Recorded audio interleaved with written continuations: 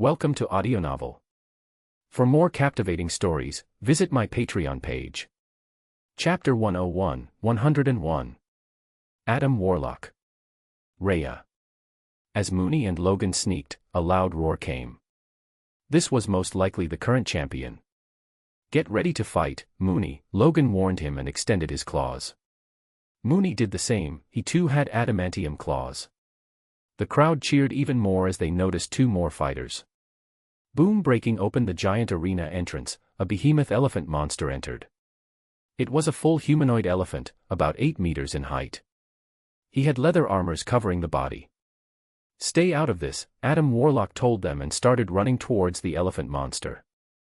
Logan scoffed, he's going to fight that guy. I say we let him get beaten to a pulp first and then take him.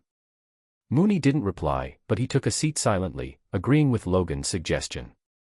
The two stared at the match, the two opponents slowly got closer to each other. The crowd silenced, awaiting action. Adam and the monster jumped in the air, punches held out. Boom, the fists connected, but not the elephant aliens. Adam had moved slightly mid-air, revealing that he could fly. His fist connected with the face of the monster, and that was it. The elephant guy got punched so hard that his body flew back with force enough to make a dent in the wall. He didn't even wake up after that. The crowd cheered at the top of their lungs at this supreme show of power. The announcer went crazy, this is history. We have a new champion. Adam Warlock. Mooney and Logan were dumbstruck. How the hell were they to take this man when he didn't even want to go and at the same time he was so strong? You still got that smoke bomb. Let's use that to catch him, Logan planned. Mooney looked utterly confused, woof. Ugh, don't tell me, you swallowed that smoke bomb. Poof. Mooney looked at his own ass in shock, smoke coming out of it. Whoa. He barked the equivalent of goddamn in dog language. Sigh, let's go and fight him, I hope he will understand our reasoning. Meanwhile, also call the prez. We are going to need some backup here. Freedom 1. The ship was still in space, staying away from the planet so they don't get caught by the scanners on the planet. Hector sat with the whole clan and talked to them about various things in his long life. They all sat on the floor while Hector had a chair. He looked like a teacher of kindergarten kids. So you are telling me that hell is real? One of the crew members asked after raising his hand. Of course, it's absolutely real. It does not matter if you believe it or not, it exists for all beings in the universe. After you die, you get to hell of heaven based on your sins, Hector explained. Yondu couldn't wrap his head around it. What are the punishments there? I can't imagine a thief facing the same punishment as a murderer. Hector took out a small chart from his coat. Nobody knew how it even got there. Look at this, boys. See this triangle with 5 segments? The bottom is called Category 1. This is for people who are basically angels, never committing any wrongs. They don't get punished. Then there is the Category 2, these are the thieves, they get some punishment. The third is the murderers, you can still redeem yourself in hell. Then there are 4 and 5, these are just evil, forget about ever leaving hell. Think about the worst thing that can happen to you, it will happen every second. Well, I fear having pimples, one said. Then you will have pimples all over your body, pimples over pimples, they will pop every day and grow back, Hector added. One after another, each one of them thought about their worst fear and how it will be to have to go through it every single day. They shook their heads in fright. How do you know all this, Mr. President? Kraglin Obfontery asked. Caressing his beard, he chuckled, son, you can only know this after you die. How many of you have killed someone? Each one of them lifted their arms. Great, you all are going to hell. So you will know why I know this. Anyway, let's get back to work, class is dismissed. Back to the battle stations, quick. I am getting Mooney's words, he waved his hands at them as if shooing them away. But how could they just level after knowing that they were going to hell? Is there no other way to not go to hell? Taserface inquired. Hector looked at the marker on the man's head. Ah, it's deep red, poor guy, he's going to hell no matter what, but he can't say that. Of course, you can help yourself by earning good karma. Help someone in need, stop being bad. That's all it needs. Will I go to hell too, Grandpa President? Peter asked him. Haha, no, son. Not yet, but if you are bad, you surely will. Go now. Mooney is in distress. Kraglin Obfontary, take the ship to the spot, he ordered. Mooney had told him just to come down quickly. Back in the arena, Logan and Mooney attacked Adam Warlock, but they couldn't believe that they were being pushed back. Ugh. I hate cunts that can fly, Logan grunted. Mooney cutely tilted his head and asked, what is cunt? Is that a bird? Yes, it's a bird with a tendency of flying and sitting on poles. Focus on the fight now. Adam Warlock was not an all-powerful being, but he had super strength, flight, energy absorption, and a few more powers. He could also heal from minor injuries. Come on, bub. We are here to help you, take you back to your sister. Ugh, it feels so wrong to say that, I hate my mind. Listen up. We are taking you today, whether you like it or not. Logan bellowed. Woof. What he said. I chose to stay here, Adam said, sounding as dead as ever. However, just then, the noise of someone laughing started to come from the sky. It kept increasing with each moment. Everyone looked up, even the audience. There was nothing to be seen until the organizers beamed the spotlight into the sky. There they saw a bulky man falling, the long white hair and beard fluttering from the wind as if it was the silkiest thing in the universe. The red coat, many medals, and stars on the shoulders appeared to shine under the lights. No one recognized the uniform. Nobody in Sakaar wore it, and no known organization used it either. Ho ho ho. Santa is here to take the bad boy home, Hector japed from the sky. The night was turning more dramatic by the minute. First, a new champion rose, then the champion got challenged, and now a new challenger appears from the sky. The audience cheered, they just enjoyed the evening. Boom. He landed with a loud thud. He had no superhero pose, but he did have the president's pose. He appeared to land straight on his feet. The dust settled and revealed him to be standing tall, arms crossed one on top of the other. His face held high, looking down on Adam as he stood taller. You choose to stay here, but I refuse to let you. Let's wager, if you defeat me, I will leave you alone. Hector proposed. I accept. Adam calculated in his head that this was the best way to get rid of this problem quickly. Hector nodded, then turned to Mooney and Logan to tell them to stay away. But, he noticed something strange. Mooney, why is smoke coming out of your butt? Mooney, embarrassed, replied, Dad, I found a nice juicy fruit and ate it.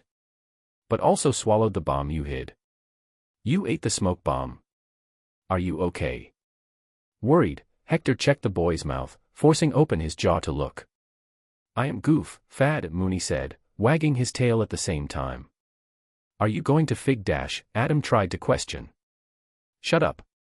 My boy here just swallowed a bomb. Hector continued to check Mooney, patting his belly and seeing if it hurts. Can you poop it out? Adam dumbly shut his mouth. Logan walked up to him and extended his small bottle of an illegal drink, first time. He's overprotective of Mooney. Why does he calls a beast his son? Logan scoffed, that beast is smarter than every audience member sitting here. How did you reach that conclusion? Do you have material evidence? Adam tried to be pragmatic. Logan nearly growled, if I say Mooney is smart, Mooney is smart.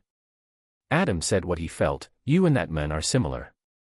Wrong, I ain't a virgin, bub. What's a virgin? Logan rolled his eyes, great, another cherry boy, chapter 102, 102. Humiliated Mooney was fine, it turns out his belly had strong enough acids to melt the bomb. But it was releasing all the smoke now. Thankfully, it won't harm him. So Hector was free to take care of the fight now. Good, let's get this over with. What's your name? Adam Warlock. This got him thinking, I've heard about this name a few times, but is he the cinematic version or the comic? I am Hector King Washington, folks call me Mr. President. The two fought with their gazes for a minute, gauging each other's powers out. But that was impossible for Hector, as Adam had a dead face, while Adam could not read anything either. The first move was made by Adam. He tried to use the same tactic of kicking and flying away since that was his advantage. So he used his super speed to move. However, as he was moving, he noticed Hector's eyes moving in his direction. No matter how fast he was, he'd always be tracked. Too fast to stop himself, he went ahead to kick, bam. In a turn of events, Hector caught Adam's leg and started to slam him to the ground as Hulk did with Loki once. Boom, his face smashed the ground on the left, making a dent. Bam, this time on the right. Admit defeat, I am not here to kill you, Hector bellowed. Adam got back up and punched Hector in the stomach by faking one towards the head. It connected and sent him flying in the air. Sanofa, this one hurt, he cursed. But feeling pain was also refreshing to him, as he had not felt it in a long time. But he was absolutely not a masochist or anything. Learning that his brute force wouldn't work on Adam, Hector devised a plan to beat him bloody. He decided to use all the means around him. One after another, he started using the telekinesis to throw the rubble around at Adam. What are you even doing, kid? Why are you fighting here? He asked. Adam didn't give a straight answer. I am doing soul searching here. The fight continued. It was a war of physical strength more than anything else. Both seemed evenly matched at this stage. But Hector had one ace he had not used. He, too, had his structure made of adamantium after all. He leapt towards Adam. But at the same time, he turned into his giant werewolf form. His claws immediately extended, they were made of the same metal as his bones. Mighty strong, enough to cut anything. Folks in the stands cheered seeing the new development. Adam tried to dodge all strikes, but in this form, Hector's senses get heightened. There was no way Adam would be able to sneak behind him. Each slash he made on Adam ensured a deep cut on his skin, ripping apart his muscles. Adam was pushed back this time. What kind of soul-searching happens on this garbage planet? Hector asked as he had the ability to speak in his wolf form. I am looking for a soul to put in myself. Just then, Hector remembered, this guy, he doesn't have the soul stone. No wonder he's looking like this, so dead inside. Being the capitalist leader he was, he decided to capitalize on this knowledge. I know a way to get you a soul, one that's not tainted by any, one that solely belongs to you. Adam stopped in his tracks. His logical brain told him this won't be a free meal. Why would you help me? I am on a quest of finding some souls too. I know where to get them, but now is not the time. I can give you some soul later, he offered.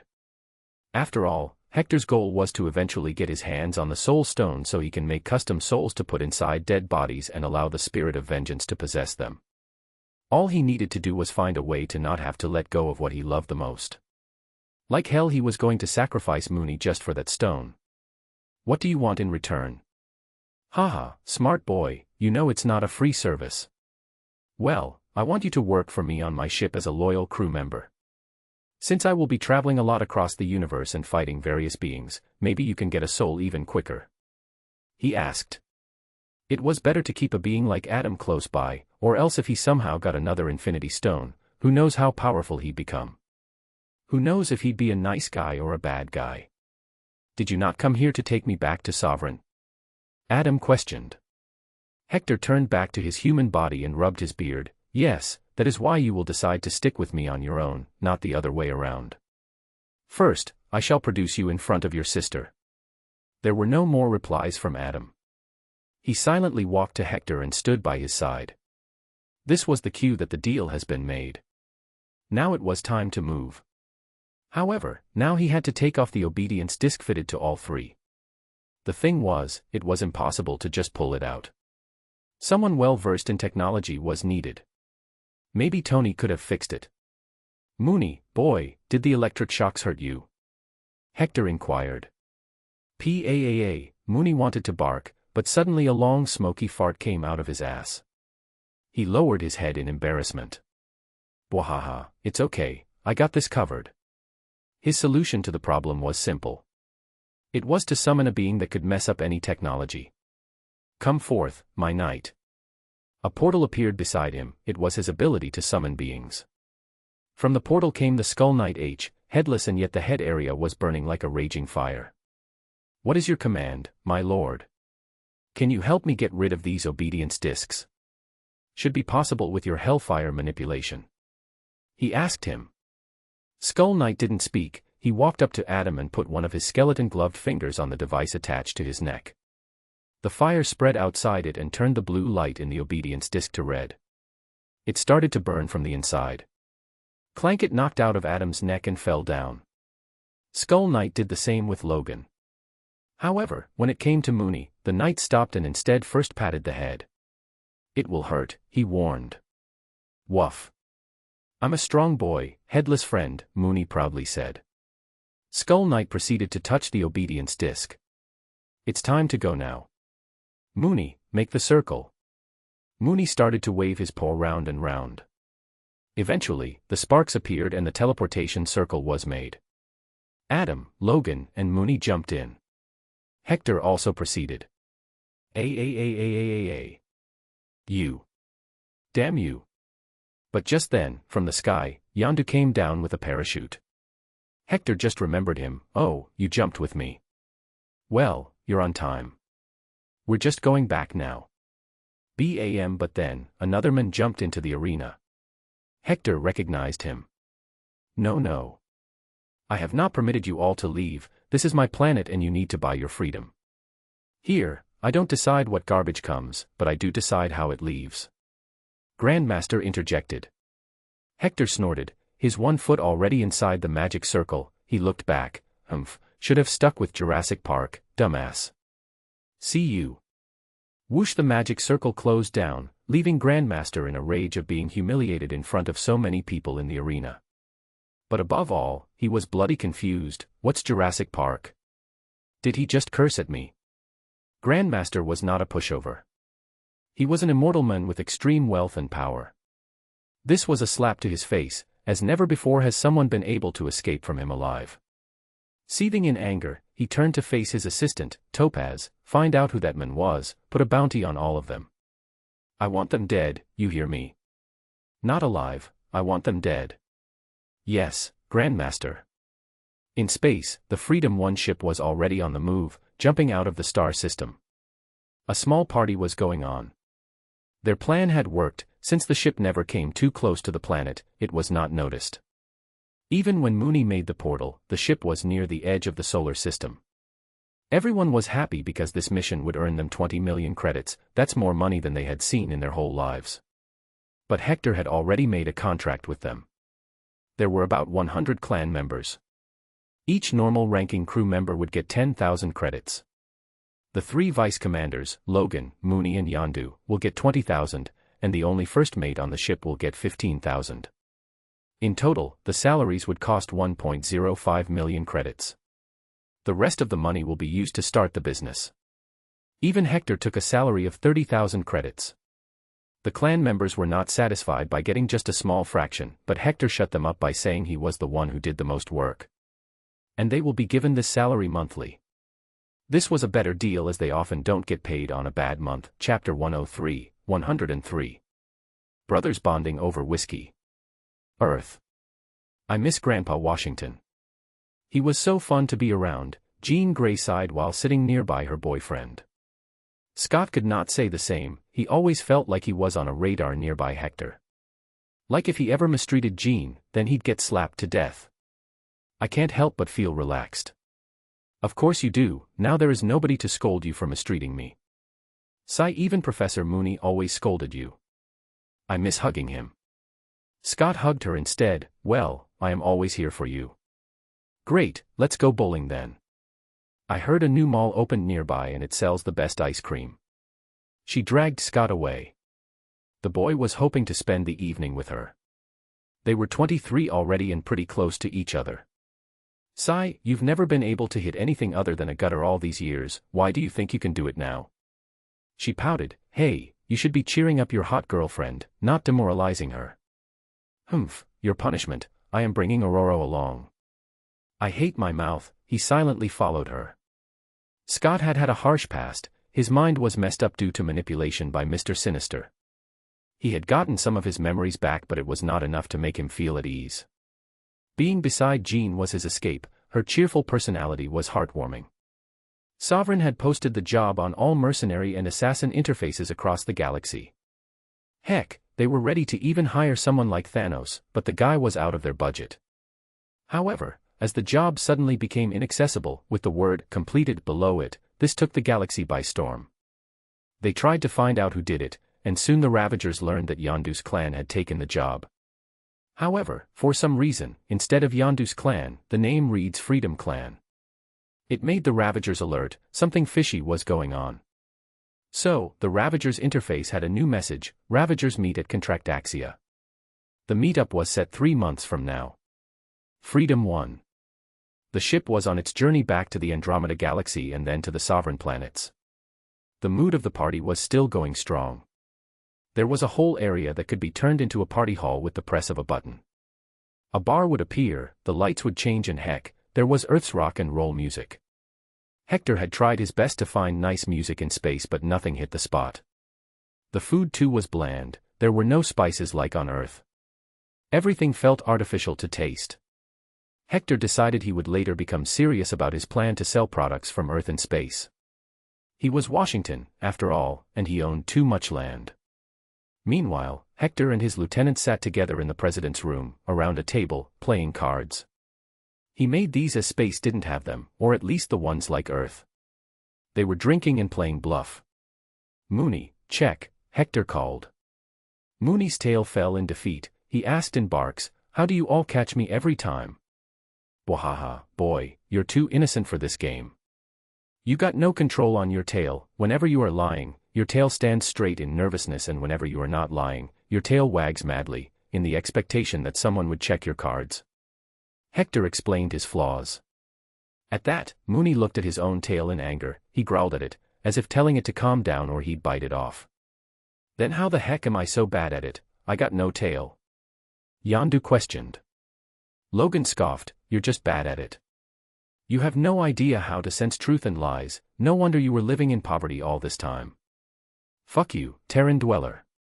You come from a planet that has not even left its solar system yet. You have no idea how hard it is to earn money in space," Yondu barked. Adam Warlock, who was by far the best player today because of being dead inside, spoke. "Did you not make 20 million credits in 4 days? Statistically, that is more than 90% of what any person or organization earns in the galaxy." "I won again." Peter Quill chirped all of a sudden. Nobody was going harsh on him anyway. "I hate this game," Yondu quit. Hector nodded and put the cards away. It was time to talk to them and bond a little. He put a bottle of fine whiskey on the table. "All right, let's toast for the future, for more money. Yondu, don't worry, son, once our business does well, you will be swimming in money. You don't even treat me with respect. I am just a joke to you," Yondu barked. Hector sighed. "I know, and I am not apologetic. That's because I do it knowingly. I am not forcing you to do anything. I want you to one day become good on your own. And as far as I know, respect is earned. The clan didn't respect me before, now they do because I showed them money. I completed a job that would have taken many clans to come together." Yondu calmed down and thought about himself. "That's all I've known my whole life. I've been fighting for as long as I can remember." Logan gulped a whole glass of whiskey. "Same here, bub. Been fighting since the day I was born. Fell in love, each time the lover got killed.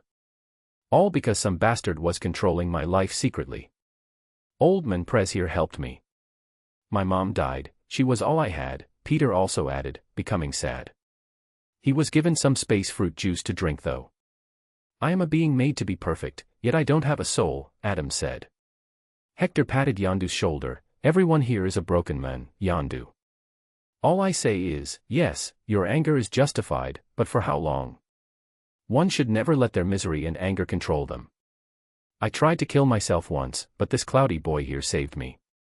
"Woof." Mooney barked lovingly and jumped to Hector to lick his face. Yondu looked at their faces one after another. He had never sat down with anyone and shared or heard stories. Everyone had a story, he was reminded today, and most didn't have a happy one. He decided to tell them about his past to see how they reacted. "When I was small, my family lived in extreme poverty.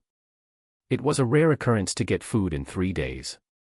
So my mother and father sold me to the Kree Empire as a slave.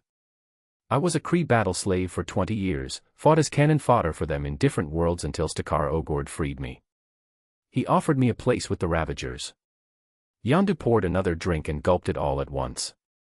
His eyes looked hollow in that instant. He He was emotionally vulnerable. Those days killed my innocence. Those days taught me that the world is hell.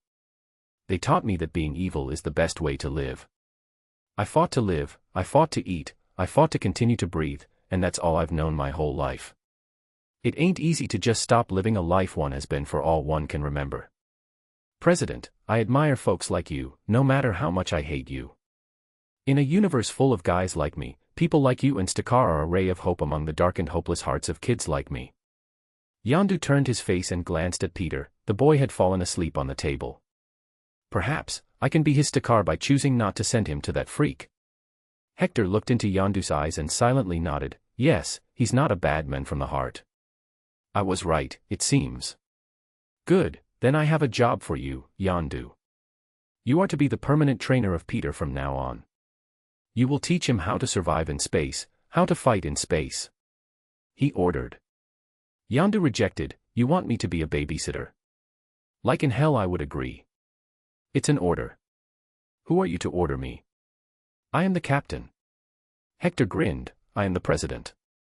So what? You get a bonus of 5,000 credits each month. Yondu paused for a second, then blurted while slapping the table, where do I sign? Chapter 104, 104. This is business. Freedom 1 soon arrived at Sovereign once again. This time it was welcomed as if they were returning from war. There were fireworks all around, they were even escorted by the planet's jets. When the ship landed on the dock, the High Priestess Aisha came out on her own. Her head held high, 2 handmaidens rolled the red carpet under her feet as she walked forwards. 2 other handmaidens were rolling it close from behind. Hector rolled his eyes. What a spoiled woman.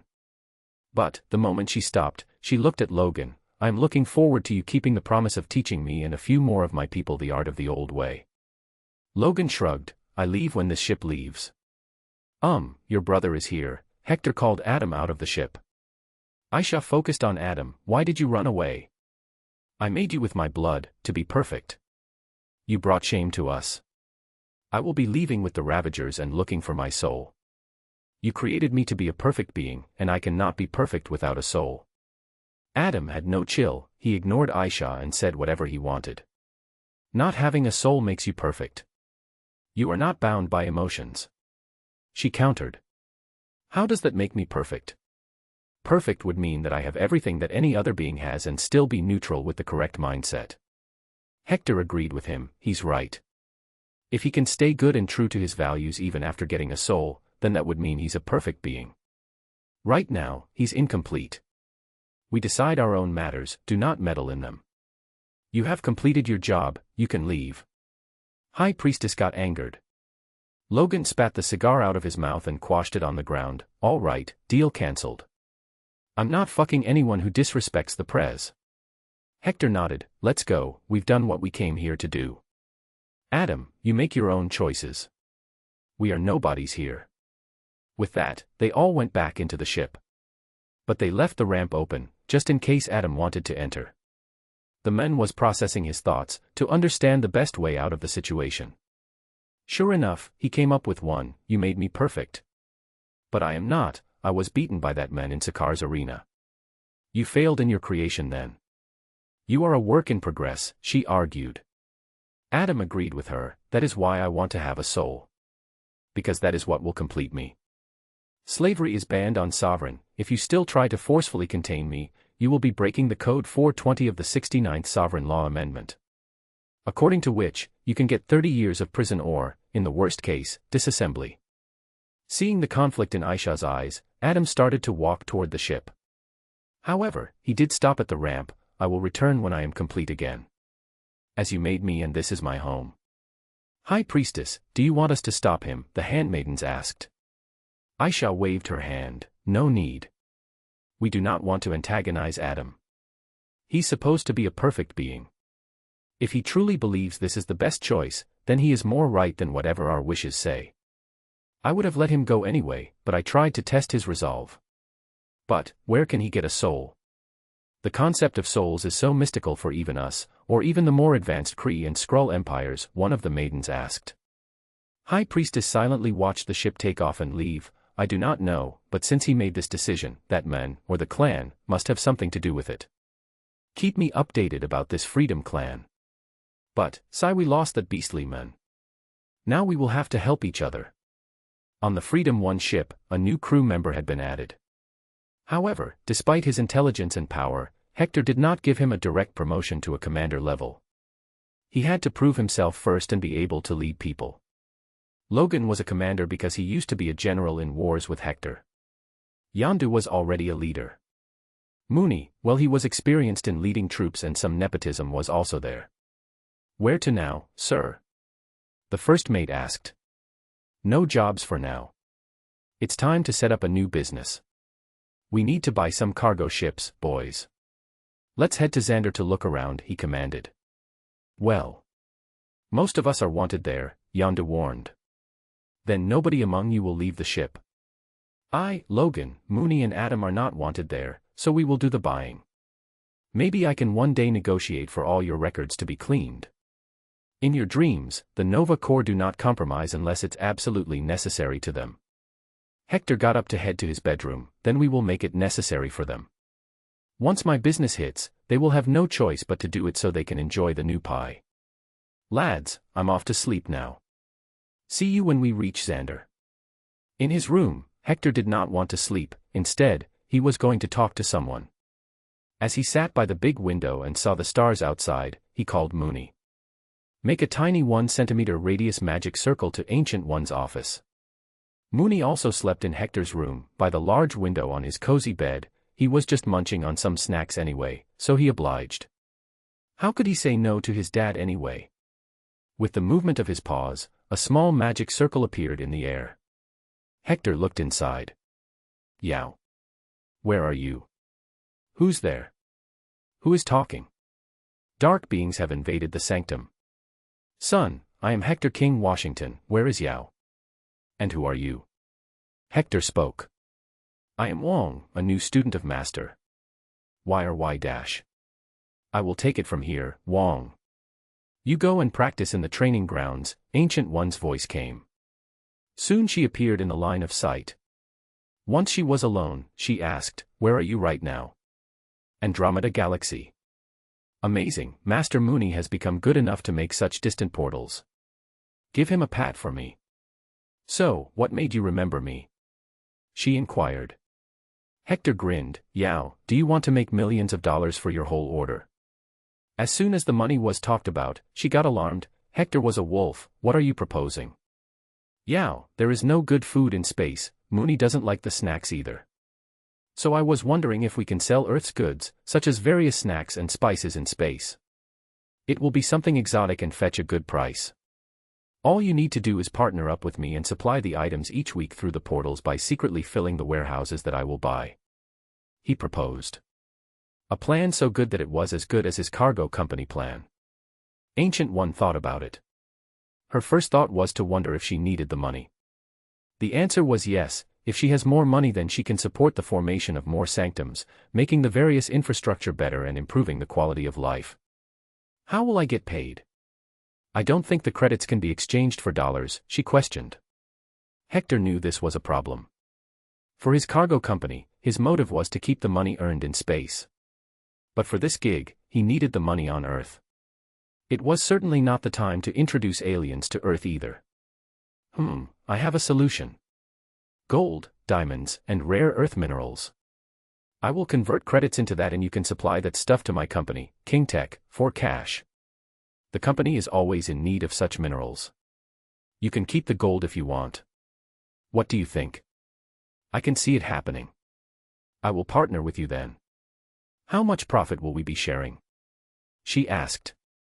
Hector knew that Ancient One would be doing a majority of the work here. He was just setting up a shop on Xandar. She could do it alone too, even more easily. 50-50 profit sharing. Deal, she quickly agreed. Happy, Hector decided to stop and focus on the planning. Great, I will contact you once I own a shop. She had more to say though. Don't you want to know what's going on Earth after you left? Shrugging, he replied, no, I handed Kennedy a plan before leaving. What year is it? 1990. Then Kennedy will get re-elected in 1992 for his second presidency. I see no problem. See you later. Mooney stopped the magic circle and yawned. Goodney, Dad, I tired. Good night, son. Earth. USA, White House. Kennedy was in his 70s, but he was superhuman. He could literally beat every single one of his Secret Service agents. But he never showed his powers. Currently, he was looking at a proposal by some mad guy in the Senate. Proposal to invade Afghanistan and support the Mujahideen. After reading it, Kennedy took out his personal diary from the drawer and looked at the notes left by Hector again. These notes were like oracles to him, telling him what to do and what new laws to bring. Quickly, he went to the page of what not to do. This is it. He reached the section about Afghanistan. The words were pretty simple and enough to persuade him to do as Hector had written. The words said, do not enter Afghanistan, militarily or economically. Do not supply weapons or money, only supply food to the poor folks. Ignore the USSR, they will collapse soon.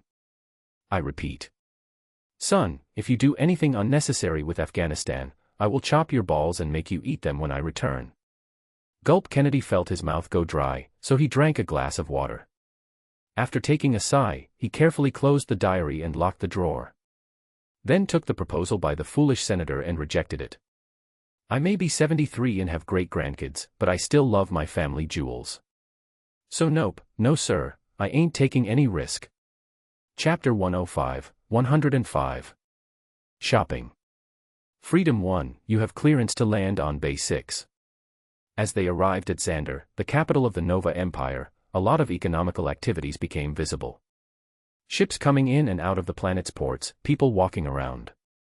The planet was beautiful, with nature and technology mixed perfectly.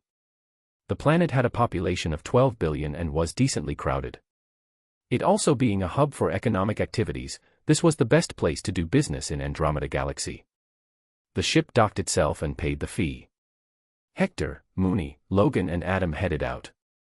At the same time, the inventory officer of the ship handed them a list of items they needed to stock up on before leaving. Sure, just don't leave the ship. If any of you get caught outside, I don't know you. By the way, tell the guys at the port to paint the ship in red, white and blue. He warned the clan before heading into the markets. Now this feels like a space civilization, Logan muttered. He was not wrong. On Sovereign, all they saw were golden people. But Xandar was different, aliens from all kinds of species from across the galaxy would come here. True, but does anybody here know where the market is and where to buy the stuff we need? Adam, you should know, right? Hector asked them. Adam started leading, I have memorized the map of the whole planet. The market for spacecraft is this way. This just made Hector satisfied with his investment in Adam. It was worth all the trouble of going to Sakaar. So they made their way inside the big market space, but there were no big shops or storerooms. It was just a wide street with some beautiful art pieces. Rather, there were a lot of aliens standing on the sides, wearing nice suits of their choice, in front of big screens. Each had the name of a different company. They had a table too on which a holograph was showing a ship. Adam explained, this is how they sell the ships. They can't store all the ships on the planet to show you. Most of them stay in orbit and when you order a new one, the ships come from wherever their yard is. These are representatives who will show you different models on the screens. And where are you taking us? Logan asked. To a broker, instead of a representative of the company. The broker can tell you the price and variety of all ships of all manufacturers. Great. Good job, son. Hector gave the deserved praise. Soon, they arrived in a real shop instead of a stall. It had a glass table inside, but it was mostly empty. The alien sitting on the other side was some sort of a reptilian with feathers on the head. It was unknown what species he was. We want to buy some cargo ships for large-scale transportation, Hector requested. The broker nodded and started to fiddle with the holographic interface on his table. How many do you want, and which one? He shook his head, that's what I don't know. Tell us about the various ships, their specifications, and the price. The broker brought up a few ships on the hologram. This is the fastest large-scale cargo ship, it's built by the Kree Empire, but now they are phasing these out. Its price is 5 million units. As soon as Hector heard the price, he raised his hands. Whoa, calm down, son. Show me the cheapest ships with fast speed. They don't have to be too big. I have the perfect thing for you then. These are called the all-cargo cruisers. They are fast, but because of the need to be streamlined, they cannot hold too much cargo.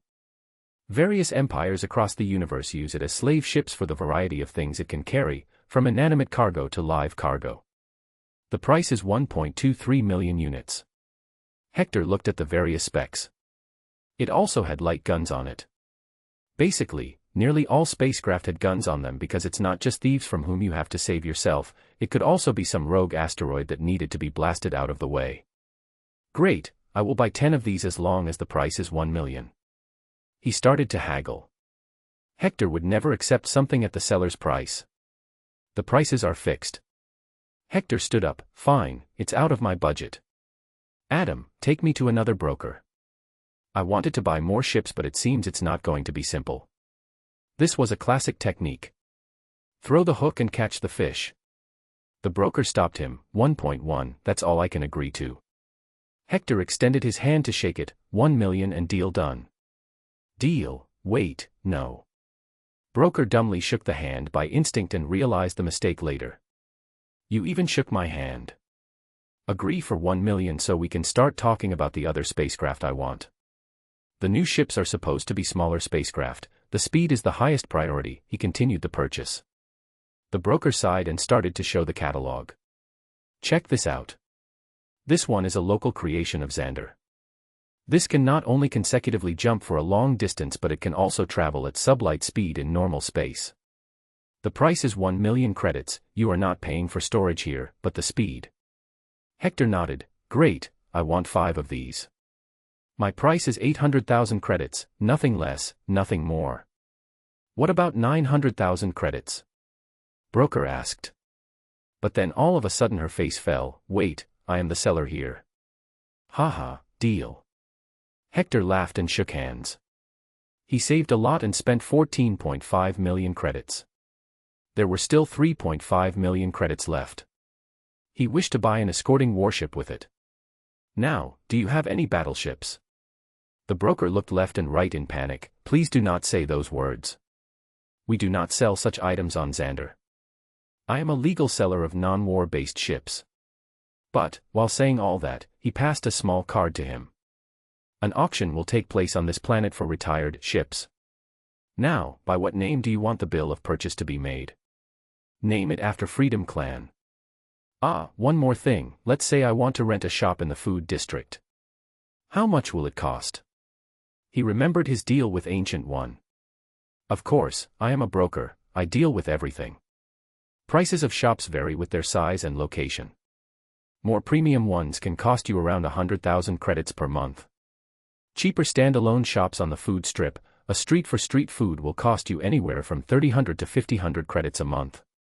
Hector thought about it, he will be selling snacks from Earth, such as Oreo, Coca-Cola, Pepsi, Lay's, tacos, pizzas, burgers, KFC chicken. He had invested in McDonald's and KFC a long time ago, etc. Most of the items will be packed stuff. How big will be the 5,000 credit shop? It's about 15 square meters big. The broker showed the layout on the hologram. Woof. Mooney barked. Hector nodded. Yes, son. I should first look at the shop and see how many people go through there. Don't worry, my assistant will take you. Broker tapped something on the desk. But before leaving, Hector warned him, one more thing, I will only pay the full price after I have checked the ships and ensured that they are not damaged. Of course, for me, credibility matters. I do not want to spoil my name with the Ravagers. As Hector walked out, he facepalmed. Damn, I forgot my arm patch. I've been roaming around, announcing myself. Beep beep. As he expected, this was a mistake he committed. The moment they stepped outside, a small star blaster hovered over them, the guns pointed at their heads. Captain of a Ravager's clan, surrender. Your ship has been impounded, your crew is in our custody. Oh, degree, underscore. Hector was annoyed, Mooney was shocked, Logan stared at the pilot in the star blaster with an emotionless gaze and Adam simply looked dead as always. Didn't Yondu say that there is no danger as long as they stay inside the ship? Hector wondered. But that does not mean they will leave you alone. According to Nova Corps law, any ship that lands in their port can be randomly inspected to ensure no smuggling of objects or life is happening. Adam responded. Why didn't you tell me that earlier? Adam plainly replied, I just memorized it. Sigh, fine, just raise your arms, boys. We are law-abiding folks. Our arrogance and pride might bite us in the ass. Ah, Mooney, you don't need to do it. Chapter 106, 106. A dangerous job. Like good, gentle folks, they put the four in a Nova Corp space van. Heck, even Mooney got his paws restrained with some sort of energy handcuffs that didn't have chains. They were brought to the cells in the security station and put behind bars. When Hector looked behind, there the rest of his clan was sitting, staring at him dumbly. Which one of you fucked up? He asked them. It was Taserface. That bitch tried to incite everyone else against Yondu. He said we should kill Yondu and take over the ship and the credits you earned, said Horace, a member loyal to Yondu Udanta. Hector glanced at Taserface, anger erupting. He knew these kinds of folks, they never are satisfied with anything. They only want to be at the front of the line even when they didn't do anything. Goals and hard work don't make them work, jealousy does. The moment you step out of this place, I will kill you with my hands, Taserface. Where is Peter? He hid in the ship, Yondu assured him about Peter's security. Good, do not let Taserface escape. You all have got the wrong idea about me it seems. I was acting nice to you so you thought I was a kind, old man. You forgot I was the supreme commander of the majority of military forces on my planet. I have killed people in ways you can't imagine. He ordered Yondu, but his words were for the rest of the clan. They needed to keep their greed checked, or else he didn't mind killing them, they had red markers of hell on their heads anyway. They all stopped talking about killing people as they saw Corpsman walking toward them. They stopped in front of the transparent energy wall and spoke to Hector, boss wants to talk with you. Lead the way then, lad, he followed him out. The men brought Hector to a room, it was empty and lavishly decorated, likely belonging to a high-ranking person. He just took a seat and waited. What do they want from me now? I don't even have a criminal record, he wondered. And the last he remembered, Ravagers was not an illegal organization. A few minutes later, his wait was over as the door opened. A tall man walked in first, then an old woman with white hair. She had the air of superiority around here, she sure was a big shot, Hector reckoned from his senses. He didn't get up to greet her, he was unlawfully detained, after all. But she didn't mind, nice to meet you, captain of the Freedom Clan. I am Irani Rail, the Nova Prime. He shook her hand, who would have thought the leader of Nova Corps would come to see him. However, he could not help but not stare at her complex hairstyle. Her hair was tied strangely, depicting two balls and a small dick. She either has too much free time or has a person dedicated to her hairstyle, and I'm damn sure he's messing with her. I am Hector King Washington, people call me President Washington as I am also the owner of a newly set up cargo company, Moonspeed Corporation. Even opened a shop on Xandar, called East Xandar Trading Company, A/N, LOL. He introduced himself. She nodded, taking a seat. Well, President Washington, were you offered any drinks? I told the men not to put your cell but they saw the Ravager's tag on you. I apologize for the unlawful arrest. Hector knew bullshit when he saw it. He was a politician for decades, he knew that no person of power, such as the one sitting in front of him, would be so kind to a person connected with space pirates. Why was I even apprehended? That was not our intention. I just asked the Corps to find you. I heard about you completing a job for the Sovereign. You successfully extracted a man out of Sakaar, a planet notorious for being inescapable. She started praising him to the skies. He was just waiting for her to say the words he wanted to hear. Considering how tough the job was and you completed it, we would like to hire you. First, care to tell me how did you find out about me? Only Ravagers should know who did the job. He questioned. You don't know. I will show you. She picked the datapad from the table and started typing on it. Soon, she swiped up on the screen, initiating a hologram. I'll be damned.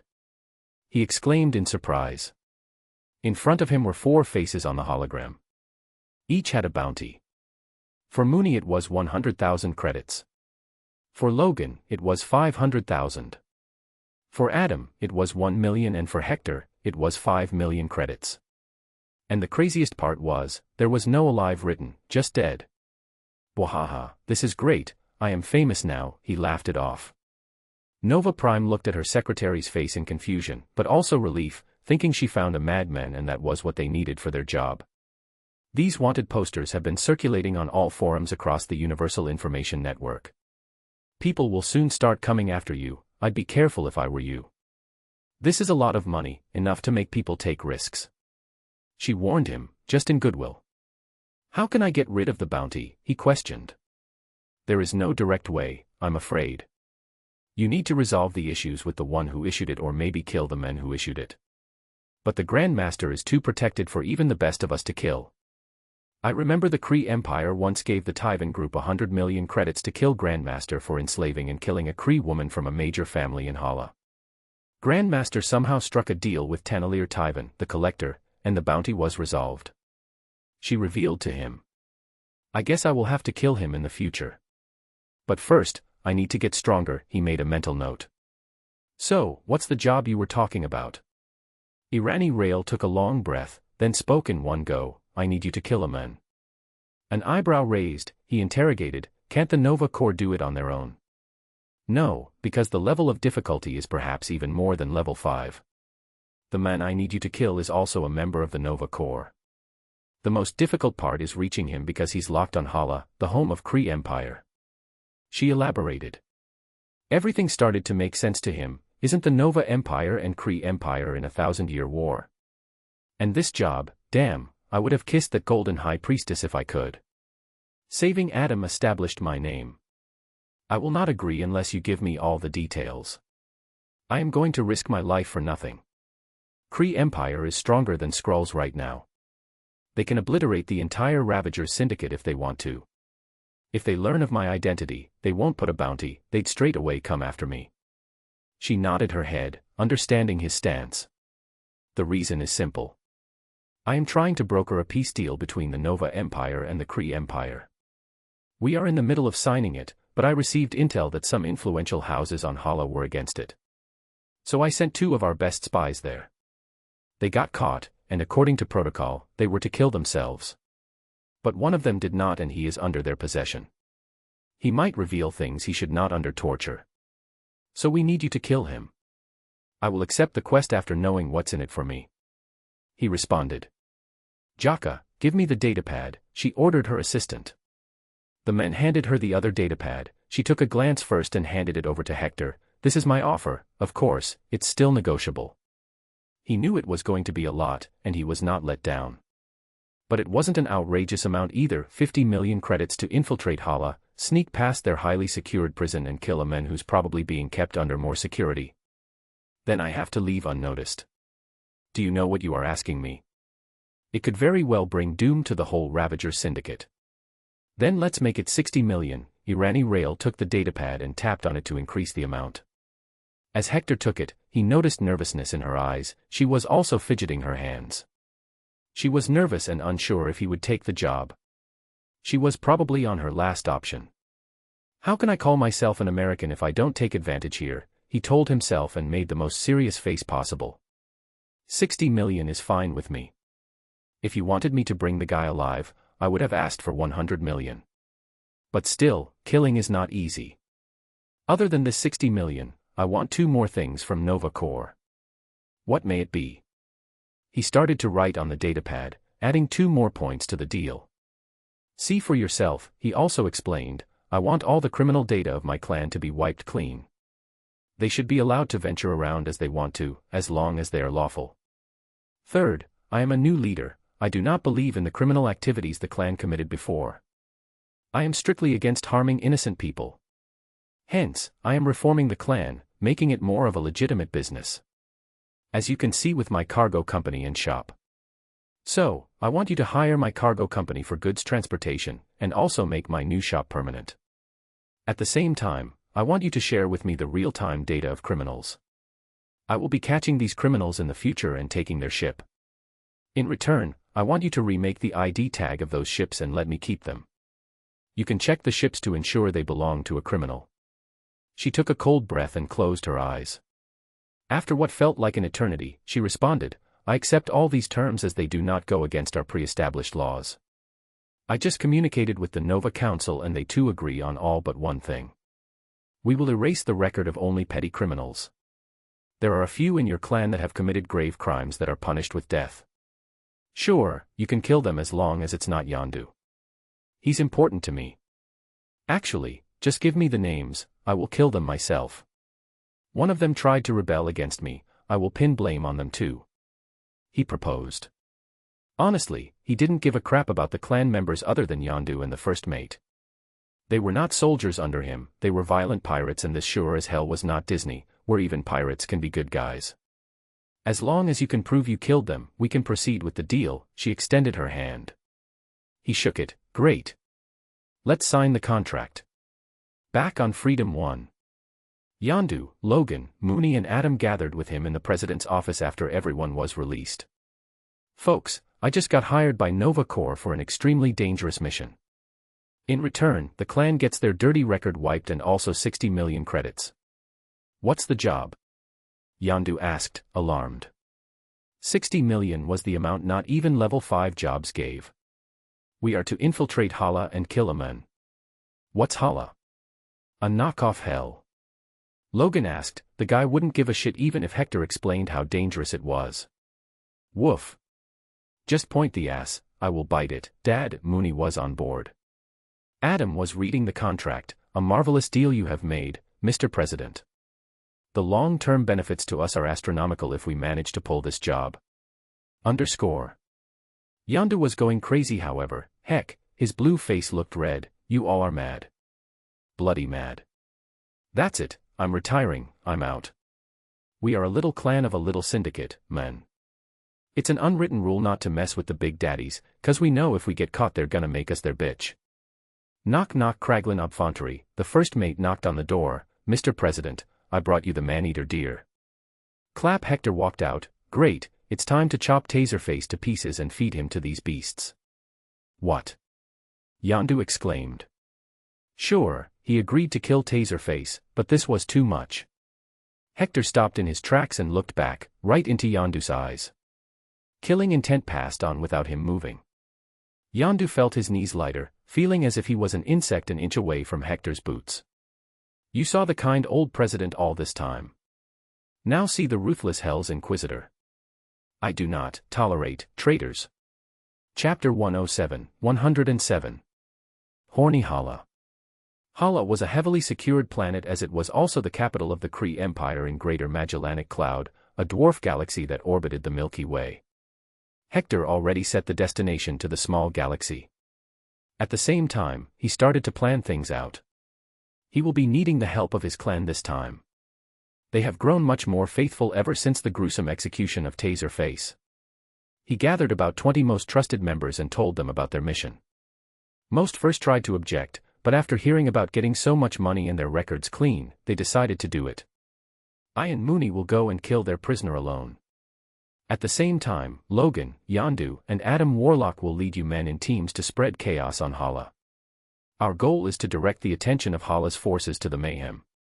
Now, I know an easy way. Kree Empire is an authoritarian state that governs through propaganda and constant wars. They have banned most sorts of entertainment, such as music, movies, and dancing. They only want their people to work and fight. What happens when music and porn start being played all around the planet? Yes, chaos. Adam here has written an algorithm that will give us at least 30 minutes to complete our mission. However, we need more time, at least an hour. Hence, I have something from my home planet. It's called Pepper Bomb. When people start gathering in large numbers due to the sudden music and porn, you throw these bombs among them. When they are coughing and are unable to see, you randomly punch a man, tease a female Kree and basically start a riot. Them being a fighter race, they will jump into it. What does the pepper bomb do? One of them asked. See it yourself. Logan randomly picked up a bomb from the box and threw it at the crowd, unleashing the menace that would suffocate them until they dropped down and started throwing up. Hector and Mooney were unaffected because they stopped breathing. They enjoyed seeing the men being trained, or tortured. Hala. Hector did not dare to use his own ship to land on the planet. Rather, he used a burner ship provided by the Nova Corps to land on the planet, disguised as merchants. Hector had also changed his uniform and tied his chair in a ponytail on the back. At the same time, he painted his beard, hair black and face red. Mooney's fur was also painted red. Logan remained as is but just wore a hat. Adam Warlock was too recognizable due to his golden skin, so he was painted green. Yondu was not painted as he already looked Kree blue. Blue was considered the color of purity in the Kree Empire. The more blue one was, the more pure Kree he was. Hector scoffed when he learnt that, I guess racism is not just worldwide, it's universal. You know what to do. Mooney, let's go. Hector headed out on his own.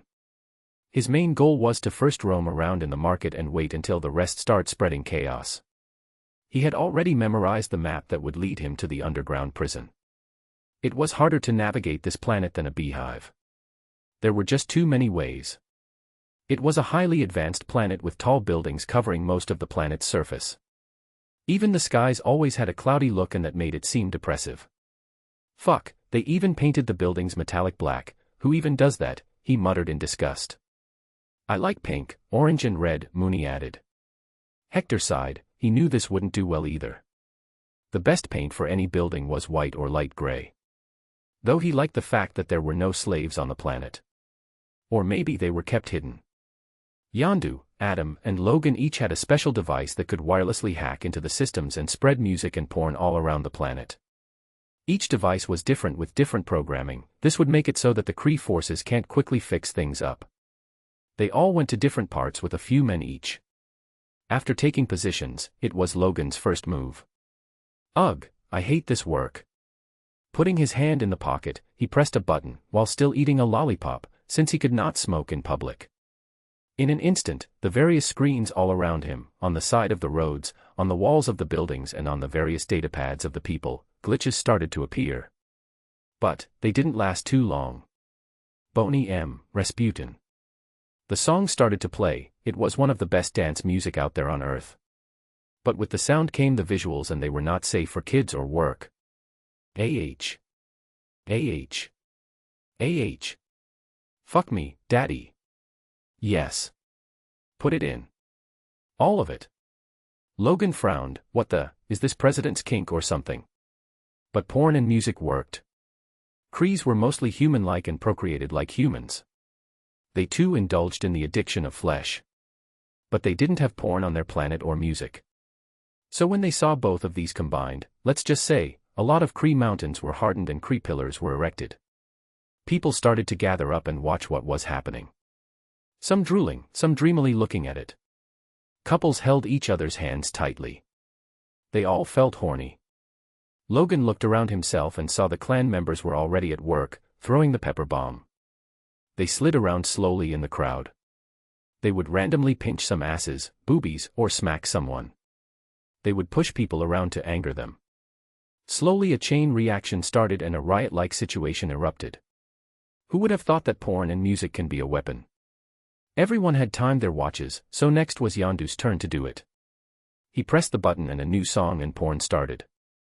Queen, we will rock you. Ah. Mommy. Make me your lit boy. Yes. So good. Yondu's brows rose. What the fuck is this? Who fantasizes about their own mother?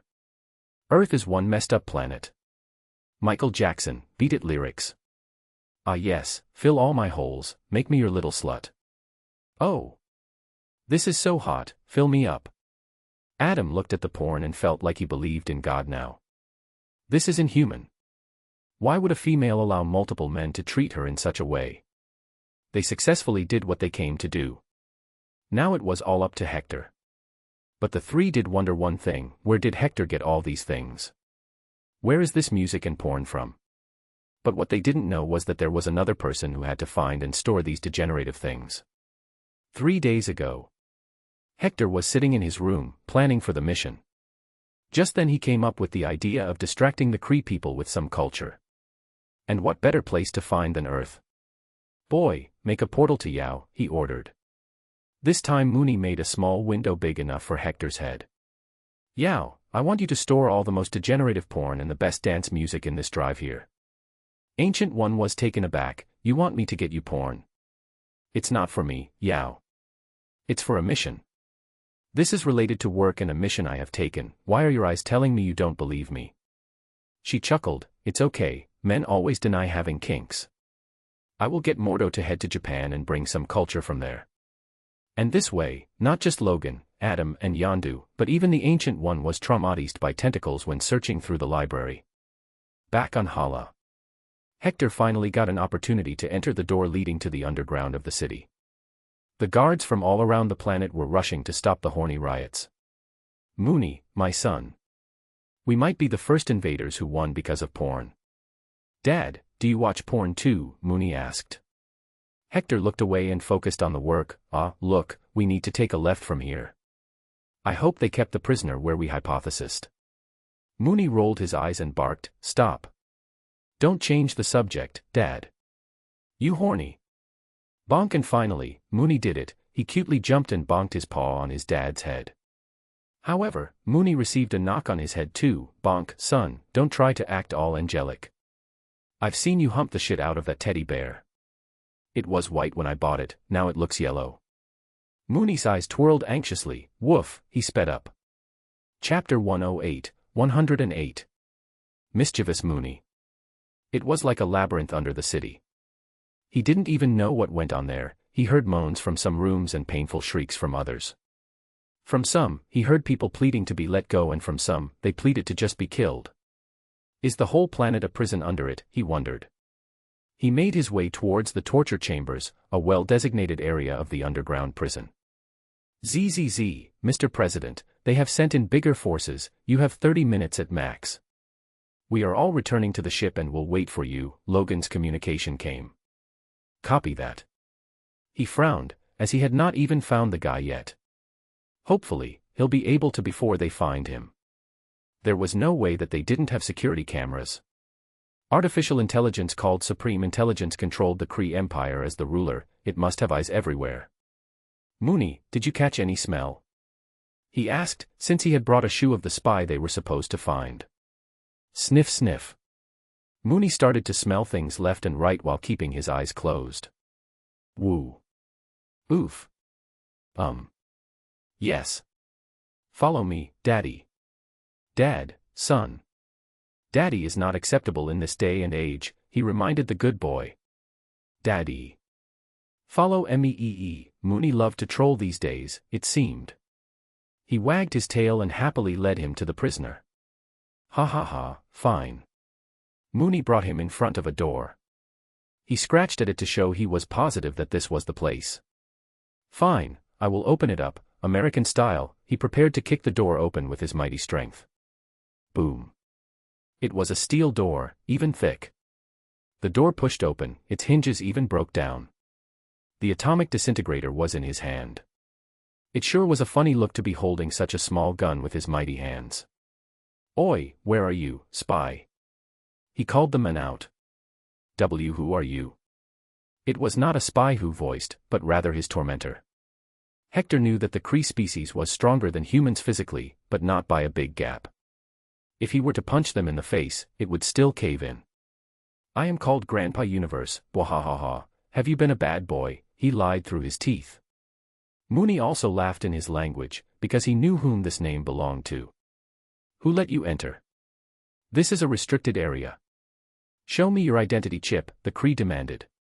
Hector nodded and walked closer to him while acting like he was taking something out of his coat's pocket. After fidgeting for a few seconds, he exclaimed, "Oh, here it is." Slowly, he took his hand out, but soon enough the Kree realized there was nothing, except his fist and middle finger extending out. What's this? Hector chuckled. This is what I call no fucks given. The face of the white human-skinned Kree boiled in anger. Do you know who you are speaking to? I am Yanrog, the commander and leader of Star Force. Do you know who I am? Hector asked him back. Yanrog scoffed. How would I know you? Hector grinned. Hee, good, that's what I wanted. Bam. A punch right at Yanrog's proud face. It broke the man's nose fairly easily. Haha, you're as weak as a Barbie doll, fool. So fragile, I didn't even use my full strength. You. Sad for the guy, only he was present here.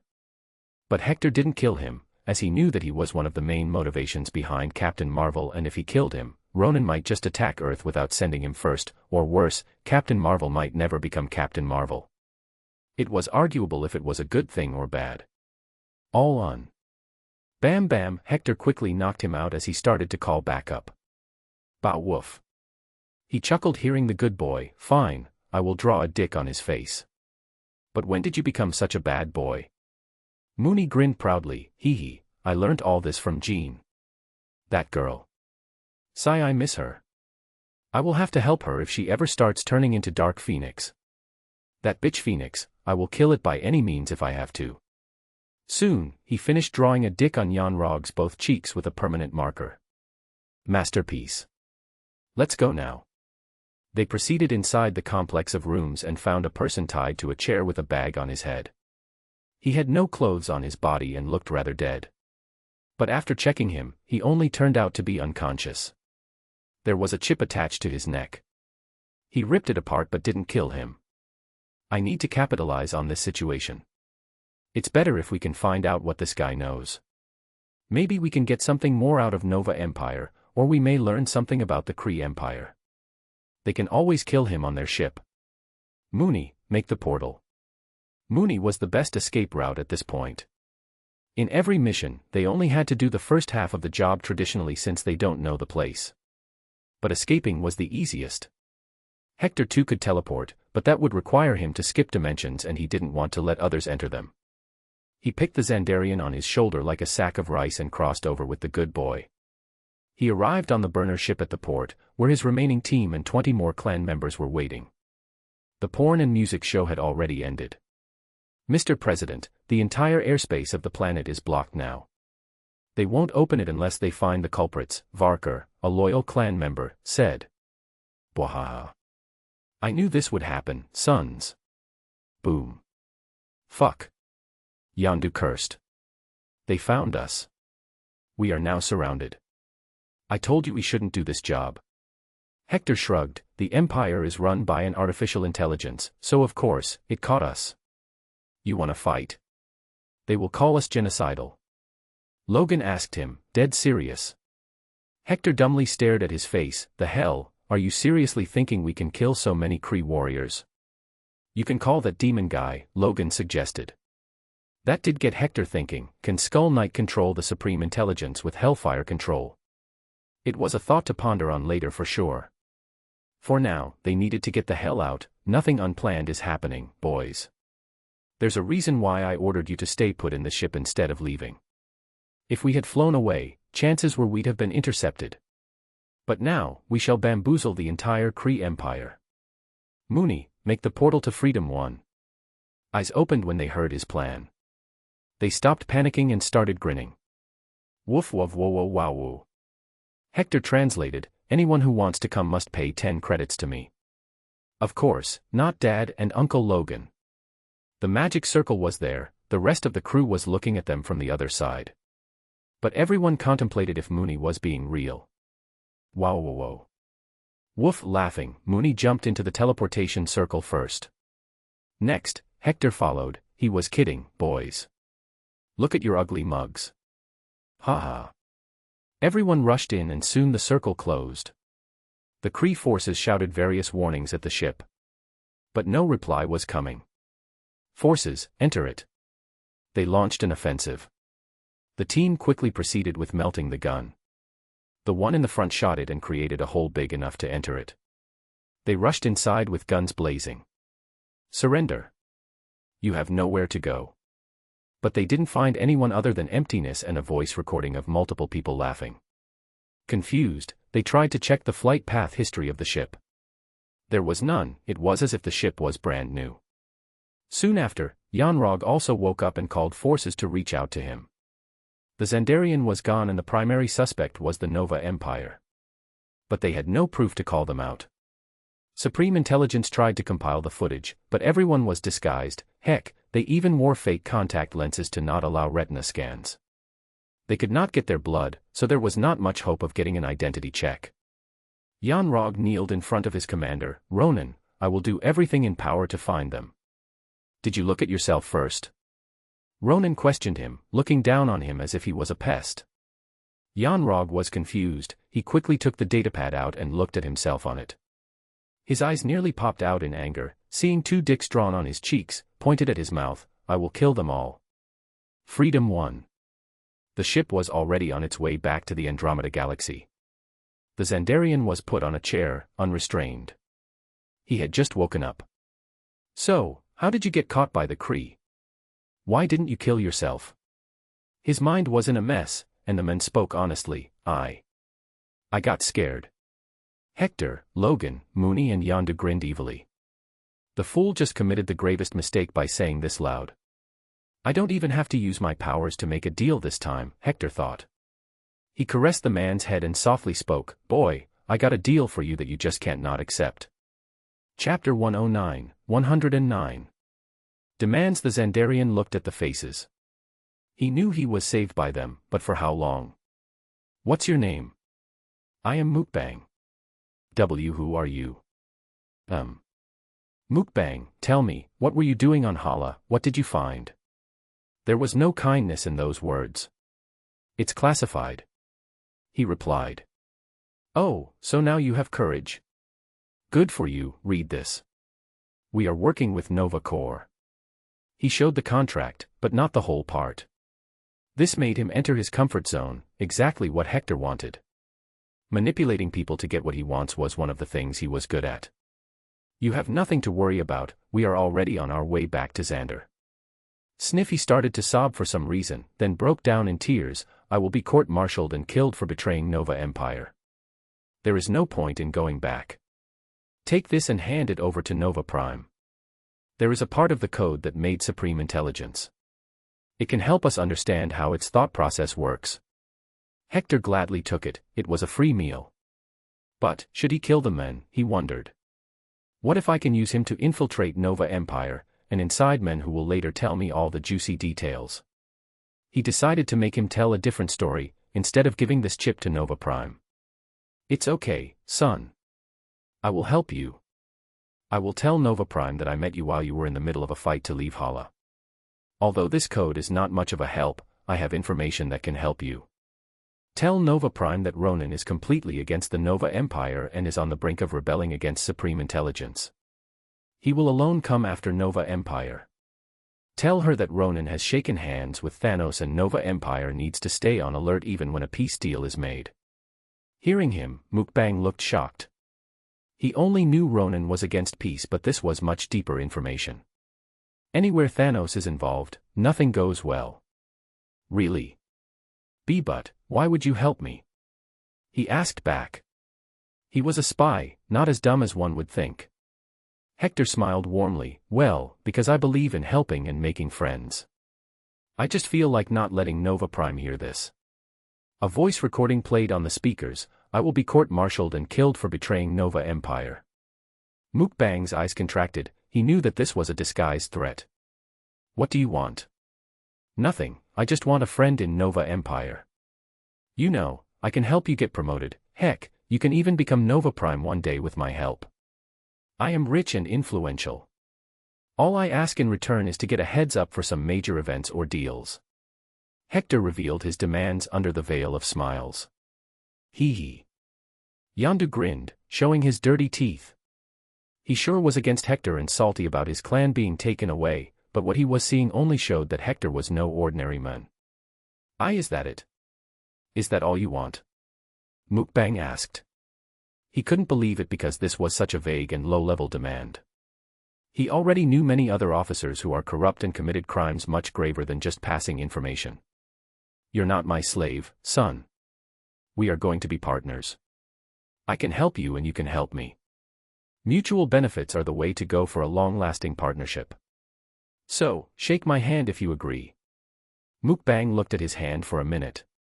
It meant so much. This could be the decision that changes his life or makes his life. But, did he even have the choice? Sure, the terms sounded good, but he was also threatened. I accept the deal. Great, Kraglin Obfontery, bring in the drinks. Xandar. It was right to say that Nova Prime was pretty nervous. The reason was that it was her idea to send the 2 spies to Hala to dig for some information. Hence, it was her ass, her job on the line. It didn't matter if she had to take the help of Ravagers, who Xandarians usually considered dangerous if not enemies. But she could not take any chances. Hector had proven himself to be pretty successful by just infiltrating and leaving unscratched from Sakaar. These days she spends most of her time in her office, fidgeting with her hands, waiting for any news. It had been 3 months since Hector sent the last transmission that he was heading in. The door was pushed open by her excited assistant. "Ma'am, they're back. The Ravager scums." She jolted up, face lighting up. Did they do it?"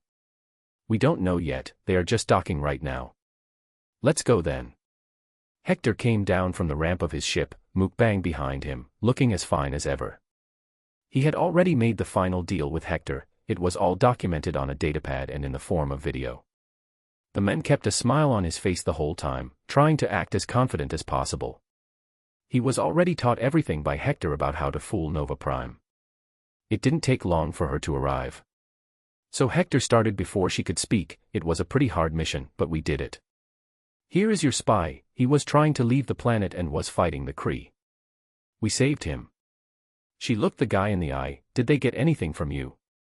"No, but I got something from them.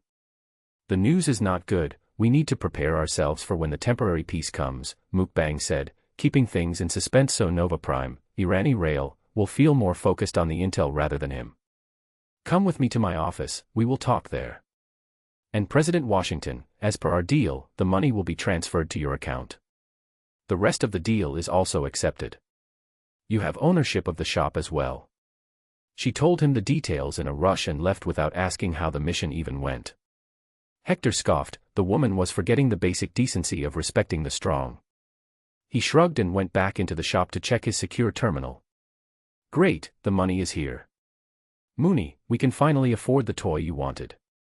I hope it's worth all this money. 2 million credits is a lot." Hector sighed as he said it. Mooney had eyed a robot that looked like a small puppy. It was lifelike and ran on AI. It would grow just like any other dog. Woof. "Don't worry, Dad, it will be the best investment of your life." "Haha, sure, if you say so." Puff Logan walked in, smoking. "Press, I want this, can you buy it for me?" Hector took the flyer from Logan and looked. "What? Why do you want to buy a hover motorbike? We're in space. But we go to so many planets, I want to be able to roam around and see new things." "I'm sure Mooney would love rides on space motorbike," Logan argued. "WUF, yes, Dad. I want to eat air again." This made Hector stare at Logan. He saw the hidden grin. "You shooting the gun from Mooney's shoulder?" Mooney quickly looked at his back. "Gun? Where?" "It's an expression of speech, son." Fine, I will buy it, it's just a few thousand credits." "President. I want to buy new teeth, can you give me 40,000 credits?" Yondu barged into his office. What the, why do your teeth cost more than Logan's motorbike? And why do you need new teeth?" Hector was so close to flipping his table. Yondu grinned and showed him his teeth. Hector sounded in disgust. "Ugh, those don't even look like teeth. They are uneven gravel." "Exactly, so I want new teeth." "Why so expensive?" "That's because I want to do it for my clan. My new teeth will each have a new function. One can shoot a tiny laser, one can spew poisonous gas, one can spill liquid poison, one can be a tracker, one can be a communicator and so on." Yondu explained.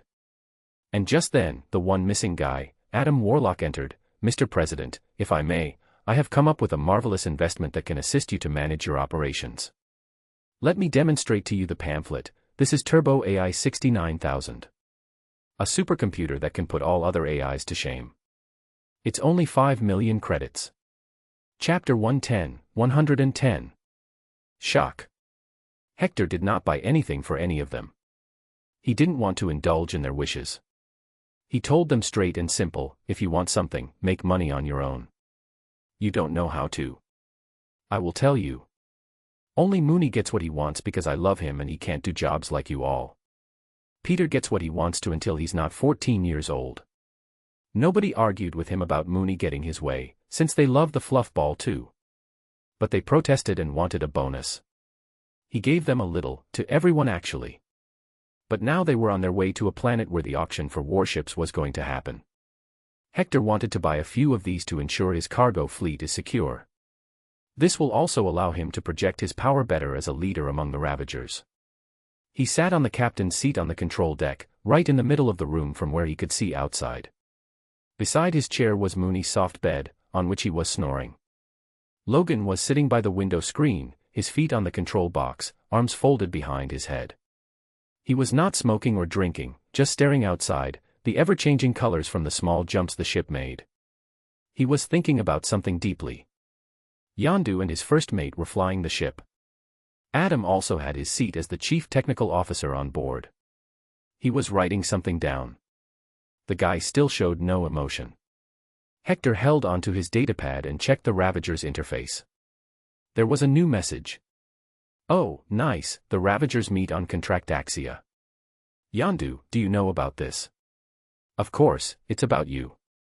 They are wondering who this Washington guy is." Hector read further, there was even a chat going on and all messages were about him. Chat. Charlie, 27, who is this new guy? Did Yondu die? Sakaar Ogord, we will see that in a few days, the meeting is in a week. Aleta Ogord, I like that ugly kid, Yondu. I hope he's not dead. Kruger, how did they do this job? How are they even alive after getting such a big bounty on their heads? Mainframe, do they have an animal on the team? Sakaar Ogord, I went to the Sovereign not long ago and they seem to respect us Ravagers much more now. Been receiving many small jobs from them. Mainframe, got to be that furry boy, he's so cute. Aleta Ogord, why isn't he speaking to us here? Mainframe, I want to pet it. Charlie, 27, I hope Yondu died, bastard owes me 10,000 credits. Sakaar Ogord, Charlie, it's our creed, we don't kill our brothers and sisters unless they break the code. Hector King Washington is typing. Aleta Ogord, finally. Hector King Washington is typing. Charlie, 27, is he going to talk in paragraphs? I'm going to judge him. Hector King Washington is typing. Kruger, he might be writing a few questions. Give him time. Sakaar Ogord, but we have not yet decided if we will allow him to be the captain. Hector King Washington is typing. Mainframe, oh come on, if he can do a level 5 job with so much ease, we need him even if he's a devil. And look at that good boy. Hector King Washington, Mooney _pick _ no _ 92879876456.speg. Sakaar Ogord, _ Aleta Ogord, __. Charlie, 27, _ Mainframe, AW. So cute. But why is this blurry? Great Lord Washington, I demand a high-definition 3D image of him. Kruger, simp. Chat ends. Wahahaha, take that, Ravagers. Your daddy is here, and I'm gonna teach you all to be good thieves, he laughed to himself. Then he started to check out the new job lists. There was nothing new other than the previous Asgard kidnapping gig, it was not taken by anyone.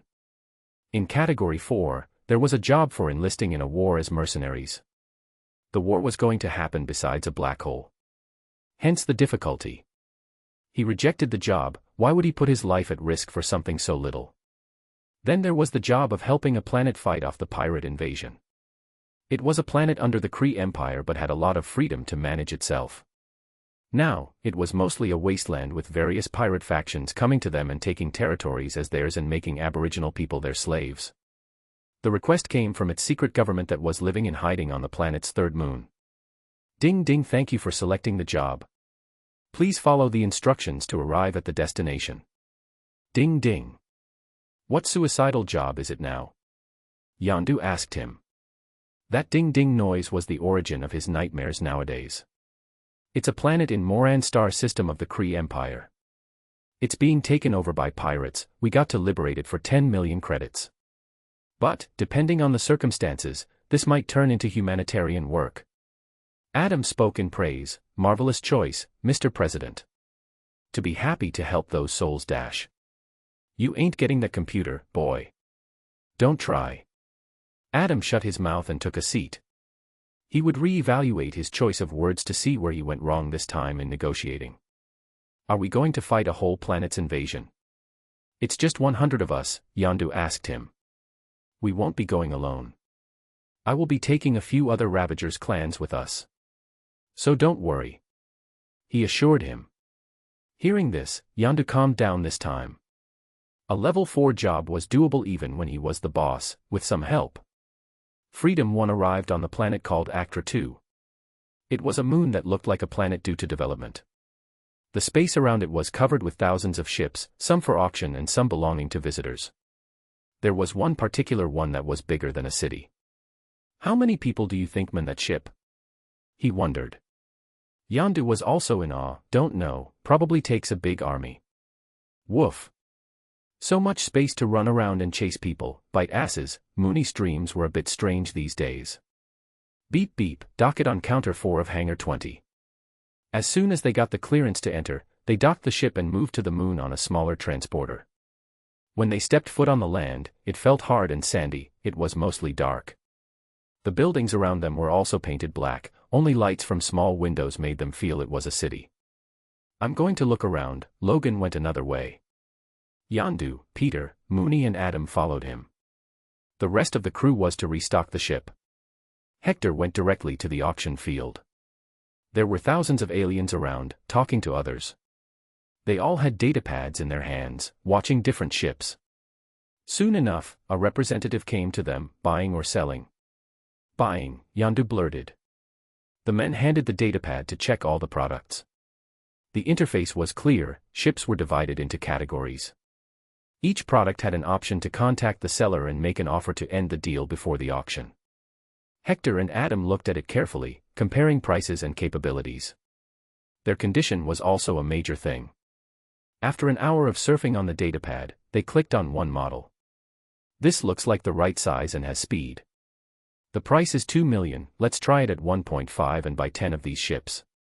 It will cost us 15 million out of the remaining 55 million from previous jobs.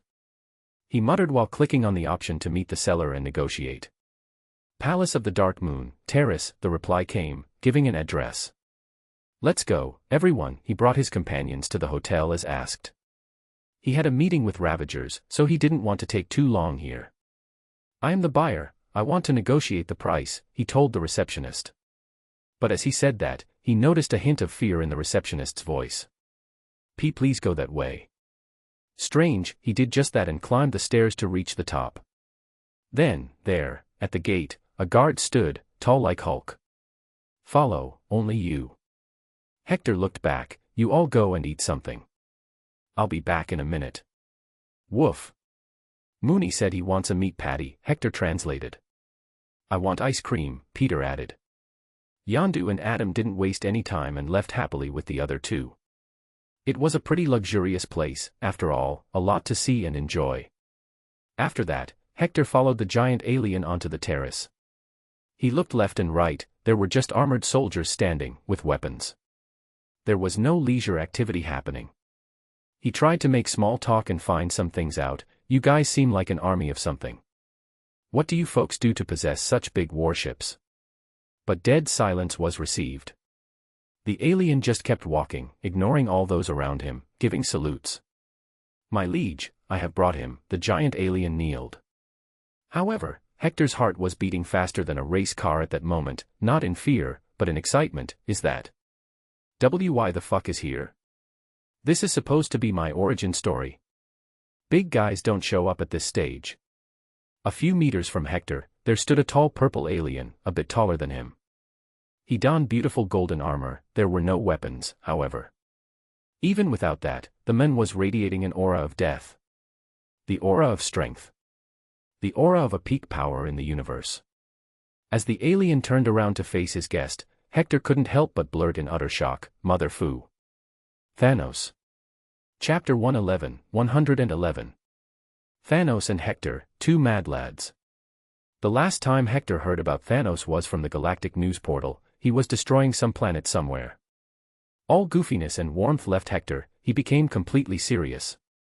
There was a time to joke, even on Hala and Sakaar he was having fun doing the mission because he knew he'd never die.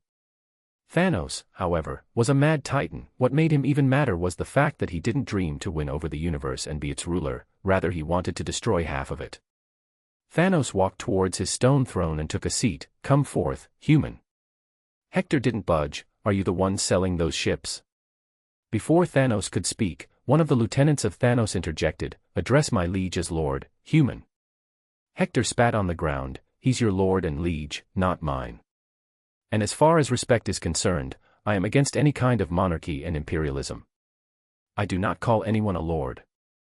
On the other hand, I do respect someone's designation. As such, I'm the president of my clan fleet and businesses. Now, are you the one selling those warships?" Thanos stayed silent while looking at him calmly. Hector became prepared to face the mad titan. He will call over the Skull Knight to keep others away. He might get a few punches in the face, but he won't let Thanos go unscathed. However, he did wonder something. Why does he have a smooth chin?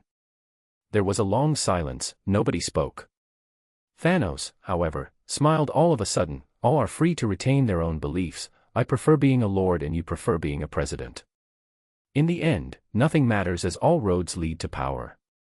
No, I am not the merchant of these ships. I care not for little money. I am merely the buyer who has decided to sell it to you now." What the heck is he saying? Hector wondered. What do you mean? President Hector King Washington, a Terran, from a backward civilization that has not left its solar system. You fooled Sakaar and now even dared to go against the Kree Empire. You intrigue me, human. Thanos said. This fucker. How can I be so naive? The game I'm trying to play, these guys have been playing for years. Thanos has probably infiltrated every faction in the universe, Hector thought. And now Hector also knew that the Kree Empire will soon find out about him. He needed to gain strength quickly, not just for himself, but for the whole Ravager syndicate. Thanos smirked. I admire the bravery and the strength to back it. You have shown me both.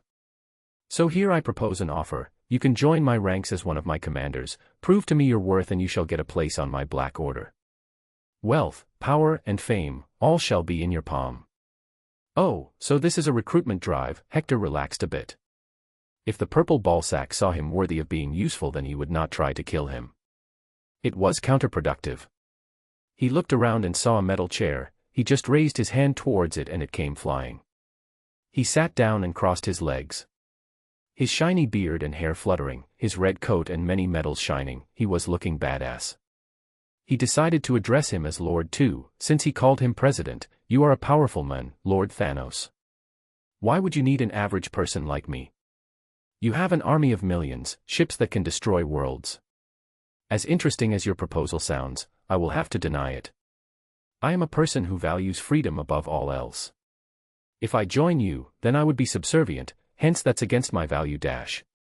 He stopped speaking all of a sudden and looked at the female alien standing beside Thanos, wearing a white and black bodysuit that defined her curves. There was also a cloak on her head. She had blue skin and red shining eyes with no iris. She had a body to die for and a face to cry for. That one, she's trying to read my mind. Haha, foolish puny mortal. As soon as the female alien felt his gaze on her, she instinctively took a step back, because she felt as if she hit a strange wall outside Hector's mind and, behind the wall was something powerful. She only saw red eyes, but her feelings told she's no match for it. She quickly whispered to Thanos, my liege, he's not ordinary, I could not enter his mind. There is more to him than what meets the eyes. Thanos glanced at Hector from the corner of his eyes. Supergiant, even you can't read him. This was too unbelievable to him because he knew how strong she was. Supergiant had omnipathy, the ability to read and control the minds of people of any race. She could even control and eat the minds of people. This just made Thanos more interested in Hector. How did a being from such a backward planet become so strong? As far as I know, it's a planet of weaklings. I need to send my judges there. By now, most of the beings, no matter how powerful, or what empire's ruler they are, they'd be kneeling to him. But here, a Terran dared to stick to his own ideas. Seeing Hector won't be joining him, even after knowing how strong he was, he felt some admiration. It was something he could respect, as he too was working for his ideals. It's a nice change to see beings not bowing at the sight of me. You have earned my respect, President Washington. But I do have one question for you, then you are free to go.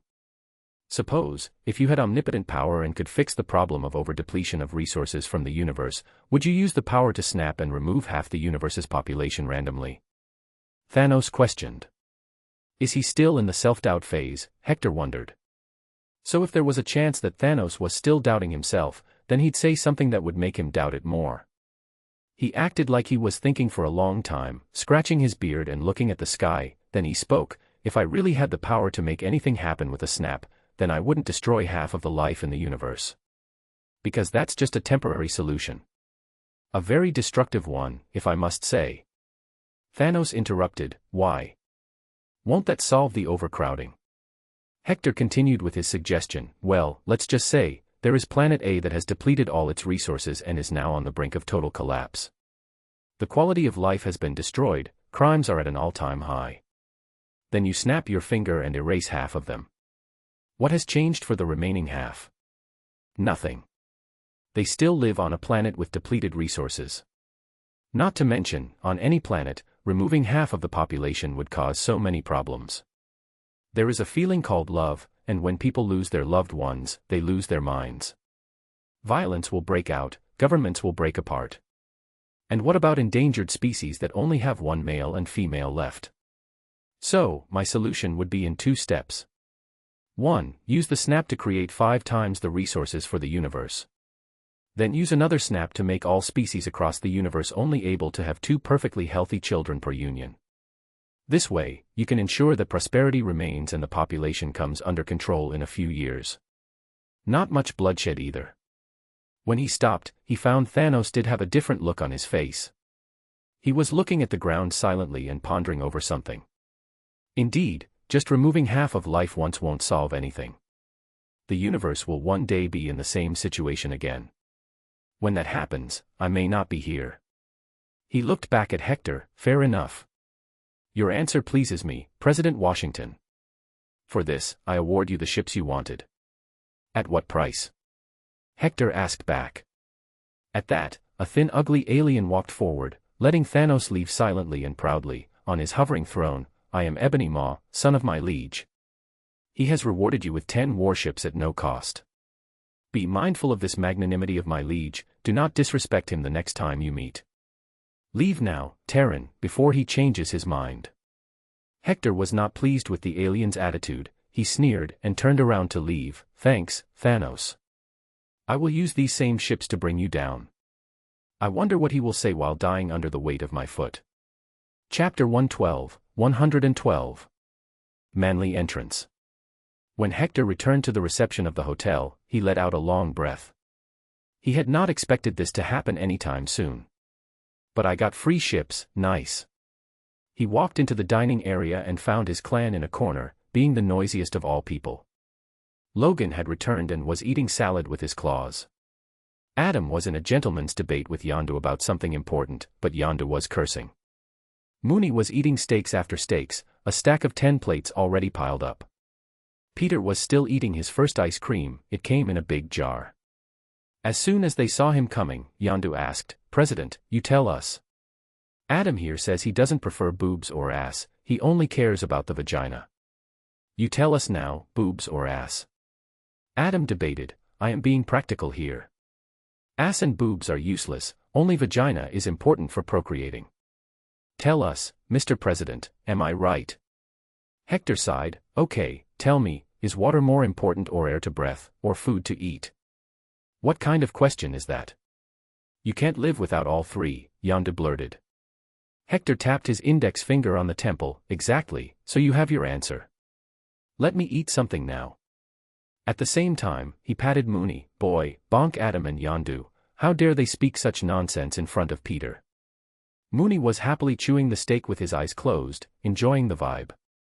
When he received the order, his eyes opened instantly, radiating with light. With his mouth still full, he picked up one empty plate and smacked it on Yondu's head. Smash! The plate broke into pieces. But that was not the end, Mooney hit Adam with another plate on the head. After that, he he sat back to eat the meat happily. Peter chuckled, hee hee, it's fine, really. I'm 13 now, and I like boobs. Bonk Mooney, this time, tapped his paw on Peter's head. What? Hector stopped reading the menu and turned to face Peter. Underscore. Did you say something, boy? Peter turned his gaze away and focused on the ice cream, and nothing, I just said I like my brothers Mooney and others. Haha, you're getting smarter. Anyway, get ready to leave. I got the 10 ships for free from Thanos, Hector revealed while eating a nice meat pie. It was unknown whose meat it was though. However, Yondu's spoon fell from his hands and his face froze. Even Adam showed some level of surprise by this. Did I hear it right? Thanos? You met Thanos? Yondu tried to poke his ears and clean them.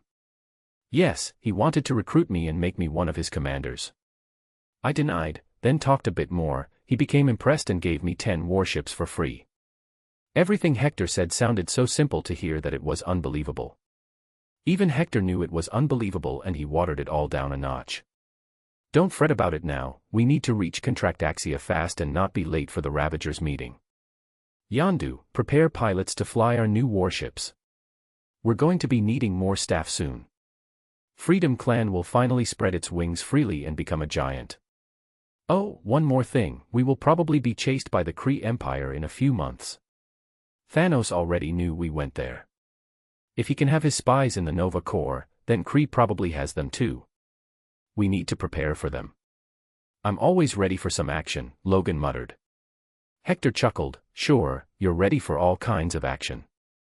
I'm seriously considering leaving you back on Earth so you can start a family.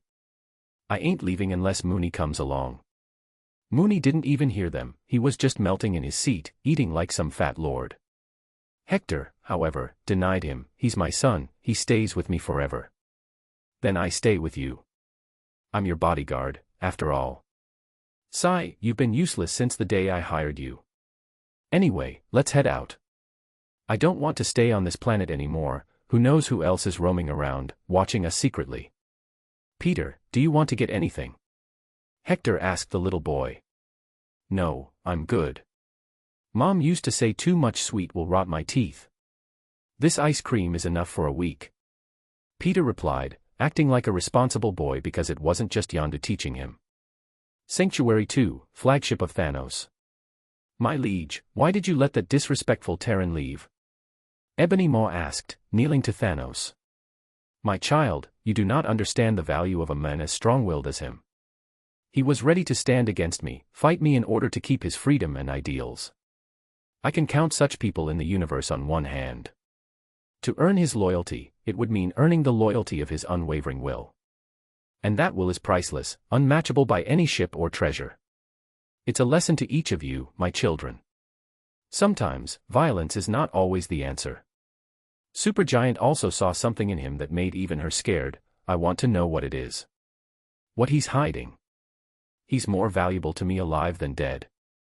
Keep an eye on his activities and keep me informed. The Black Order kneeled silently, accepting his command. Contractaxia. It was a cold and icy planet, often visited by the different Ravager clans as a place to relax. But in reality, it was just a giant whorehouse. It was full of small cities full of love bots. One by one, a lot of clans were arriving there. Not all would be coming, however, as they had their own jobs to do. But a few main leaders would be sure to come to meet Hector.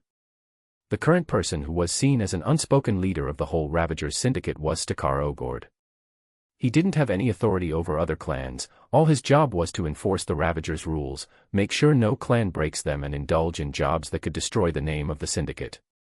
Today as well, his job was to see the new captain and evaluate if he needed to expel him. Where is he? Why hasn't he come yet? I want to see that furry boy, Mainframe said excitedly. The funny part was, Mainframe was an artificial intelligence and didn't have a body, just a head. But, he was also a captain. Yondu said they were on the... What's going on? Where is everyone running off to? All of a sudden, Sakaar stopped talking and looked around. Enemies. Multiple jumps were reported at the same time, most likely a full fleet, they're all warships, a Ravager clansman told them. This got the captains serious. They picked up their weapons and headed to their ships. Contractaxia was like a base for Ravagers at this point, so they will protect it at all costs. Prepare the launchers and aim them up, Sakaar ordered the planet's defense forces. Ding ding. Ting ting. But, just then, loud tunes started to resound in the sky. They kept on increasing until they became clear. Someone was singing and music was playing in the background. Each passing second, the music would get louder. Then the lyrics became clear. It ain't me, it ain't me. I ain't no senator's son, son. It ain't me, it ain't me. I ain't no fortunate one.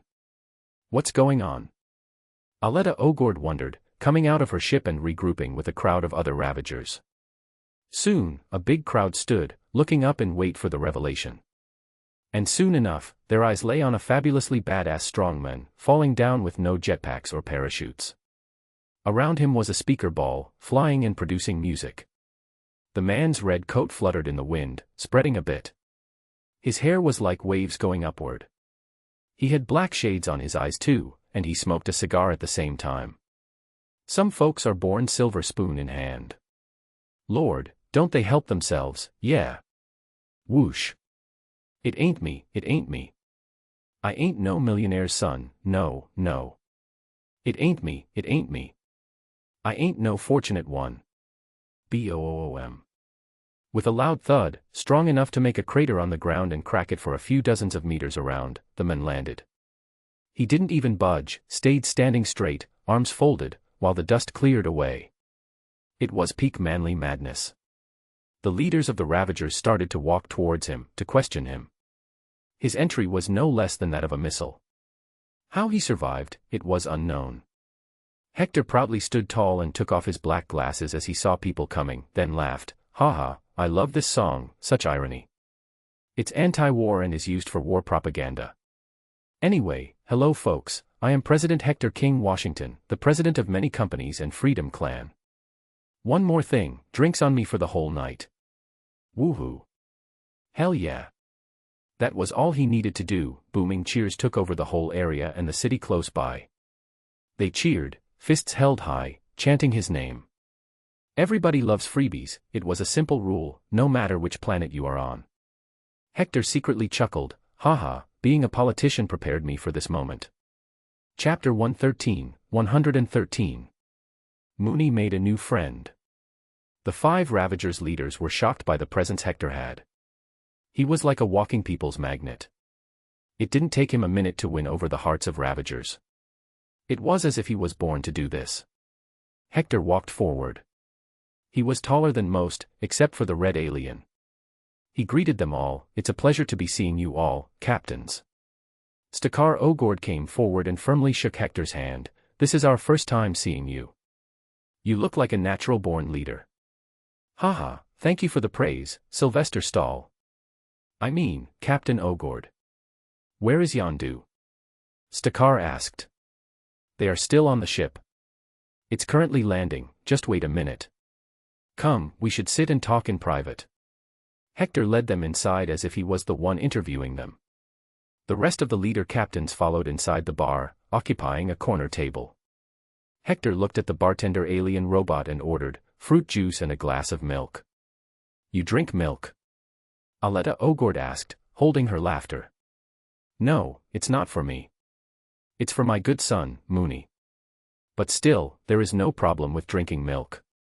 It's got amazing minerals. It's a nice change from the usual alcohol. Now, I don't know your names. Sakaar started and introduced everyone, I am Sakaar, the current leader.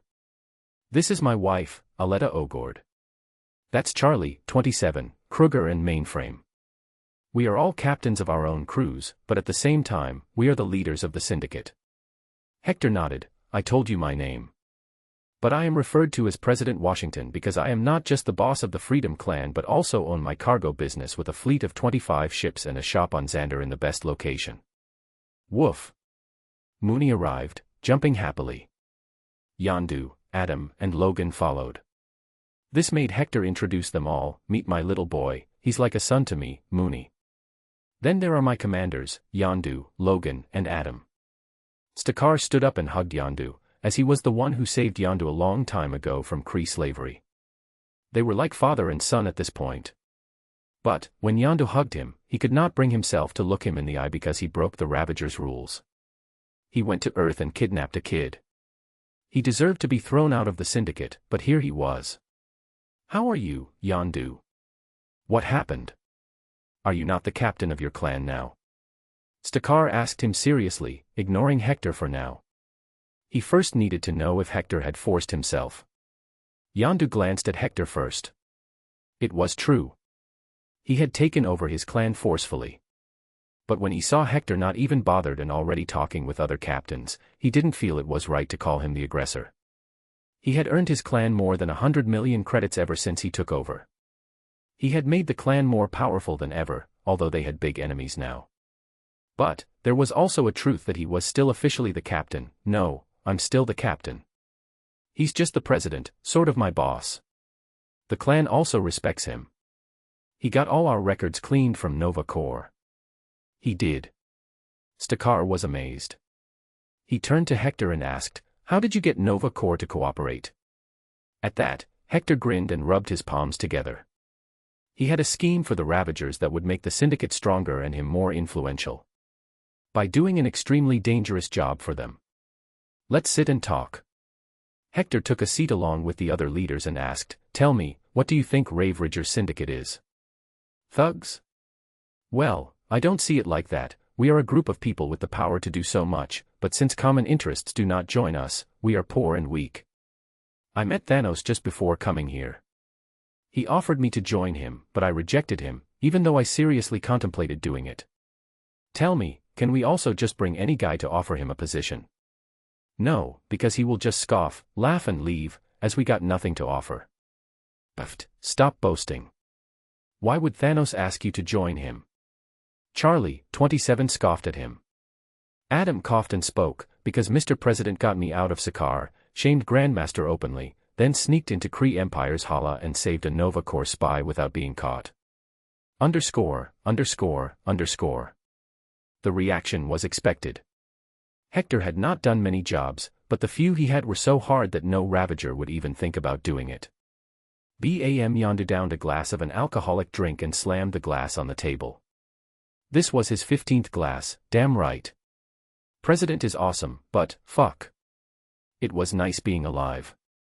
Hector frowned, ignore him, he blabbers a lot these days. Anyway, I was saying that I want to strike a deal with the entire Ravager syndicate for a few mutually beneficial projects. It won't just make us rich but also bring respect.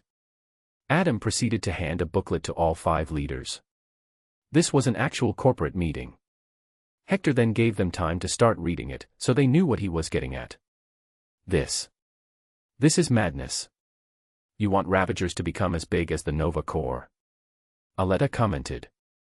Hector clarified and explained, "See, there were a few things in the contract when I signed a deal with Nova Corps. You know about the agreement of erasing the criminal records? There was one more. I have started a cargo company that has contracts worth tens of millions from Sovereign and Nova Empire. I need muscle to ensure my cargo remains safe. I don't ask you to escort it, but rather destroy whoever messes with it. I will give Ravagers 5% of the cargo company. It will be held in a joint account. Whichever clan comes to help me will get a payment from it. On top of that, I have a bigger deal. A/N, don't be triggered by him giving 5% of his company. Eventually, it will benefit him. I have officially stopped doing illegal things. We have stopped looting and killing. We only do legitimate jobs. So, I got a deal with Nova Corps that if we catch any ship that a known criminal in their database owns, I can keep that ship after they change its tags. So, I will be giving you a list of all criminals, and you kill them, take their ship and give it to me."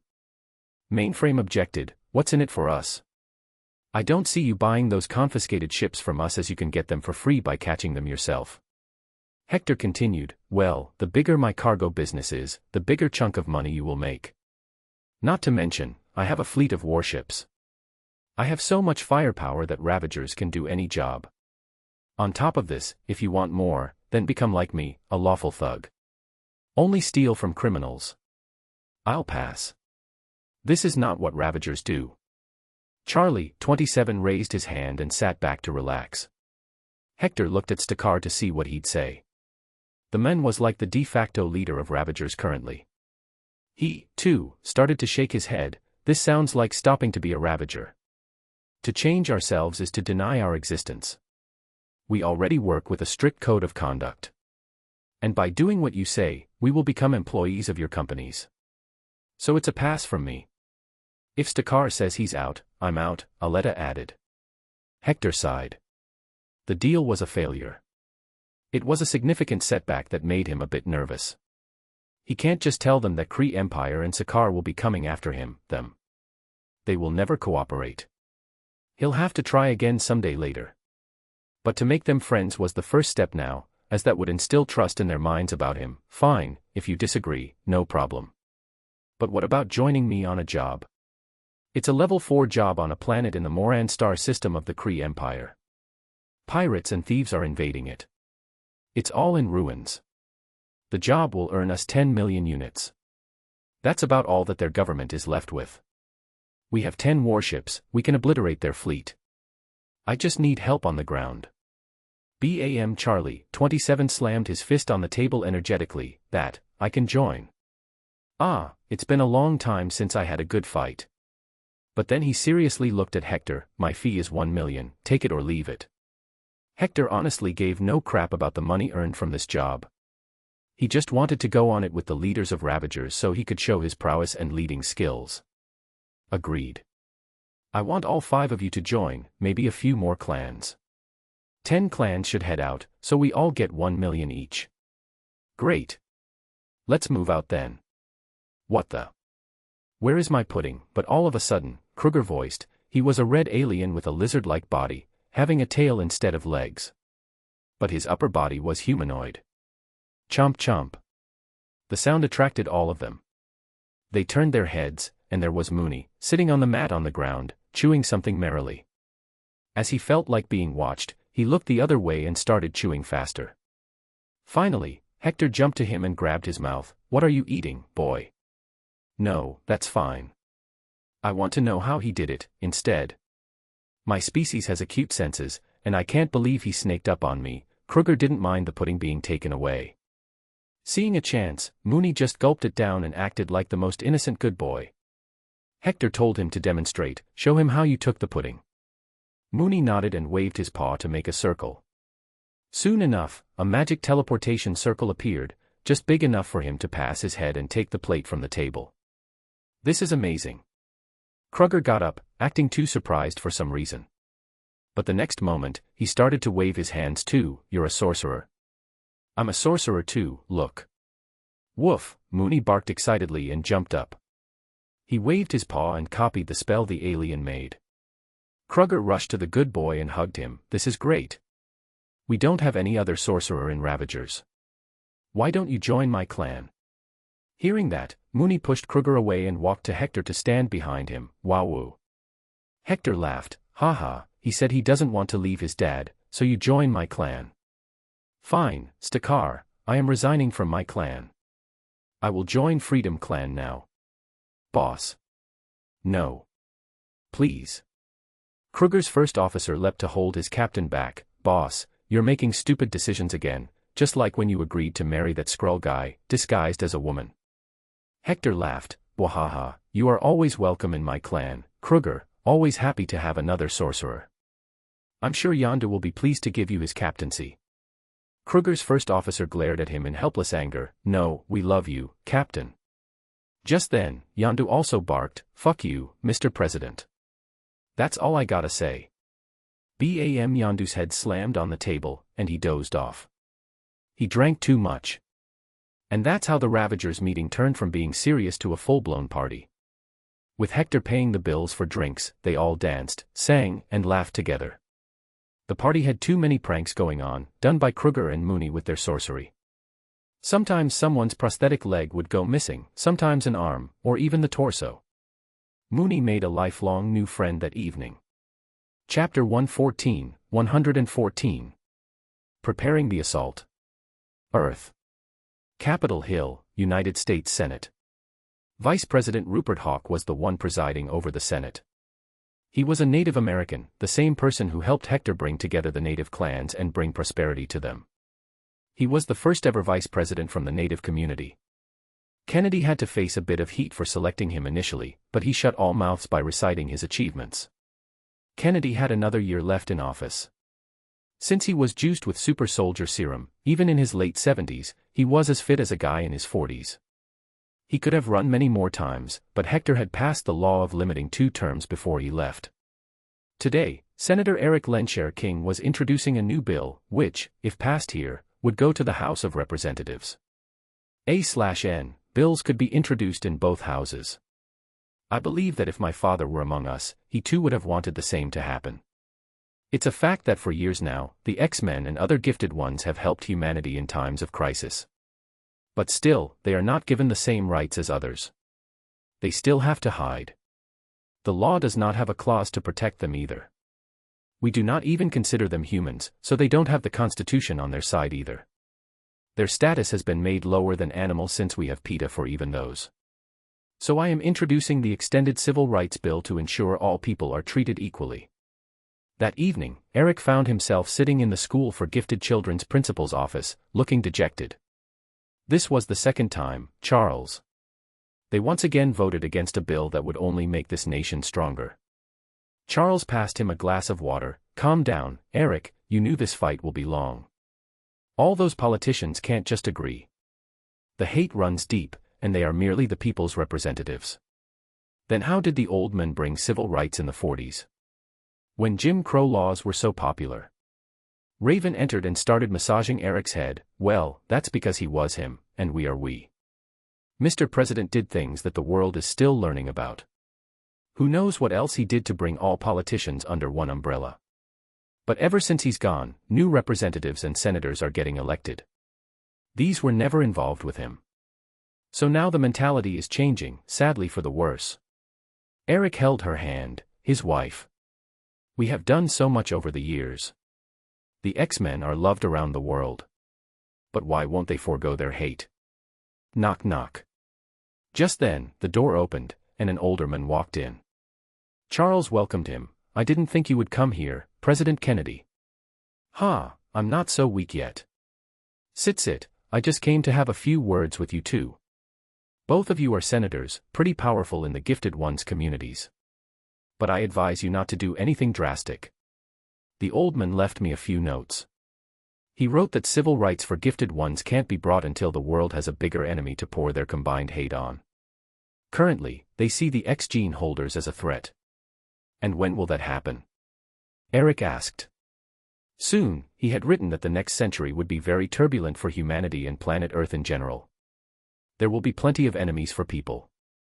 You can still try, but never do something that would destroy the years of hard work and name the X-Men have earned. Kennedy warned him. But in reality, in his notebook, Hector had written that he must tell all this to Eric especially. I hope he returns soon, Charles said with a sigh. He should return soon. Jean has grown now and misses him, Raven complained. Kennedy chuckled, give him a little break. He's out there to help Earth eventually. He may have retired, but he's still doing the duty of the president.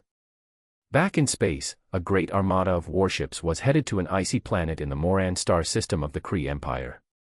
A total of 10 clans were taking part in this job. The prominent leaders' clans were the Freedom Clan and 4 more clans whose captains Yondu was friends with. In total, 69 warships were headed out. Among them, 11 warships belonged to Hector, with one being his leading ship, Freedom 1. The firepower was enough to decimate any planet in the universe as long as it did not have significant defenses. Here, they were talking about a planet taken over by pirates and mercenaries. These thieves were anything but united. Instead, each faction had divided the planet into patches of land among themselves and now even waged war on each other. Their main reason for coming to the planet was a rare mineral mine of vibranium. Moran was a planet that had just entered the age of space a century ago. They were still developing new technology and better ships. So when they found vibranium, the Moran government, instead of selling it, hoped to use it to advance themselves in secret.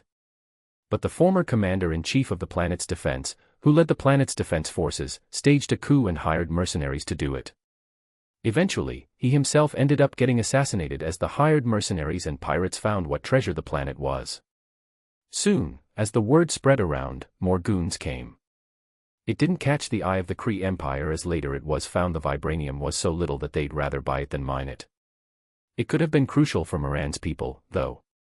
But, the mercenaries and pirates didn't care. They still wanted it. And hence, constant wars were raging. The local species were enslaved for mining and a great many vicious things. That's the situation with Moran right now. Our first step is the easiest, is to destroy their ability to provide support from space. So we are to destroy or take over enemy ships. The main problem is the land fight. In total, there are about 15,000 of us. Not enough to make a difference, but I think we will be able to inflict severe damage with the help of sorcerers, Mooney and Kruger. We don't know the ground reality. Hopefully, there are not too many. Any more questions? Hector briefed the captains about the mission. There was not much to say, however. They had no way to gather intel about the ground reality. Sakaar raised his hand. You said you want to take enemy ships. How would you or we do that? Do you want to focus on land fighting or air first? Hector smirked. Don't worry, I have someone who's utterly strong and can take over any machine. The vacuum of space doesn't affect him, so it'll be fine. Let me call him. Hector swung his right hand. Out of nowhere, air brushed past everyone's faces. Then a small cloud of black smoke appeared, giving off a warm sensation. Grr. A growl came, and all those who didn't know who this was felt goosebumps. This felt like some occult stuff. Bam! In an instant, they all stood up and aimed their guns. From the cloud came out Skull Knight H, fire raging in the place of his head. Then he kneeled in front of Hector. I am at your service, Lord Inquisitor. What the fuck is that? Mainframe shouted, pointing his mechanical arm. Skull Knight introduced himself. I am the vanquisher of sinners, the light that ends darkness. I am the spirit of vengeance, my lord's loyal servant. Underscore. They all looked at the Skull Knight in wonder. Then, slurp, does it have a cock? A drunk Ravager clan captain, King, asked. Hector honestly had no idea, so he too stared at the Skull Knight. Do you? In my skeleton body, no. In this. I shall show you. He quickly stopped him. No. No. It's fine, Skull Knight. We were just kidding. No need to show that. I'm sure Romulus had a big pecker. He had nearly forgotten that Romulus was a 7-foot-tall beast. There was no way he had a small dick. Clap clap. Adam redirected everyone's focus back to the task. Let's get back to work. We are not getting paid to see Hell's demon penis, captains. Hector just sighed. Adam has yet to learn what not to say in public. Chapter 115. No mercy. One after another, the 69 ships came out of the jumps and surrounded the small planet of Moran. The star system was named after the planet itself. The native people were called Moranians. The species exhibited a few unique features. For example, they had hard light blue skin. They don't have hair. Instead, their heads have horns. The only way to visibly differentiate between a man and a woman was with facial features and horns. The women had 4 horns that went in a curve to the back and down, and the men had 2, which instead of going down the back, went up. All of them had red eyes, and their physical strength was unknown. As soon as they blockaded the entire space around the planet, it became evident that those thugs on the ground had learnt what was happening, as they, instead of sending their warships to fight, called those in space to land on the ground. They already knew that they had the advantage of being on the ground. Start the bombardment. Skull Knight, go out and capture as many of their ships as possible, Hector ordered. The only reason he was allowed to command was that he started this job. Plus, he had experience. Skull Knight was already outside in an escape pod. As soon as he received the order, he let out the Hellfire and started to convert the pod into his custom means of transport. All he needed to do was reach the enemy ships, and then use Hellfire to take control while killing the inhabitants with the fire itself. He then flew directly to a medium-sized warship that belonged to some pirates. He rammed the converted space pod on it and extended the Hellfire like a tree spreading its roots. The ship started to turn into a demonic-looking skull-faced ship. Then, just as it completed the evolution, all its guns began to shoot red blazing energy blasts precisely at the nearby ships, trying to flee. Everything seemed so destructive and quick from a distance that many were left staring at it dumbly, hearts beating faster than usual. "Thank God he's on our side," Yondu muttered. "Get ready. As soon as Kraglin brings the Moran's military general hiding on the moon, we're heading down. So take all your blasters and bombs, this is the time we start blasting." His orders were followed, with all 10,000 members who would head down armed themselves to teeth with armor and weapons. One thing good about Ravagers was that they were decently armed. But nothing could compare with Hector's clan, as he had the money to buy the latest and the best equipment for his people. They wore matching armors with the Ravager's logo and his personal clan logo, which was just the shadow of Mooney's face howling at the sky.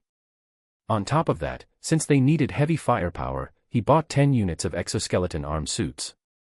These exoskeletons could hold heavy weaponry, such as machine guns and high-caliber bullets. Logan donned his Wolverine yellow and black suit. Adam Warlock didn't change, he was always in his suit. Mooney, too, didn't have anything special. Hector remained in his Grand General uniform, as it was his trademark. Peter Quill was not coming with them, as the boy was still just 14 years old, too young to take part in wars. In a few minutes, all got ready to be deployed. Kraglin, Yondu's first mate, arrived soon after with the Moran general. The men wore normal gray pants and a jacket. On his shoulder were a few crescent moons, 4 in total. As soon as he saw Hector, and noticed the 6 stars on his shoulder, he saluted by thumping his right-hand fist on his stomach, as his heart was located there. "Good to meet you. I am General Kull, the last remaining loyal general to Moran." Hector responded with Earth's salute, "I am President Hector King, Washington. It's good to see a strong lad like you fighting for his planet. Tell me about yourself, as I don't know much about your species, or the situation on the land." Kull nodded and started briefing him. "My planet has a total population of 9 billion. Half of it is dead or sold to slavery across the galaxy. The remaining is forced to mine and serve the thugs for all their needs. If you want to start an attack, I recommend the newest mine, as the Moranians there are the youngest and physically strongest.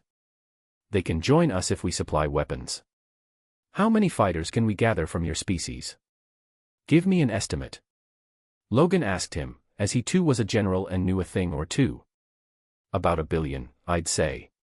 The rest would be too weak to do anything." Hector rubbed his beard and thought, but we won't be needing that many fighters. Even if we get 1 million, it'd be enough. The reason you people lost was because of your dumb general. Otherwise, you were a strong species. Now, we have firepower." He turned to Kruger, "Make a portal to the cheapest planet for arms trade and buy 100,000 basic armors and blasters." "Woof." Mooney barked at Kull all of a sudden. "He's asking you why your name is so small." Hector translated. Kull wryly replied, "I was born on the coldest night of the year. Kull rhymes with cool, hence my parents named me Kull. That's a very straightforward name. Well, it's nice to meet you, General Kull. Let's liberate your planet from oppressors. It's time you get freedom." Kull's face showed emotions of sadness. He pulled out a locket tied around his neck, opened it and looked at an image. "I do hope we're successful, President Washington." "That's your..." Kull nodded. "My wife. She died in an orbital bombardment when the initial attack happened. I only found out a month later when we cleared that sector. This war, it's not just for the liberation of my species, my home. It's bloody personal." Hector patted his shoulder. "I can understand you to some degree. I can't share the burden of sorrow, but I sure can provide the solace of vengeance. Don't worry, we will win this time. I hope we do. Faster, we need to clear this sector of the mine before midnight, or forget about your food." A blue-skinned lizard-like alien whipped the enslaved population of Moran. He had already killed an old female right there for falling and being unable to stand up. It was a fact that the content of vibranium was low on the planet. And that only made mining and finding it more challenging. Hence, the situation with the Moranians was worse than a Kree war slave. Here, they were only given meals once per day.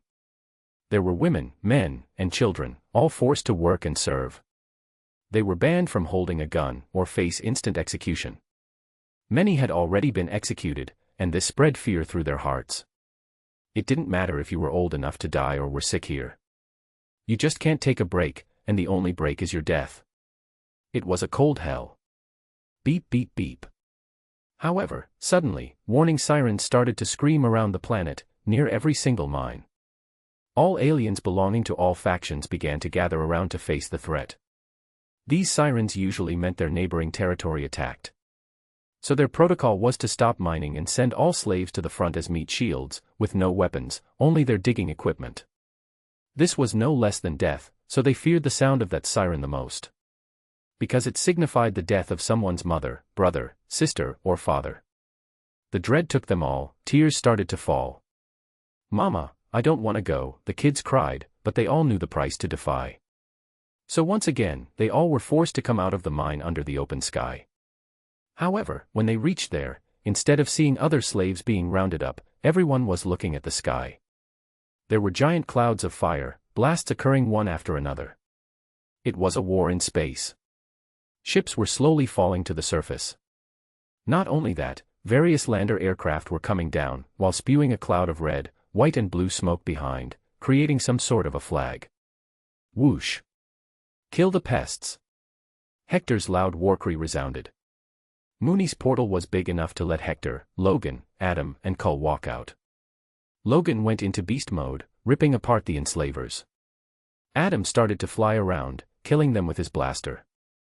Cull went absolute beast and started shooting with big rifles in each hand. He also used his jetpack to jump around.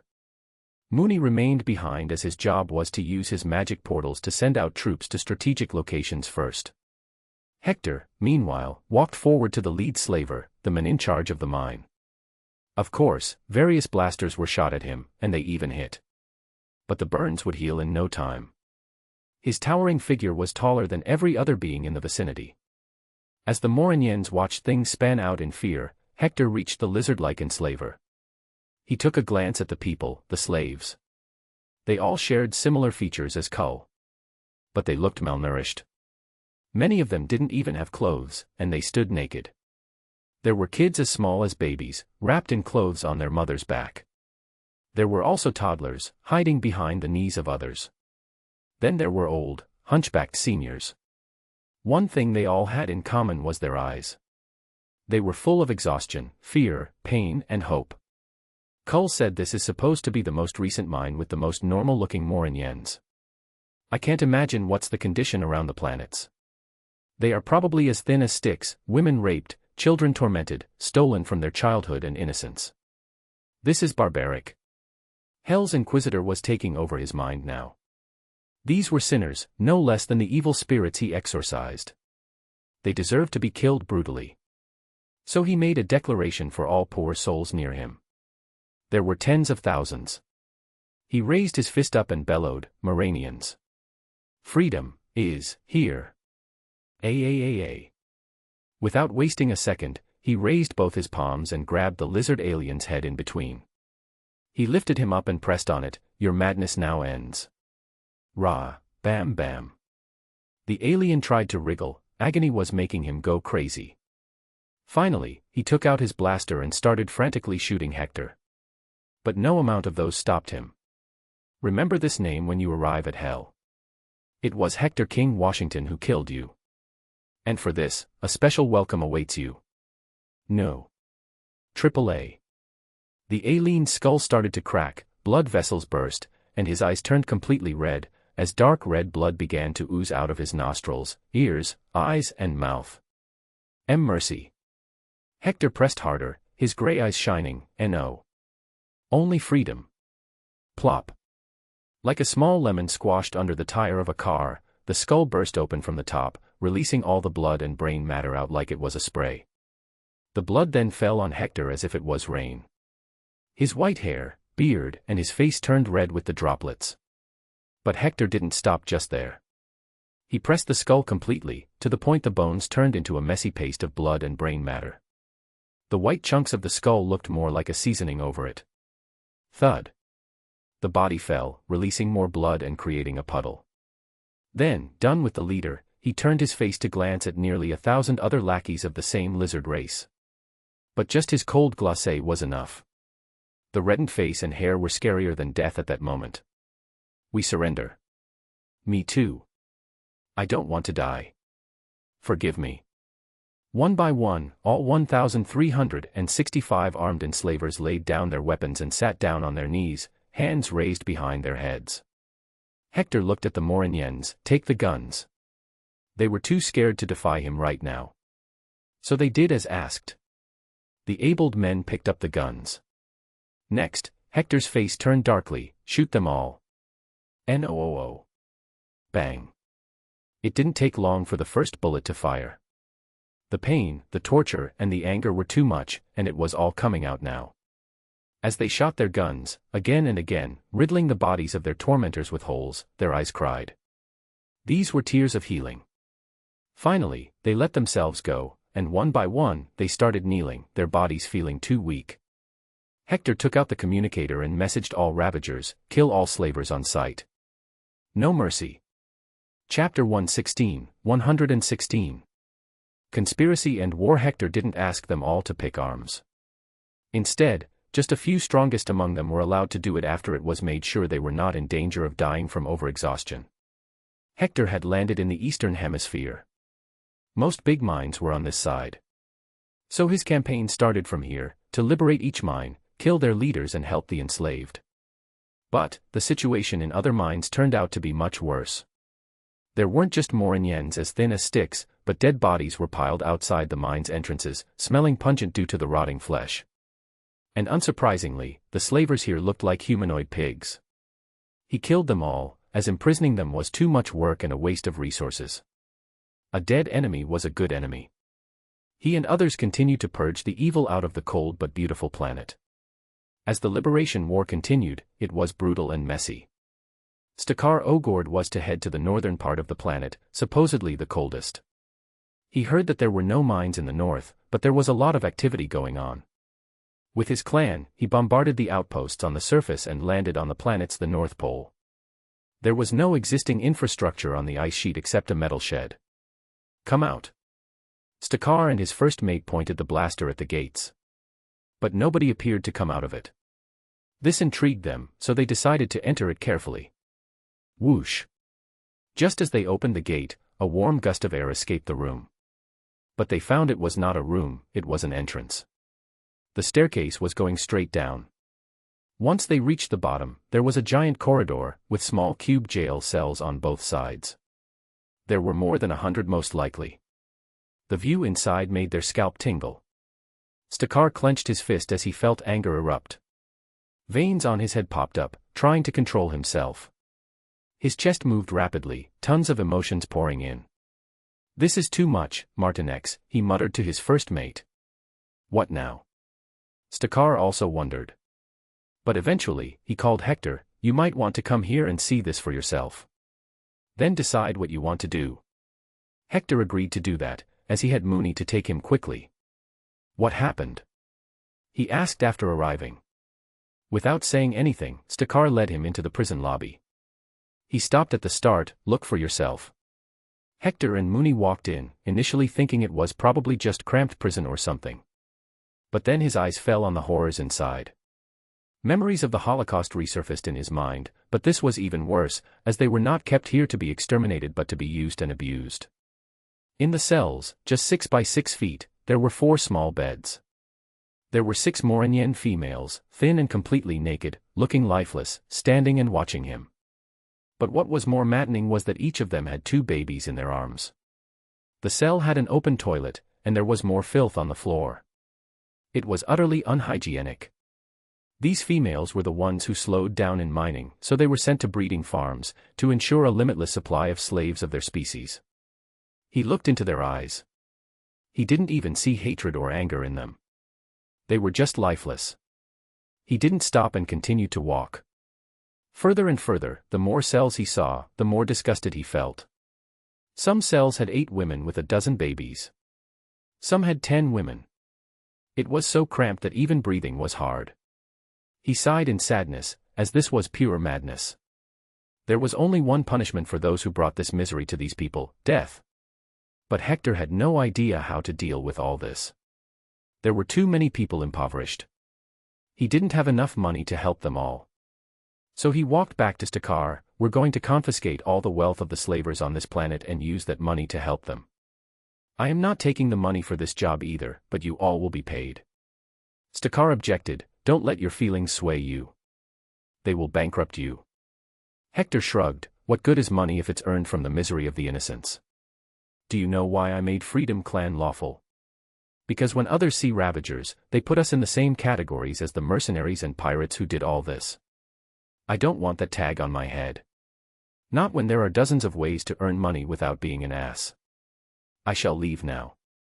We will help them after ridding all enemies on the surface. He left Sakaar to think about his line of work. True, if the universe associates Ravagers to the same level as the tormentors of this planet, then can he keep his head held high? Woof. I know, son. But misery exists everywhere. It's sad, but it's the truth. And the universe is too big for me to take over and control unless I take the path of Thanos. I'm just a soldier, politician, and worker from hell. Wawov. Mooney added, we become strong then, Dad. Yes, son. We need to get stronger if we want to inflict more influence over the universe. Let's not forget. We may be immortal souls, but the people around us, who work for us, are still mortal meat sticks. President. I caught someone. You'd be surprised to see him, Yondu came running to call him. They rushed and arrived in a makeshift camp. A blue-skinned alien was tied there on a chair. Why is a Kree here? The Kree tried to get out of the hold, just here for sightseeing. The Kreeman was lying, and there was no denying it. Hector, whose mood was already down, frowned. Fine, if you don't speak, I will make you. Take off his pants and make him stand. The Ravagers forced the Kree and made him stand but naked. The Kree seethed in rage, You are making a big mistake. You can't hurt me. The Kree Empire won't let you go. Hector scoffed, you have 5 seconds to tell me what you are doing here, or I will shoot your cock off. Don't bluff with me, Ravager, I know you can dash ***. Arg. The Kreeman kneeled down in excruciating pain. He started bleeding blue blood. Hector, instead, picked the separated cock with telekinesis and put it in a box of ice. You have about 20 minutes to tell me everything. If you do that, I can plant this cock back on you. But if you don't, then you will have to live without it. You barbarians. Of course, we are barbarians. Stop angering me now, and it's not us enslaving an entire planet, running a breeding farm. Now tell me, what were you doing here? The Kreeman sobbed and replied, I was sent here by Supreme Intelligence to investigate what was happening. Woof, Dad, he lies. I hear his heart go boom boom. Angered, Hector took out his knife and started to cut his right arm. Time is passing. Now you will also lose your right arm. Still, if you tell the truth, I can fix them back. No. Hector was not gentle at all, he cut the arm slowly as if it wasn't a knife but a saw. Start speaking then. I am, a commander from Kree Empire, here to oversee the subjugation of Moran. General Cull's brows furrowed, that does not make sense. We had already agreed to see Kree Empire as our overlord. But you denied the direct Kree control, fighting to stay autonomous. This. AAA. All this is a punishment for defying us, We hired mercenaries and thieves. NNOOO. It hurts, stop. We use your species as battle and sex salves due to your long stamina coming from a colder body. Here, we use you to mine and harvest more slaves. This way, we got not only the vibranium but also slaves. Hector stopped and lifted him by his throat, so you're saying, the Kree Empire is behind it all, even after Moran signed the treaty with you. Fucking scums. Don't kill me, Ravager.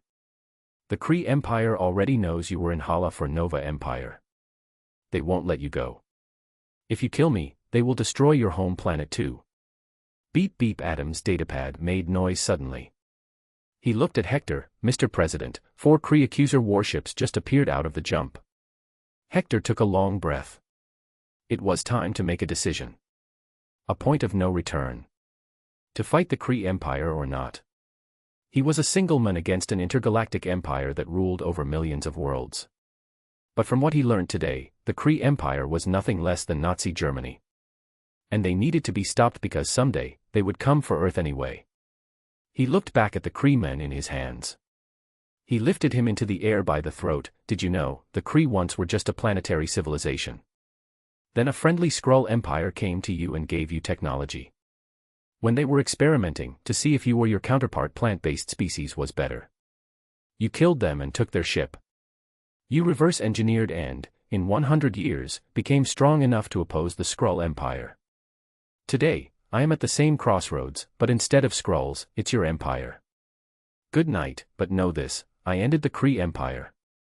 Arg. Ha. Hector ripped his head apart from his torso and threw both in opposite directions without much effort. He then contacted the Skull Knight H, new mission, take over the Kree warships, do not destroy them. But this is war, kill all inside. But deep inside, Hector was cursing, fuck. This changes everything. Now I will need alliances, and I need to get stronger, make Earth stronger. I will also need Captain Marvel to join our side. Omniverse hell. Satan sat in front of his 120-inch 8K television, watching what Hector was doing. He had chocolate popcorn in hand. Beside him sat handsome Lucifer and baby-like green-haired Beelzebub too. I supposed he don't know it, right? Lucifer wondered. Haha, he's such a badass, Beelzebub felt pumped. Satan chuckled demonically, hee hee, true. Poor old Hector, my gullible best friend. He still has no idea. He still thinks he's just on vacation. What about being a wingman for him? I hope he finds one this time, Lucifer said, feeling bad for Hell's Inquisitor. There he was, traveling the multiverse, banging hot chicks, while the third in command of Hell was a virgin. Satan shrugged, I have allowed fate to control that aspect of his life. His lover can be anybody from across the cosmos. As long as fate feels they will do good together, they will meet no matter what. Now shut up and let me focus. This is getting way too interesting. Lucifer pouted, well, I gotta go back to my club. I'm not into daily soap operas. Bonk. Satan hit him on the head with a club that came out of thin air. I'm your boss, boy. And don't be so horny. I received complaints that you've been slacking off. Do you want Beelzebub to take your place? Lucifer looked at green-haired baby Beelzebub, whose eyes shone at this prospect. He gulped and shook his head, fine, I will work extra, after the orgy. He ran away before another bonk could hit. But sad for him, a bat came out of nowhere and fell on his head as soon as he arrived in his targeted universe, Chapter 117. Buying time. 4 giant warships stopped over the planet Moran. It was very hard to fight these ships as they were the main battle warships of the Kree Empire. They were the new models. Each ship was 3 miles wide and made with excellent metal that was not easy to break. In addition, they had all kinds of weaponry. A single ship was enough to destroy any planet to rubble or completely break it apart into pieces. So the first thing Hector needed was to neutralize these ships, or else everyone would die.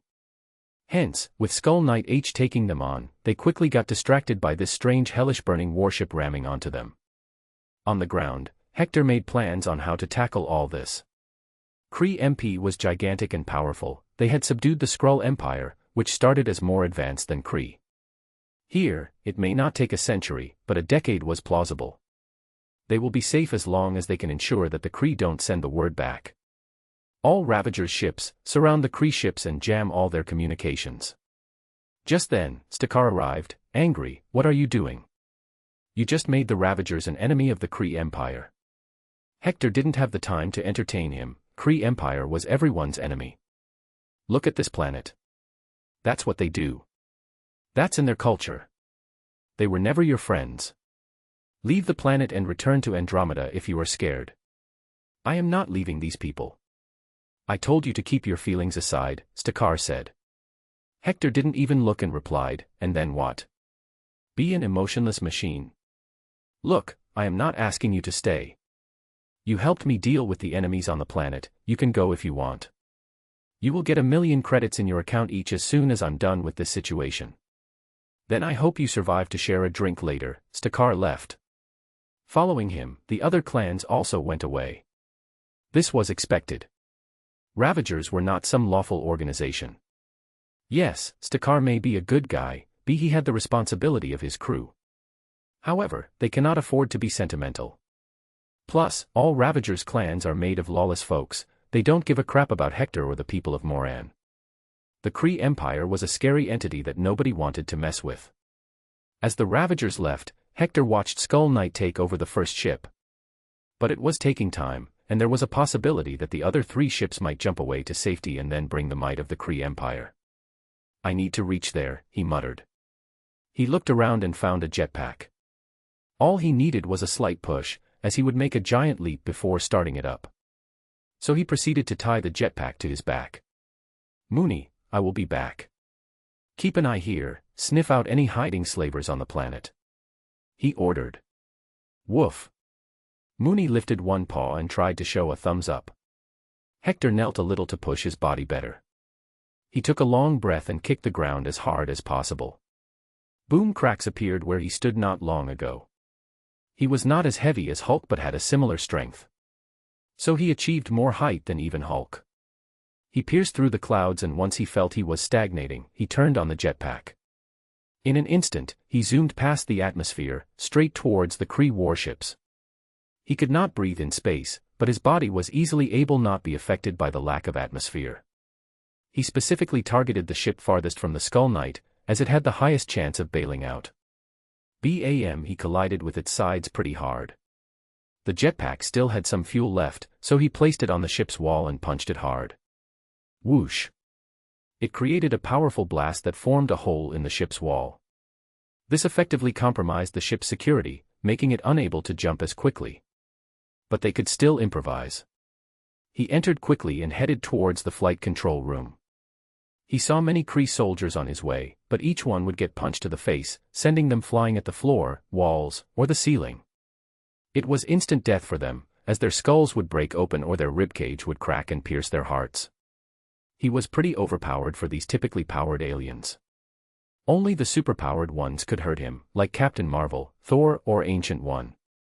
Although he had defeated Ancient One once, he was sure it'd be hard to do again since now she knew what to expect. In the Kree warship, Hector continued to wreak havoc. He killed everything that moved, which were just Kree soldiers. Each ship could contain an army of millions, but there were not as many since this was no war. Ugh, this is taking too much time, he muttered. So he decided it was time to turn into his giant wolf form, which would make these Kree fear and also help him chew them down in one go. Whoa, fuck, I hate this urge. His speed increased, and he arrived at the control room in no time. There were 4 Kree officers. They awkwardly stared at Hector, in fear and confusion, wondering where this animal came from. Hector knew he needed to kill them all in one go, so he leapt towards them. Then, he turned back to his human form in the middle of the air, taking out his atomic disintegrator and an energy blaster. He used the disintegrator on the Kree closest to the ship's control panel and the blaster on the other 3. He had created enough shock to make all of them freeze and delay their reaction. Poof, one of them vanished instantly, while the other 3 got shot at their faces, dropping dead. Once he had the ship's command, he called Adam, "Where is the button to depressurize the whole aircraft?" "It's a Kree warship, it should be under the safety controllers panel. Check the leftmost side of the whole control panel." Adam instructed him. Found it. He pressed it with no delay. In an instant, all Kree warriors died due to the change in air pressure, their blood vessels bloated and burst apart, giving them a gruesome death. "My lord, I have controlled the remaining 3 ships. All beings on board are dead." Skull Knight notified him. Hector finally took a sigh of relief after that. But when he looked outside the window, the Ravager ships were leaving one after another. A regret remained in his heart, sad that I couldn't bring them into this deal. But life goes on. I will find another way. He called Mooney next. "Boy, send Adam to me. I need someone to operate these ships. I need to talk to the liberated Moranians." Adam and Hector exchanged their places after that. The ships were going to be used as the primary defenses of the planet now, they will also be reverse-engineered, and it will be learned how to produce more like these. If Hector could, then that would change everything. He found Kull helping his people. He started to gather all the abled bodies.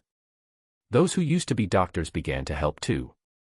Food was going to be the main problem, but thankfully, the planet had various factions, each had its own kitchens, resources, and stocks.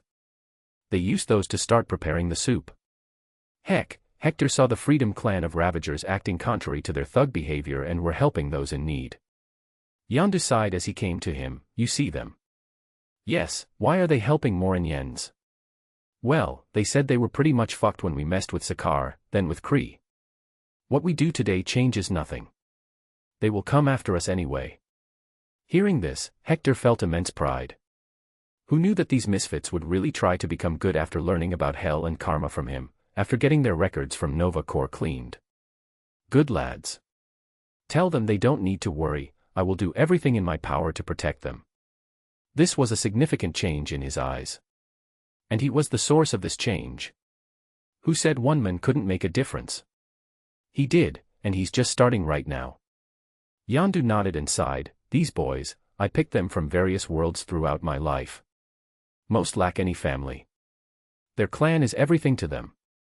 Today, they feel proud. Rather than wanting to keep their heads hidden on any planet, they'd go and roam freely. You've already brought them dignity, President. I think these fools would gladly die for you at this point."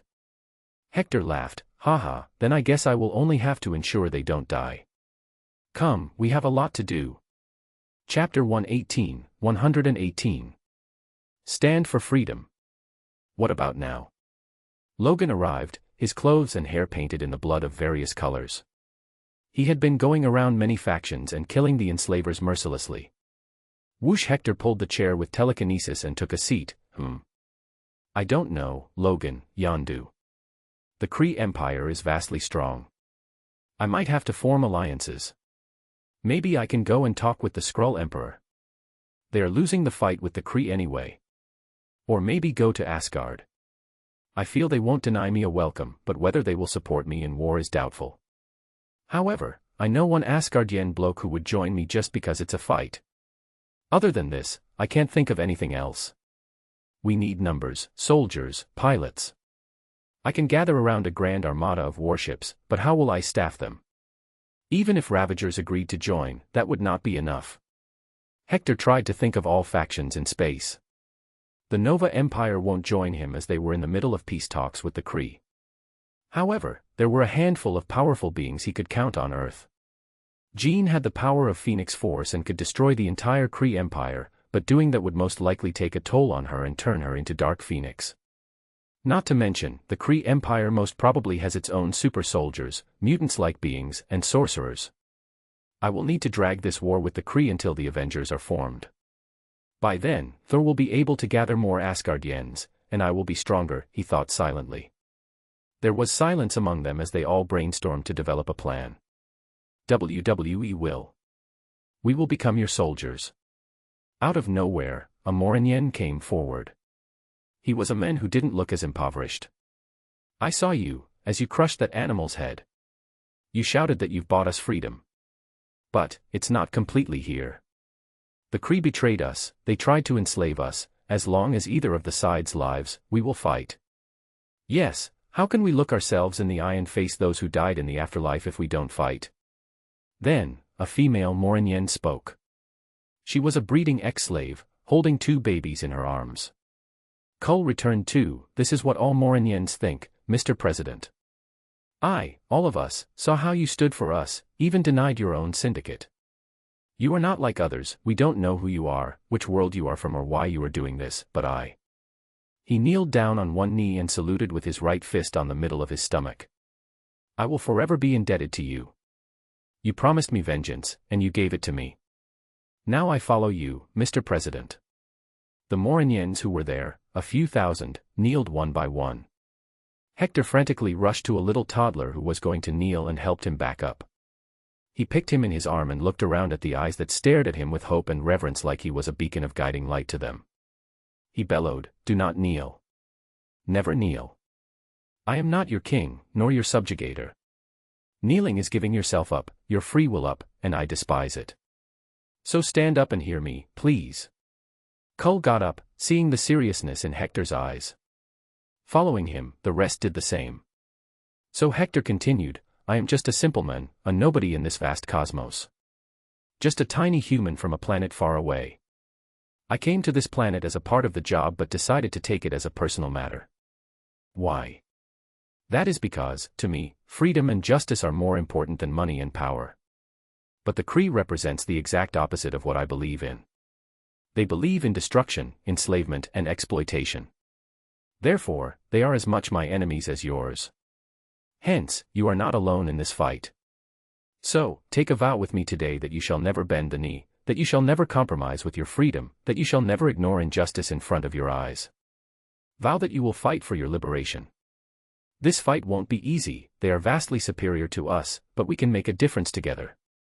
Moran will become a legend for eons to come. So raise your fists and shout with me. Freedom to all. Justice to all. Death to the Kree. With Hector, all Moranians screamed as hard as they could do. This was their battle cry, their declaration of war. This was their pillar of support. These 3 lines will become their motto, freedom to all, justice to all and death to the Kree. Freedom Clan members silently stood behind their president and felt pride develop in their chests. They never thought they would find themselves standing in a moment in the making of history.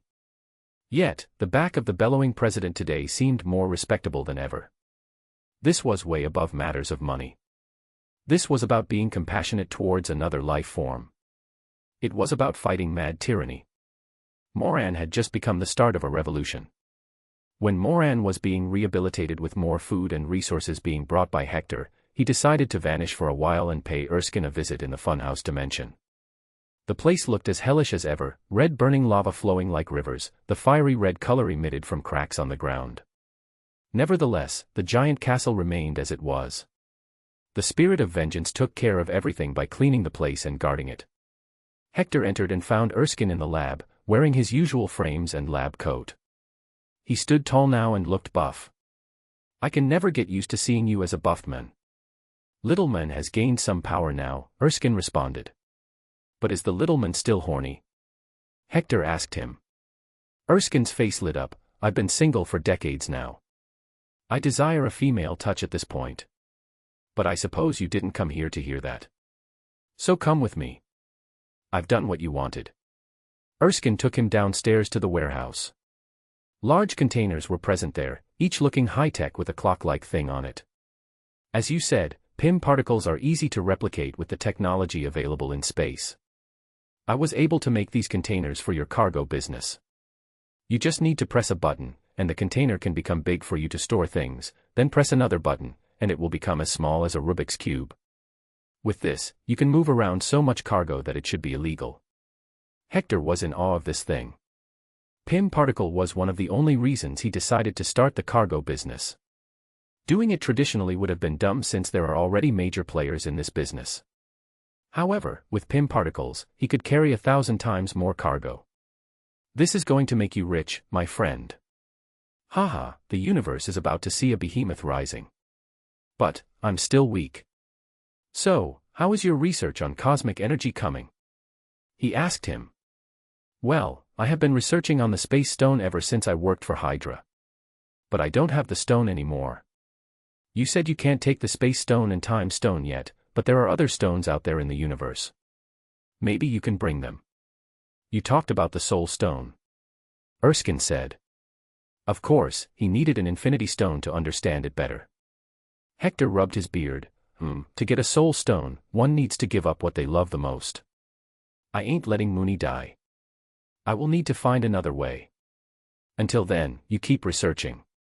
I will soon bring you the blood of a girl who gained extreme powers from being bombarded with energy from the space stone. Did she also turn red-skulled? Erskine inquired. No, not red-skulled, but she sure did become an obnoxious, unpalatable, narcissistic bitch. Anyway, make as many such containers as you can. I will need them soon. Erskine protested, I need more helping hands, Mr. President. I can't build all that alone. Maybe make a few more skull knights. I need a soul stone for that first. See you later. Xandar, Luxury Market District. The people in the market district didn't really care about what new shops closed and opened since they all sold the same things, except the specialized cuisine shops. But today, a new shop opened.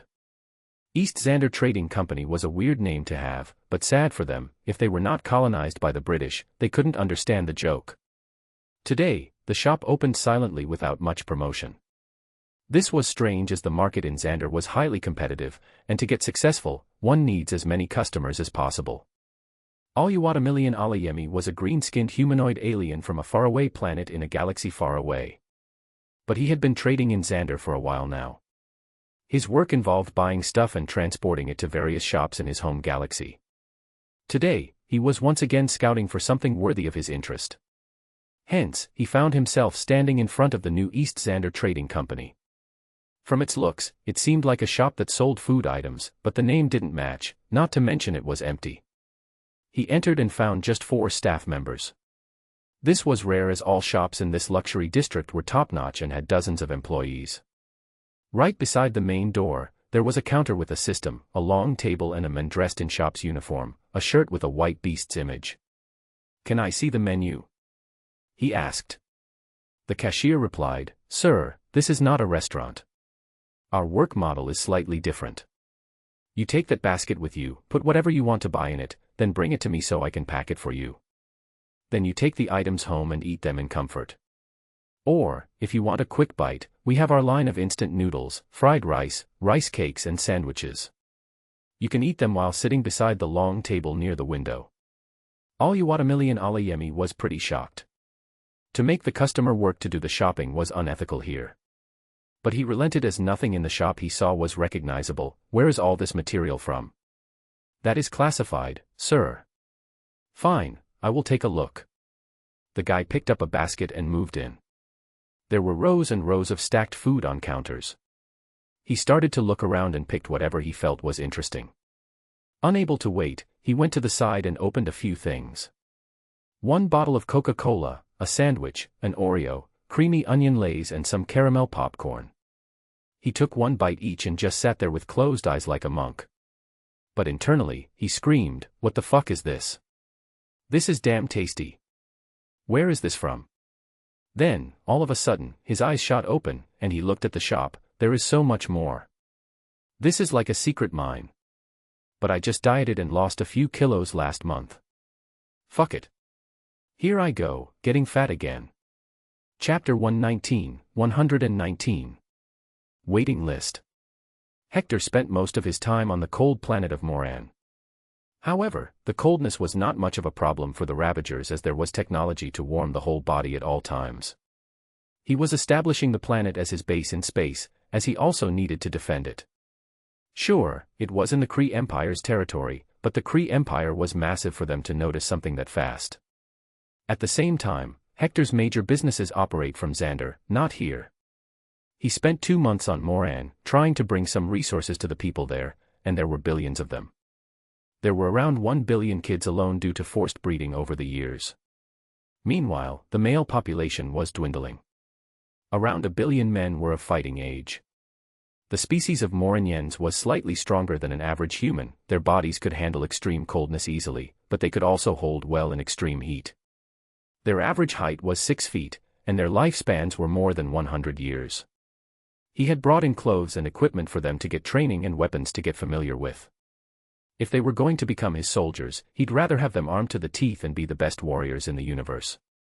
"Where will you be going now, President?" Yondu asked him, seeing Hector packing his bags. "Tarnax 4, to meet the Skrull Emperor, see if he's interested in an alliance." Adam added, "The chances look bleak to me. The man is a well-known warmonger, and rumors say he is mad. He killed the previous emperor and married his daughter. He's ruthless and borderline insane. That's what the official data in Kree ship tells us about him." Hector still seemed focused on doing this. I have to try at least. Who knows if he might agree? And what if he turns out a dumb maddening warmongering emperor? Logan joined in. Hector smirked, "Then I will do what the CIA does in South America." Logan smirked, but others had no idea what this even meant. "What?" Yondu questioned. With that, Hector remembered something. "Oh, Yondu, tell the clan to be ready. I need to head back to my home planet for some work. It will be a short visit. Can I see my mom's grave? Peter asked him. Hector did not plan to stay on Earth for too long. He was only interested in Captain Marvel, ensuring that she does get away from Kree control. Also, he wanted her blood. But for Peter, he could make some concessions. Sure, kid. Are you not taking us to the Skrull throne world? Kull entered, now a devoted general under Hector. No, not this time, boy. This mission could be extremely dangerous for us. They might try to hold us there or kill me. So, it's better if only Mooney, Logan and I go, since we have innate regenerative abilities. Meanwhile, the Ravagers will continue to train your population. You are to be their general too, so you need to start reading the books I gave you, got it? Hector briefed him. After all, the guy would be the head of a billion-strong army. All right, I'm out. Take care. Always keep the Kree ships on alert and use them as the first line of defense. If anything happens, you know how to contact me. He went on to board his smaller spacecraft, followed by Logan and Mooney. However, the people of Moran felt indebted to him for doing all this for them. But it was also true that he was doing it for Earth because the Kree Empire would try to mess with it sooner rather than later. The ship's pilot was a Ravager, since Hector was still learning how to operate it. He was not really a genius when it came to science and learning such things fast. But if it was about punching someone, he was the best guy for it. Logan was even more of a musclehead than him. And Mooney, he had the knack to learn it but not the fingers to press the buttons precisely. He'd probably tap some button and destroy a friendly ship. So they needed another guy to fly it. Boss, are you sure about this? I'm kinda scared of Skrulls. Come on, lad. You just liberated a planet from oppressors. You also got me, there is nothing to be scared of. Just hit the button, and we will be there in no time, Hector motivated his new pilot. The man had been with the Ravagers for a long time now but still lacked complete courage. The guy meekly pressed a few buttons and set the path. The ship soon started making jumps to the desired location. Hector began to plan with Logan and Mooney. Okay, I'm pretty sure we won't be allowed to meet the Emperor right away. We will have to wait. So I hope you two will show the best of your behavior. I don't want to make another enemy. Woof, Mooney barked, Dad, I'm always a good boy. Really? Then why did you poop in front of Yondu's door? I was playing with him. Bonky knocked on Mooney's fluffy head, no playing with poop again. Be a good boy, or I will start calling you Poopy Mooney from now on. Do you want that? Mooney's tail fell, and he made sad noises, no, Dad. Then Hector turned to Logan, and you, do not hit on any female or take out your claws. Do not get into a fight. If someone says something, back off and return to the ship. Ugh, that's not my style.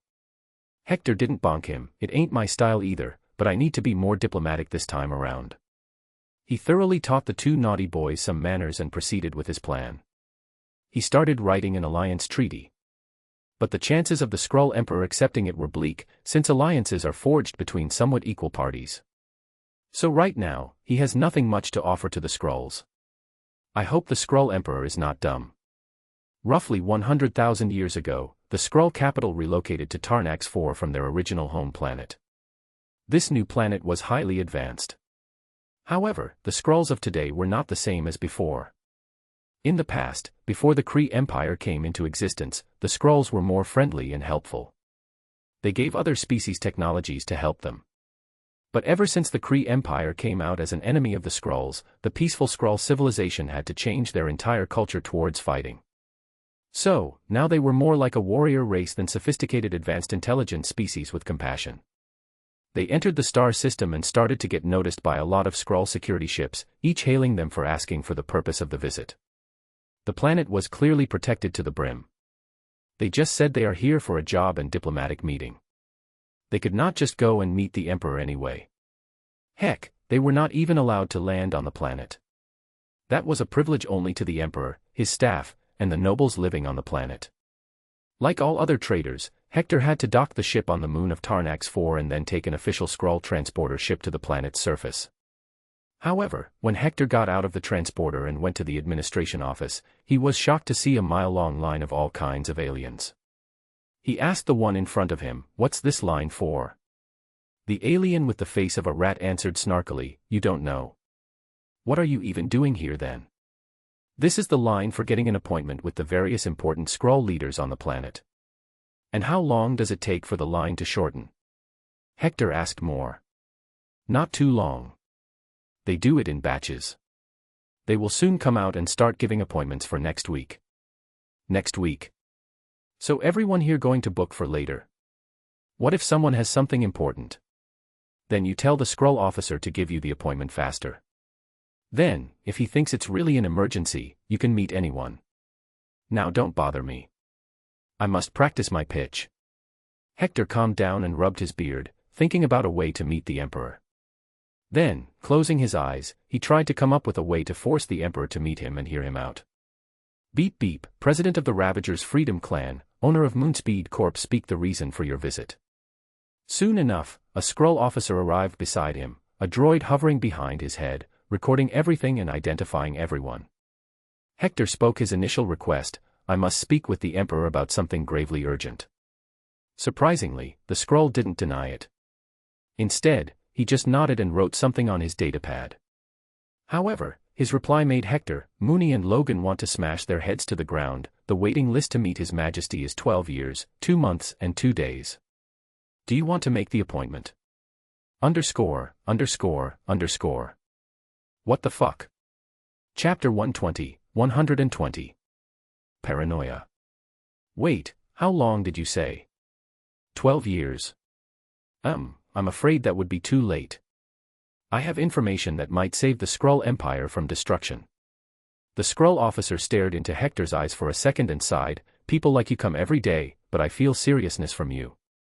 "Fine, I can shorten the waiting time to 3 years. If you have a reference letter from a high general or lord, then I can reduce it to a few months." "Scratch that. I need to meet someone urgently. It's fine if it's not the Emperor. Any one of his assistants will also do it.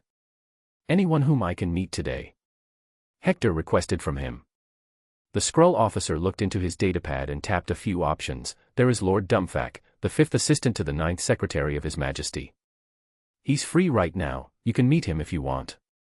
"What the fuck, how many secretaries does the Emperor have, and how many assistants do those secretaries have?" Hector was annoyed. But he relented. "Sure, I will meet him." "All right, take this card and go to that entrance door. It will lead you straight to the Waste Management Department of Tarnax 4. That's where Lord Dumbfak works." Underscore.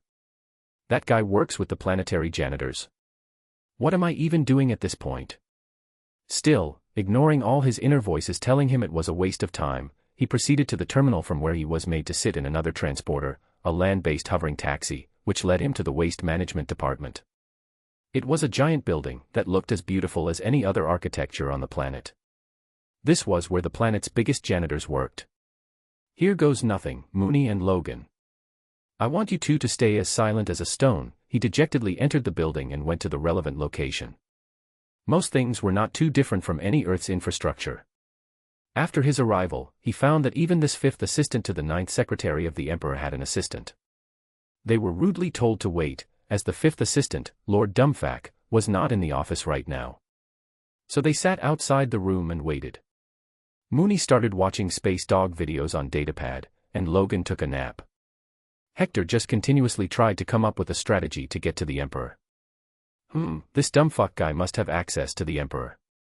After all, he's just 3rd in terms of administration circle from the Emperor. "He's in the room now, you may enter," the assistant of the assistant informed them. Hector snatched away the datapad from Mooney, much to his annoyance. Then patted Logan's head to wake him up. Work time. The three proceeded to enter. The door automatically slid open, as doors that needed hands were old school for peasants of underdeveloped civilizations. "Hello, Lord Dumbfuck, I am President Hector King washing fucking hell." "Woof. Dad, what the fuck is that?" Mooney rarely cursed, and he gets scolded whenever he does, but today, it was acceptable. Logan also grunted and tried to cope with what he saw. Hector had a similar expression, as there stood in front of him a Skrull, a bloody dwarf Skrull. Not just that, the guy had a face so pitiful, as if he had just returned from receiving 1,000 lashes and still had a giant arm-length dildo stuck up his ass. Since when did Skrulls also start turning out dwarf, Hector wondered. After all, for civilization this advanced, they should be able to create genetically perfect babies. The Skrull, like a little boy with candy, happily greeted them. "Welcome, I heard about you. You are the most sought-after person in the hired gun market." Hector entertained the midget Skrull. "Well, I aim for the best. And that's the reason why I am here. I don't know if you know, I sneaked into Hala not long ago and found some really grave news. Well, let's just say, I am not a friend of the Kree anymore. But, I did find some news about the Skrull Empire there. For that, I must meet His Majesty personally and reveal the details." At that, Dumbfack's eyes shined. He smelled an opportunity to rise through the ranks. So he quickly turned softer and talked with honey-coated words. "Really? Then the Skrull Empire will forever be indebted to you. What may be the details you found on Hala?" Hector made the best constipated face he could, so the Skrull knows he's conflicted. I don't know if you will believe me, and who knows, what if the Emperor does not trust you? Meeting him is not possible, President Washington. He is a busy man. But if you tell me, I may be able to bring the information to him." This fucker trying to play politics with me, Hector scoffed internally and decided to play Hell's Inquisitor this time. In an instant, he activated his Crossroads Demon Soul Buyer power. It made him look like a demon for a split second, as he had to put a disguise on himself next. "Tell me, Lord Dumbfack, what do you desire the most? What is your deepest darkest fantasy, something that you wish was a reality? Tell me everything you desire, and so shall you acquire." All of a sudden, Dumbfack's eyes had a different shine to them. He smiled and started blabbering. "That bitch, wife of Emperor, I want to make her mine. Show that fucker that I can satisfy her better. I want to become the Emperor one day and have the entire empire be mine." Hector smirked. It was a straightforward dream. Seeing that the guy was still under the effect of his ability, he pushed forward a soul-buying contract. "As long as you do my bidding, you shall have a reward that is befitting. Be a harbinger of my personal message, that's all you have to do." Dumbfack looked at the paper dreamily. His hand moved automatically. Weak-willed people were always easy to fool. Hector had felt that over the years. Bam! The midget Skrull slammed his thumb on the paper, sealing it with his blood. It was as easy as a deal could be. But Hector's work was done. Before Skrull woke up to his senses, he proceeded to leave. "Let's go, Mooney and Logan. Our work is done here. We will be called by the Emperor soon enough." "What did you do?" Logan asked him. As he only saw him acting weird, as if controlling Skrull's mind. "Haha, nothing. Do you know what's the biggest enemy of any ruler? It's paranoia. And when it becomes so much that you don't even trust your close ones, that's when the fall of an empire starts. Just wait and watch." As soon as Lord Dumbfack woke up to his senses, he found himself alone in the room. The paper was still there, which he had signed. Was that a dream? But the paper said the things clearly. There was an envelope placed on his table that he was supposed to give to the Emperor in return for all the contract benefits. He was happy, thinking he had met some sort of occult personality, a god or something. What he didn't know was that the contract was only meant to fulfill his wishes in his dream just once. As he had never mentioned that he wanted all these things while being awake. Hence, once he has his dream, he will die automatically. He quickly gathered his items and ran off to the Imperial Palace. He fought all his seniors and got himself a meeting with the Emperor by any means. The Emperor's name was Dorek 7. He was not too taller than Dumbfack. In personality, the Emperor was as mad as they came. So Dumbfack was taking a significant risk by doing this. Blinded so much by the dream that Hector made him see and the deal later, which he believed. This made him one of the dumbest beings in the galaxy. "Your Majesty, please, this is an important message for you." "Dumbfack, what are you doing here? I only gave you the job because you are my distant cousin." Dorek 7 was not very happy to see the worst of the Skrull genetics in front of him. Though he was one ugly son of a bitch himself. Dumbfack insisted, "Have a look. It has information for you, important information." Fine, Dorek 7 could do this much for a family member, although he didn't really love them. He had kept his own brother locked up in prison for decades now. The Emperor tore open the envelope and unfolded the paper inside. He glanced at it and then dumbly looked back at Dumbfack. This is it. Yes, Your Majesty. I gained this from a man who recently infiltrated the Kree homeworld of Hala. Whoosh! Dorek 7 angrily tore the letter into pieces. Who was it? What was in the letter, Your Majesty? He asked him. But the Emperor would not have any of it. Guards. Arrest this fool. Find out who met him and call him here. I must meet him. Who is the mole? Who is spying for the Kree? My wife? Her brother? My general? Or my son? Who? As Hector had expected, just a tiny seed of paranoia could destroy empires. Chapter 121. Back to Earth. Hector knew that he would be called soon after, as he understood how deep the insecurities could penetrate once they take home in one's consciousness. Just in an hour, when they were resting in a restaurant, emissaries from the Emperor came. They were more like armed guards. They were to take Hector forcibly if he didn't obey. His Majesty demands an audience with Hector King Washington immediately. Come with us, they haughtily ordered Hector. Shrugging, Hector got up, holding a sandwich in his hand still. Let's go then, boys. I came to this planet to meet him too. Logan, Mooney, pick your food too and follow. Do not bring such things to the royal place. Hector snorted. I paid for this food. Why would I throw it away? But, don't worry, we will finish it before entering the palace. Lead the way now. I'm sure the Emperor will get angry if you delay. The guards nodded and led the way. Indeed, they didn't want to die for disobeying the Emperor, who was seething in rage as of now. The three were soon brought into the royal palace and even went further into a secret chamber. But the guards stopped them outside. Only you go. The animal and the human stay. Sure, Hector shruggingly entered the room. He would have normally gotten angry on Mooney's behalf, but he ignored it this time. Inside, he found the Skrull Emperor sitting alone on a throne made of some golden metal, but it was not gold. He had a crown on the head and some fluffy royal robes on the torso. There was nobody in the room other than the two. Dorek 7 smugly raised his chin while he continued to eat something from a plate on the side of his throne. Should you not greet a king with the correct courtesy? I bow to no king or lord, as I do not believe in monarchy. I salute only, and you have mine. Hector half-assed saluted him. Good to meet you. Dorek 7 sneered but did not raise his voice, as he needed something from him. Fair enough. Take a seat. Did you pass the letter to my dumb cousin? I heard you infiltrated not only Hala but also Sakaar and lived to tell the story. So what were you doing on Hala? Some Nova work. It's nothing too important, but I learned that Kree Empire is on the verge of collapse, and it's for the worse. Supreme Intelligence might get changed with a Kree warlord as the Emperor. If that happens, the war between Skrulls and Kree will intensify.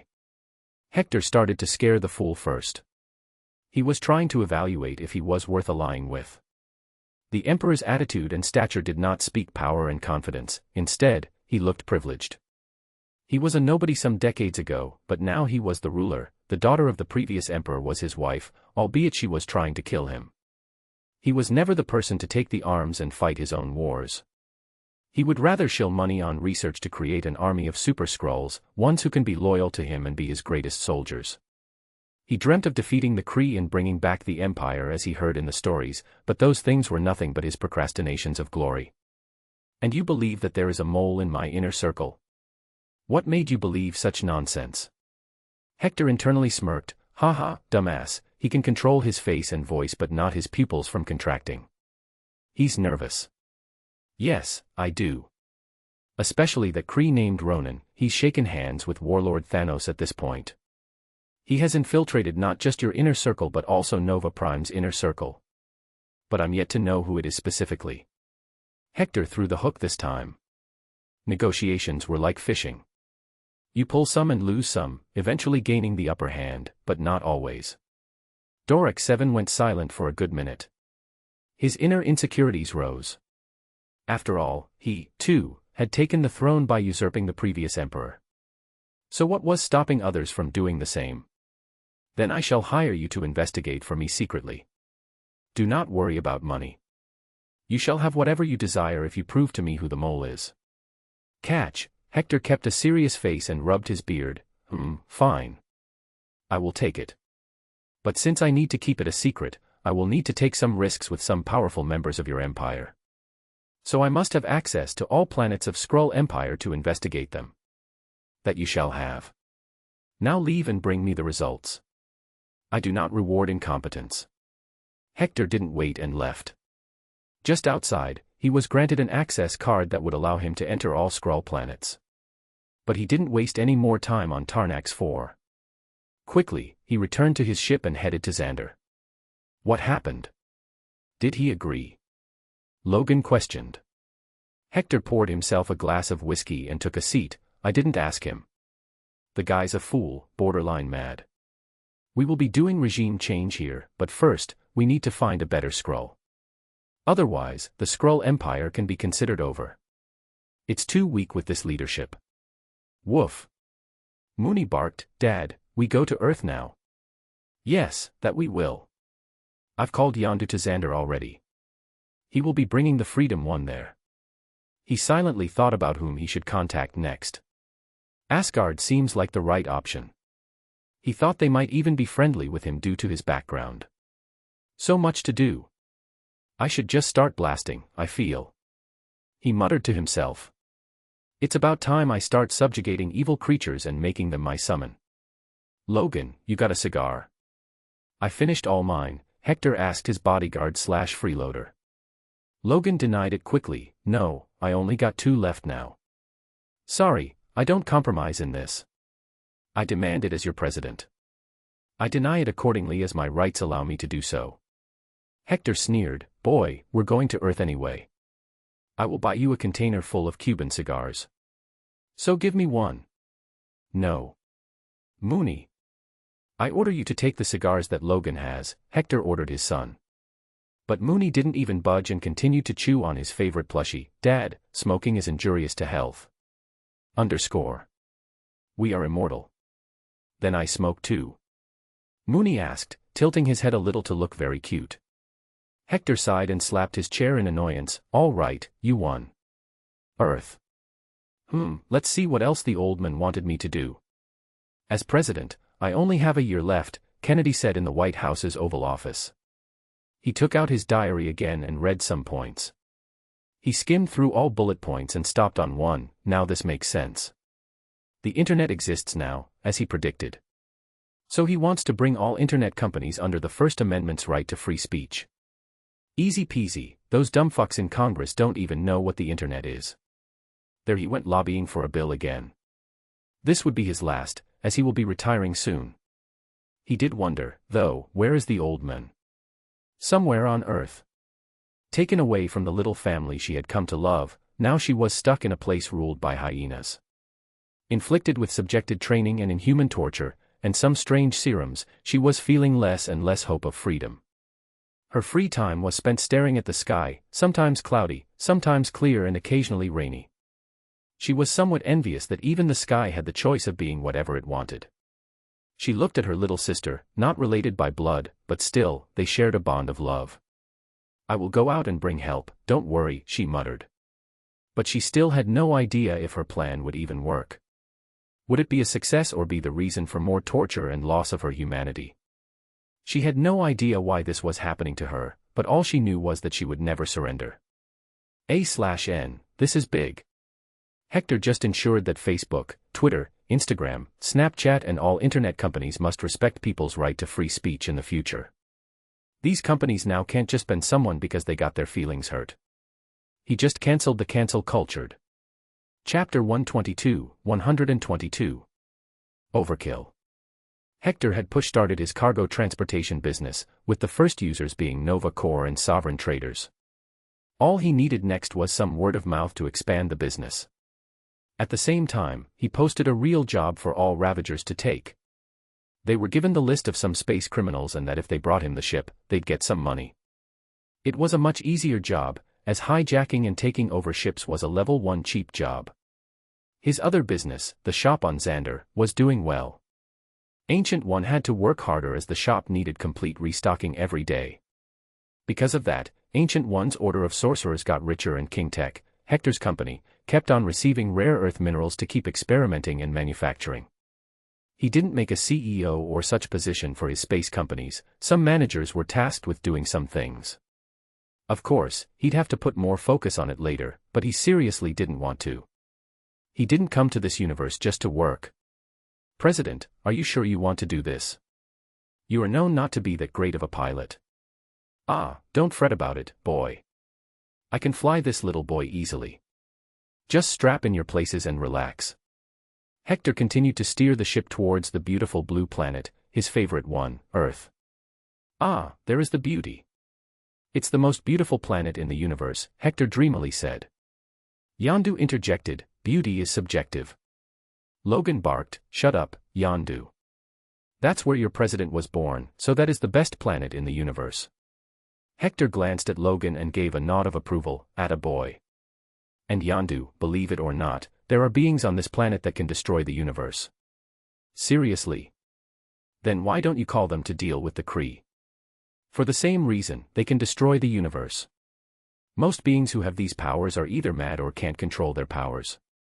Hence, it's better to let the sleeping giant stay asleep. Don't worry, my boy. I will whoop the Kree sooner rather than later. Hector assured him. B-boss, may I take the controls back? Kraglin Obfontery asked. The man had a face that seemed to be always frowning. Woof.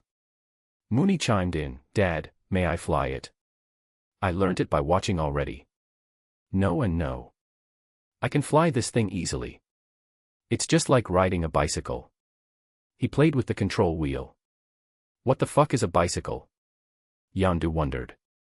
Smartly, Adam answered, it is a man-powered two-wheeled vehicle for personal use. We're going to die. A few minutes later, the ship started to fall through the atmosphere, clearing away the clouds like a hot knife on butter. Hector enjoyed his time while his favorite song played. Even Mooney was wobbling with it. It was the good old Mr. Blue Sky. Crank up the volume, son. He ordered. Mooney quickly came to the console and tried to roll the turner with his cute fluffy paws. However, he also mistakenly pressed a switch. Mooney. That's the button for shutting down the landing pads. Hector scolded him, but sad for him, the pads had already started to get folded. Damn it, just when it was going nice. Strap on, boys, Hector shouted the command. We're all going to die. I can't believe. This is how it will happen. After so many years of risks. Yondu prayed to whoever God his people prayed to. Logan and Mooney had no care. They couldn't die from injuries anyway. Hector was focusing on the ground at the same time. He had pressed the button to erect the landing pads again, but they would take time, and they were descending too fast. This is going to be a rough one, sons. There was a lot of snow on the surface, for as far as he could see, there was a sheet of ice. But Hector knew he was not over any lake. Great, a nice place to crash land. He made the ship gain some speed instead of just falling straight down. Then he decreased the speed and let the ship slowly touch the ground. The launch pads were useless in this situation. Fuck. It would damage the ship. Hector, shocking all of them, got up, opened the emergency hatch from the control room itself and jumped out. Adam, come and help me from the back of the ship. He jumped straight to the front of the sliding ship and dug his feet into the snow.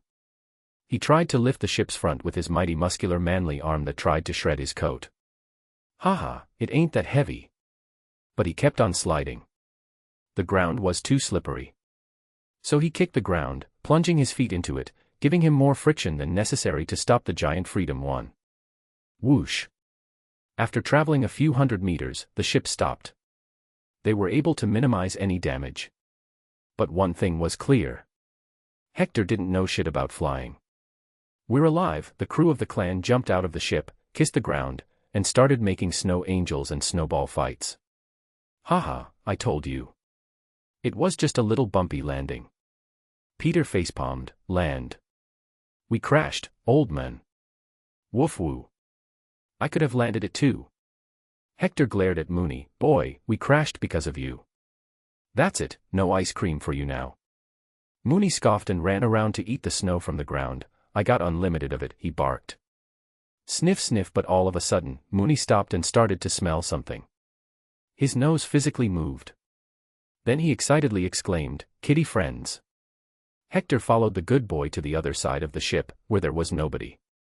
But, as soon as they arrived, they noticed a young little red-haired girl, looking distraught. She was scared by the barks of Mooney and of getting caught. But then she saw the old man's face and instantly recognized, "Why you? I read in the books. Mr. President." Hector walked toward her as he felt she looked a bit familiar to him. He knelt down to her level. "Well, you know me already, so why don't you introduce yourself, little one?" However, she quickly leapt at him and wrapped her arms around his neck to hug him. She put her head to his side and stayed silent, not crying. "I am Natalia Alienovna Romanov. Help me, my sister, and..." Hector tried to remember if he had seen any movie related to this girl but could not remember it. "Oh no, I have no idea what happened in the movies that came after I died in my past life." Still, that didn't mean he'd leave things aside and let this little child be in distress. "Sure thing, child. What help do you need?" "The Red Room, they have kept my little sister, she's just 5 years old. They will, oh no, they will do the same things to her. Please help her," she pleaded to him wholeheartedly. As she had promised her sister, she would bring back help. She had learnt about Hector in detail when she studied in a school in the United States. Each book had his mention, be it science or history. Each classroom had his posters.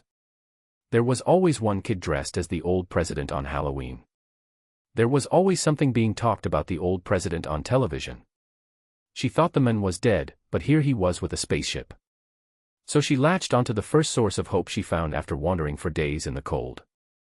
Her hope was the man who was said to have saved the world. Hector lifted her up and put her on his shoulder. She was small for the age of 11. He reckoned that it must have something to do with the torture she must have faced. Woof! Mooney barked at Hector angrily. "Haha, calm down, boy. You can play with her later. But, for now, let me help her." He walked back to the other side of the ship and found the Ravagers. "Listen up. We have a mission. This young child here revealed to me that she, her sister and many more young girls are being tortured by a secret evil organization not far from here. It's called the Red Room." Logan grunted in disgust. "Ugh, fucking Soviets." Hector continued, "So pick your arms, for it is time for purge. Yeah. Kill the animals. Nobody harms kids. Give them slow death. Slit their wrists and let the blood flow. Let's blood sacrifice them. Feed them to cannibals." Mooney also growled and showed his fangs. Whoa. The war cry had been made. Weapons were picked up, and the Ravagers armed themselves to the teeth. After spending years with Hector and going on many righteous missions, they too felt like liberators now. Hector raised his fist. "Let us hunt." A team of 50 Ravagers, Hector, Mooney, Logan, Adam, Peter and Yondu departed. It was an absolute overkill, but that's what they aimed to do. Chapter 123. Freedom Glanpa. The Soviet Union was a pussy in this timeline because Hector kept them terrorized all the way until 1988. And sad for them, the year he left, Chernobyl happened. Then in 1991, the USSR disintegrated, splitting into smaller pieces. Hector had already kept the SHIELD team ready for this. Next, without a moment of delay, all newly released nations were given a dose of capitalism, a free economy and a better life brought by the American dollar. As soon as people started liking the US, the governments secretly signed a NATO agreement.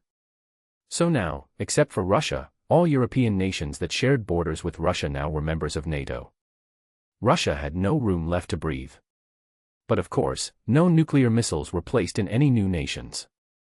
This time, Russia was not as strong because Hector had ensured that nuclear weapons technology would not fall into their hands for as long as possible. Hence, the Soviet Union made the nuke years from when they were supposed to. This ensured that the United States could do whatever it wanted for a long time under him. This consisted of isolating the Soviet Union, ensuring that they couldn't sell their products outside. In this timeline, India was an ally of the United States. Hence, a major market and friend for the USSR was lost. A total of 7 nations had the United Nations Security Council's permanent seat here. This included the United States, the United Kingdom, France, South Africa, Russia, India, and China, the Democratic one, because Nixon never came to power this time. This ensured that the Soviets only had the support of the Chinese.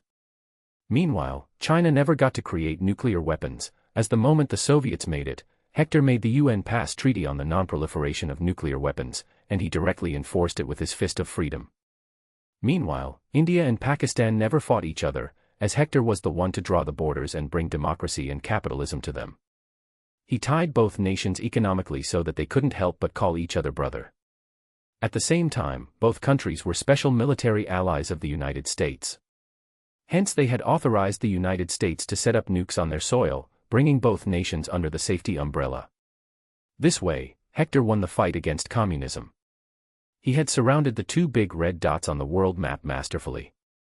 Only the Middle East was a tough nut to crack, and Hector had left before he could do anything about it. Red Room Academy, Russia. The Red Room Academy made assassins and spies for the Russian government, not the Soviet Union. They were cruel in their methods and ready to go to any length. General. Look, a crowd is headed our way. Who are they? I don't know. They all look weird. One is blue, one has the head of a cockroach, one looks like a fish, and another one is all golden. There is one with long claws and also an old man with L. By the gods. Red Demon. The control room went into a frenzy as soon as the visuals showed Hector leading a group of weird-looking aliens towards the secret base in the frozen lands. They could not understand how this was even happening. The men should not be there, or anywhere. Quick! Sound the alarms. Boom. Sad for them, before they could do so, a fat boulder came falling on them, smashing into their watchtower and destroying it to pieces, crushing all those inside it. Haha, did you see that? What a nice throw. Hector boasted smugly. Natasha, my child, show us the way now. Where do they keep other girls? He asked the redhead, who was sitting on Mooney's back now. There, in the building.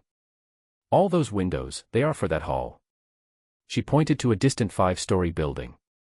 Hector nodded and led forward. Remember, boys, if you see any men with a gun, you can have your fun. Yeah. Kill the bastards. They were pumped. Energy guns blazing, they all ran into the various complexes in groups and started to kill all soldiers. Hector went where Natasha told them to. They came across many more soldiers on their way, but Logan took care of them. However, Hector had to stop him. Don't be so bloody now, Logan. We have kids nearby. He made small talk with Natasha at the same time, to know what was even her story. So, how did you end up here? I was purchased by General Dreykov from my mother. I spent the past few years in Ohio with a fake family, but then the undercover mission ended. I thought, they really loved me. Here, they injected me with something and made us train. It hurts. Hector patted her head. It's all right now. I'm here. Be it General or even the President of Russia, I will crush their skulls. Fuck, I don't want to see that again. It was disgusting, Logan scowled. Bonk Mooney jumped and slammed his paw on Logan's head. Wahoo. Haha, he's saying language. Logan, you should find a wife or something and become a father. That will make you a good respectful man. Hector advised him wholeheartedly. After all, Logan was growing old. I'll pass. Maybe the day you find a wife, I will start dating. Logan smirkingly replied, knowing too well that Hector had a hard time finding a lover. There. Natasha suddenly exclaimed and jumped down from Mooney's back to run towards her sister. Hector also rushed, fearing a stray bullet or something would harm her. Slow down, child. Natasha ran to a little girl, about 5 years old. She had reddish blonde hair and a chubby face. She was delighted to see her big sister and ran towards her. Natasha hugged her. I told you I would bring help, see. Meanwhile, Hector and Mooney were feeling puffy in their chest. The little chubby-cheeked child was too cute. Mooney walked towards her and licked her face, then he tapped her head with his soft paw and declared with barks, "This child is mine now." But Hector didn't accept. Wrong, Mooney. We're in Russia, so this child is ours now. Like a fawning old grandpa, he picked her in his arm and caressed her head. "What's your name, little girl?" In an instant, she gave an innocent, radiating smile that's put the sun to shame. "Yelena, who are you, grandpa?" I felt that in my heart. "Haha, I guess it ain't that bad to adopt kids," Hector muttered to himself. He tapped Yelena's nose and replied, "Haven't you seen my photo in your school?" Yelena tried to think about it hard and closed her eyes. Then she abruptly opened them, light shining in her eyes. She replied with full confidence, "WAAA. I remember. Freedom grandpa." Hector, Logan, and Mooney burst out laughing. Logan took out candy from his pocket and gave her. "Here, taste this." "Stranger danger, Mom says don't take food from strangers," Yelena rejected him. "Woof." Mooney gave her a chocolate bar that he took out from somewhere in his fur. He gave one to Natasha too. This time Yelena took it. "Hee, thank you." "Is he not a stranger?" Logan asked her. She smartly answered, "Dogs are good people." Hector chuckled, "Absolutely right. Let's go now and save your friend." Natasha remained on Mooney's back and Yelena on Hector's. They proceeded deeper into the complex of corridors and rooms. Natasha was brilliant and knew all paths. She led them to a big hall with dozens of bunk beds. Girls were sitting on them or sleeping. All were older or of similar age to Natasha. Yelena was perhaps the youngest. Hector announced to all, "Children, follow me if you want to leave this hell." Natasha ran to those she could call friends and told them about Hector. Not all of them were allowed to leave the Red Room Academy before, so they didn't know about Hector. They were kept here since their infancy. "Stop right there. This man is an imposter. The old president is dead. If you go with him, you will face a harsher life. And I will still find you." Out of nowhere, the man who ran the program appeared, in his lab coat. It was General Dreykov. Hector smiled at the guy. "Oh, I'm dead then. Fine, let's see if I can plop your skull like a watermelon." "Press, no. There are kids," Logan reminded him. Sighing, Hector lifted General Dreykov by his throat. "You caused so much pain to these poor little girls. But, do you know, there is a special place for folks like you in hell? You get boiling oil baths daily and whatnot. I won't elaborate, as you got a ticket straight there." General Dreykov was a heavy man, and with the ease Hector lifted him, it made it clear that this was the real deal. "FFUCK. You're supposed to be dead." "Nah, I'm just on vacation. Good night." Crack, the neck broke, making the head wobble like a lifeless snake. Thud, Hector threw him away to the floor. "Now, there is supposed to be another woman, right? How can I not kill her? I believe in gender equality, after all." Ting.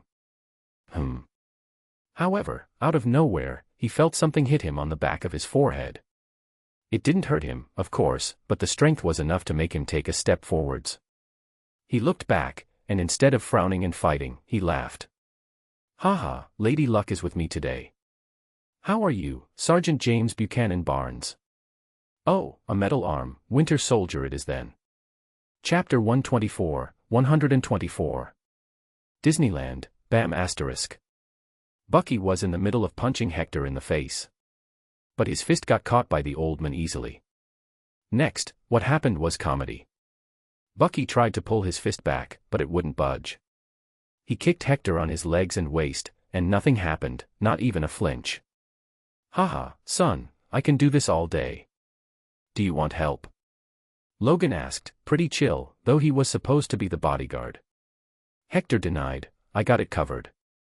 There is supposed to be another mastermind behind this operation, a woman. Get her too." Grr. At the same time, Mooney had fallen in love with Bucky's metal arm and only wanted to chew it. And one thing Mooney was not good at was self-control. Whoa. He jumped on Bucky and plunged his teeth into the strong metal arm with ease. After all, Mooney's teeth were now made of adamantium. Now Bucky found himself caught from two sides. He frowned and twisted his shoulder slightly. Whoosh, in a dramatic movement from his shoulder, the metal arms got detached, and the Winter Soldier jumped back a few meters. Mooney was quick to take it and run off. Bang! But Adam flew in that instant and punched Bucky in the face, sending him flying through the wall, outside in the field. His body fell with a few bounces. Easy there, Adam. We are not here to kill him. These evil folks have brainwashed that guy. He's a good man otherwise. Hector reprimanded him and decided to end this. He jumped out of the 5th floor of the building, right on top of Bucky's body. Then, he pressed him down with a foot on his chest. Stay down, lad. Don't you seriously remember anything? Steve. Steve. Big cock. Bucky muttered the name as if he felt it was familiar. Yes, he was like your brother. Don't know about any cocks though, another friend. Come on, wake up, son. These fools have been using you. Hector yanked his body. Unhand me, you mongrel. Just then, Logan arrived. On his shoulder was a woman, screaming and wriggling to be freed. Logan didn't budge and just threw her to the ground. Fucking bitch, she scratched my head like a satanic cat.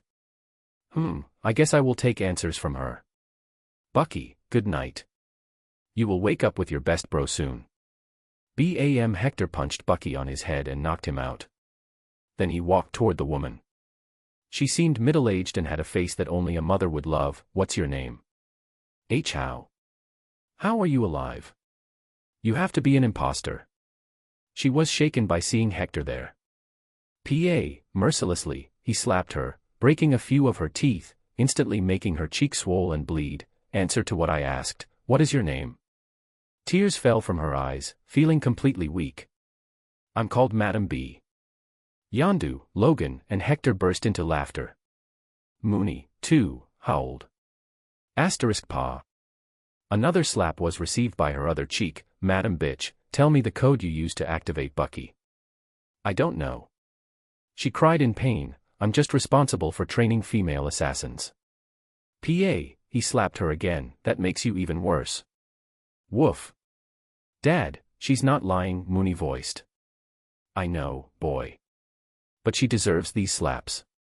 She's going to die anyway. Hector lifted her by grabbing her from the hair. Then tell me where the code is written. You are second in command of this academy. Now, don't say you don't know. I have more means to make you speak. He looked into her eyes. Fear sticker, in pain, she hung in the air like a lone banana on a tree. It's in the book.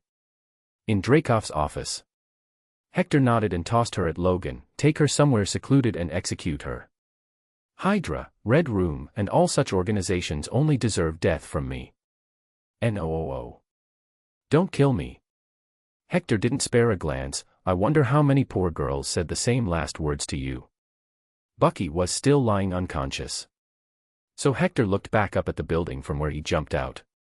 The Ravagers had already swept clean the base and were now helping the girls. Natasha and her little sister were looking at Hector's ruthless form from the broken wall.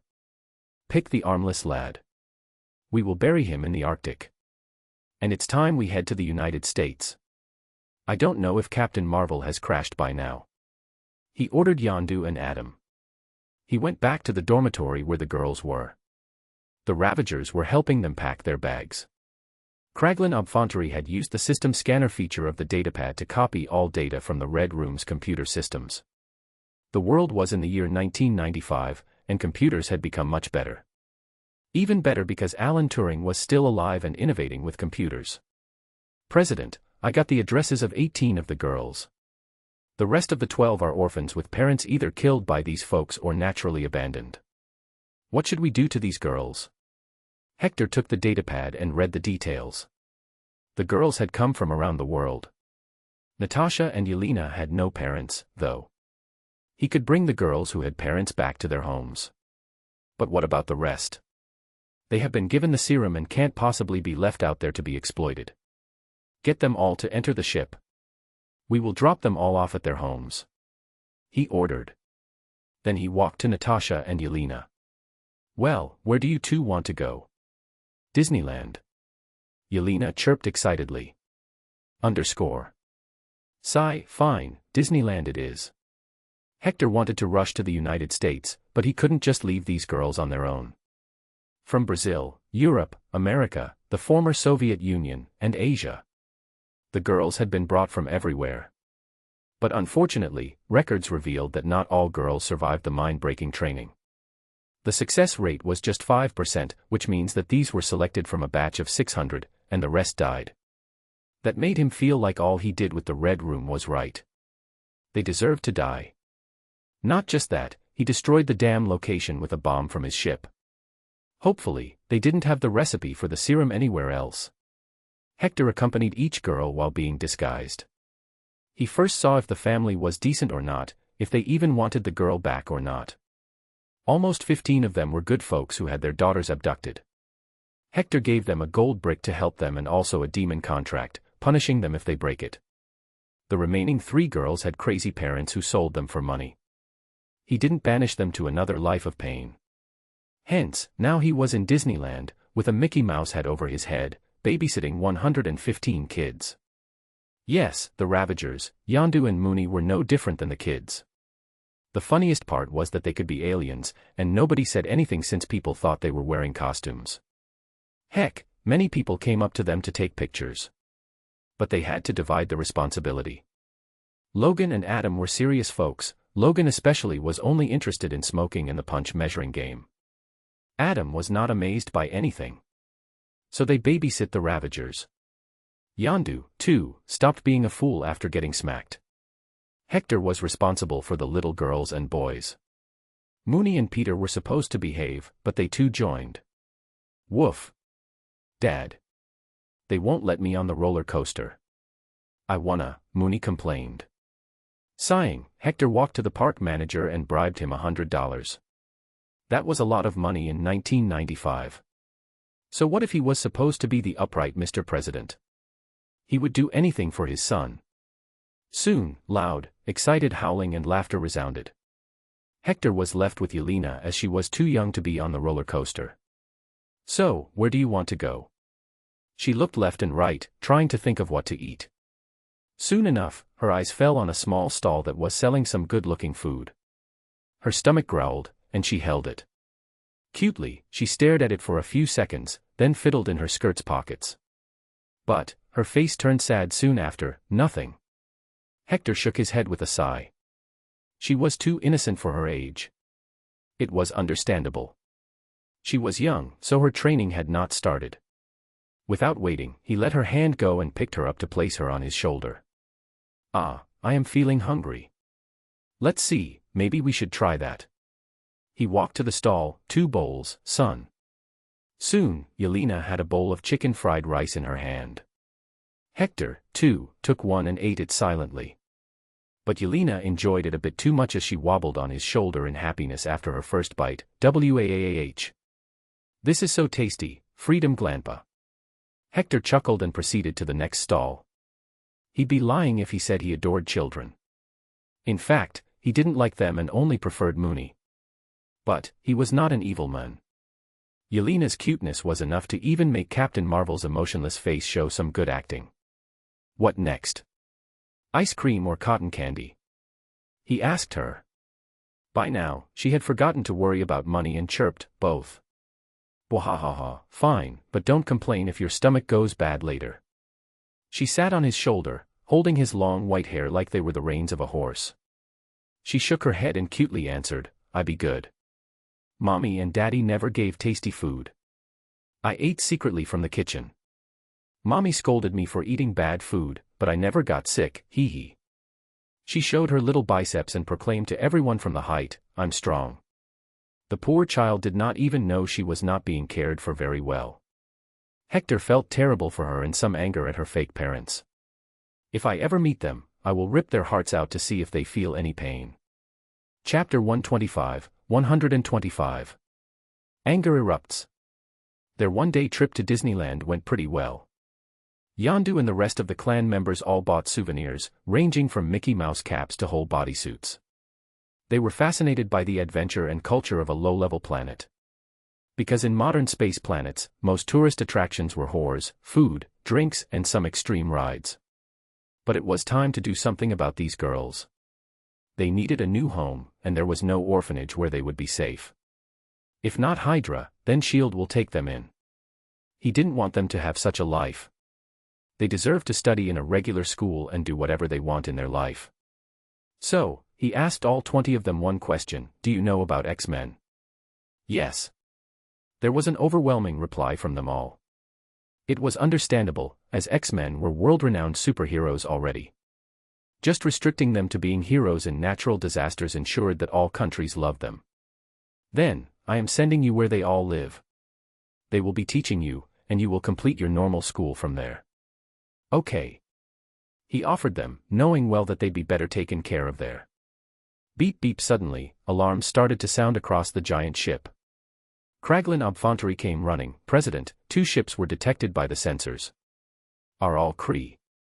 No, one Kree and the other one is unknown. It appeared out of nowhere, as if.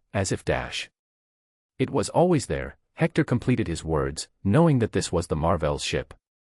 Okay, Logan and Adam, you two will take a smaller craft and drop the girls off at school for gifted children. I will deal with the Kree. He ordered them. Adam was needed to fly and Logan for the address. Understood. Adam prepared to leave. The girls also followed up since they didn't have any attachment with Hector.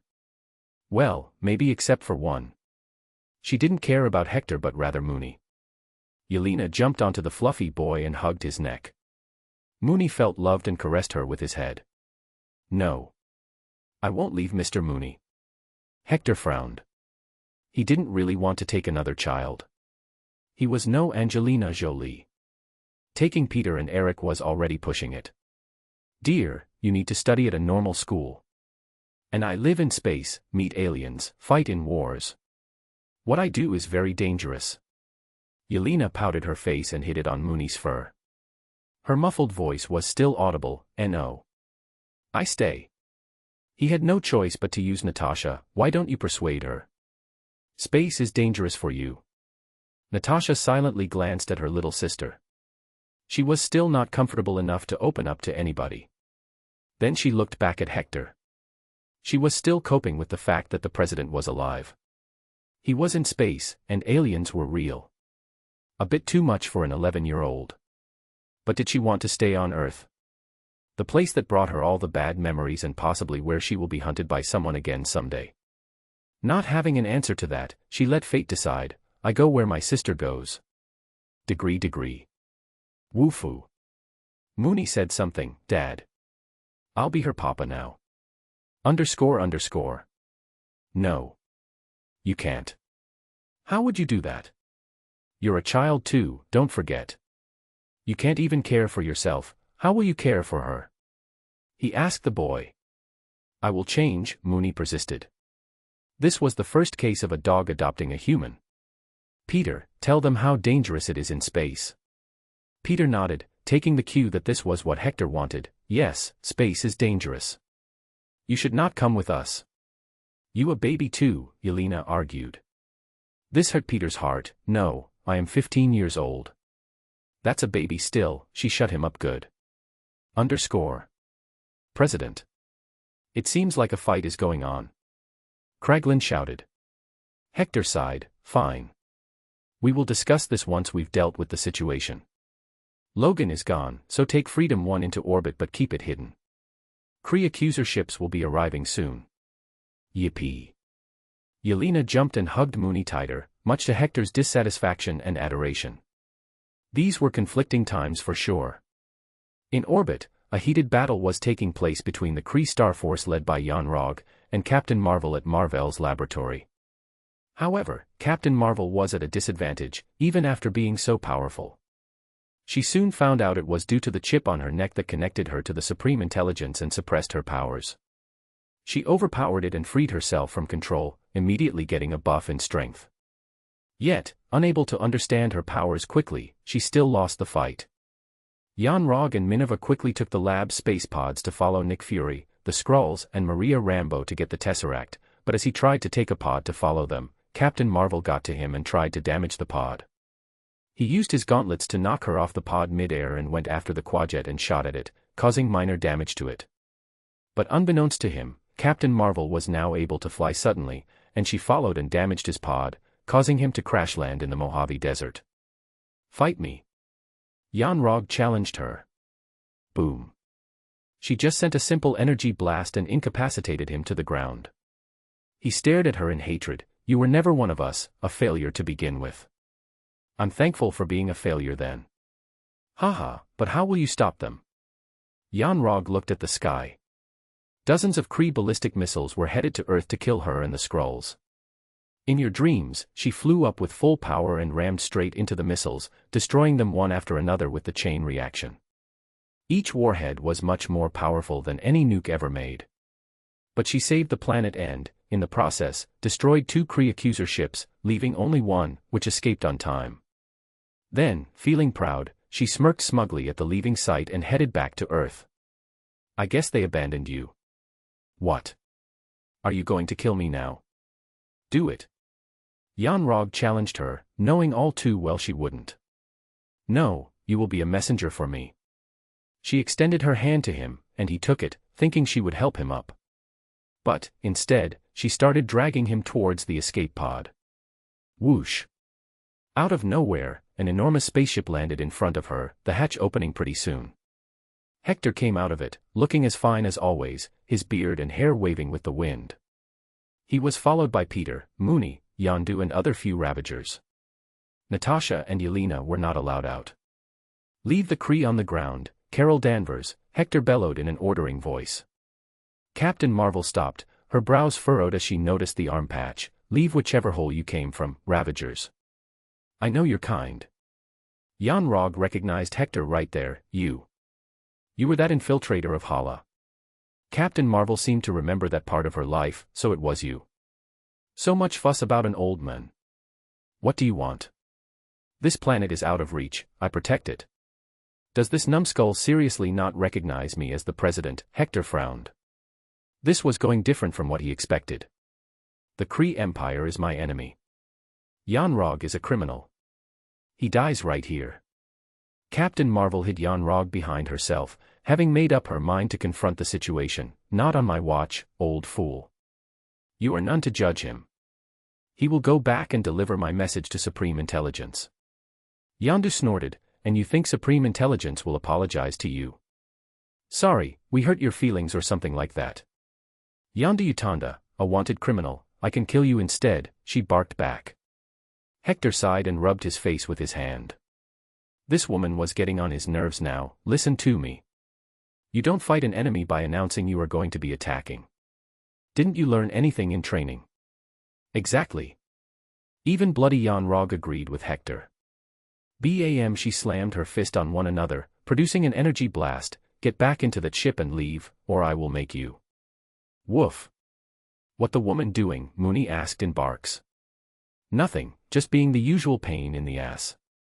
Spread out, boys. Mooney, I will distract her. You go and rip the neck apart of that Kree bastard. Hector instructed them in whispers. However, he did not attack quickly. Instead, he took out the datapad and projected a video. This is what your Kree Empire did on the planet Moran. A planet that had sworn to the Kree Empire but dared to ask for freedom to rule. The Kree secretly forced them into slavery. Blood is on your hands too. The hologram showed the horrors on the planet, all the way until they found the Kree, and he confessed to all. But Captain Marvel showed no emotion, and that makes killing Yanrog right. No, but stopping your mouth is absolutely right. Go. Hector shouted and leapt towards Captain Marvel from a height, knowing that she could fly easily.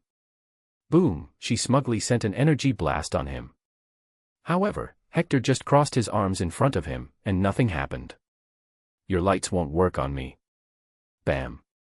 His fist connected to her jaw, throwing her a few steps back. But it didn't do much damage to her other than making her nose bleed.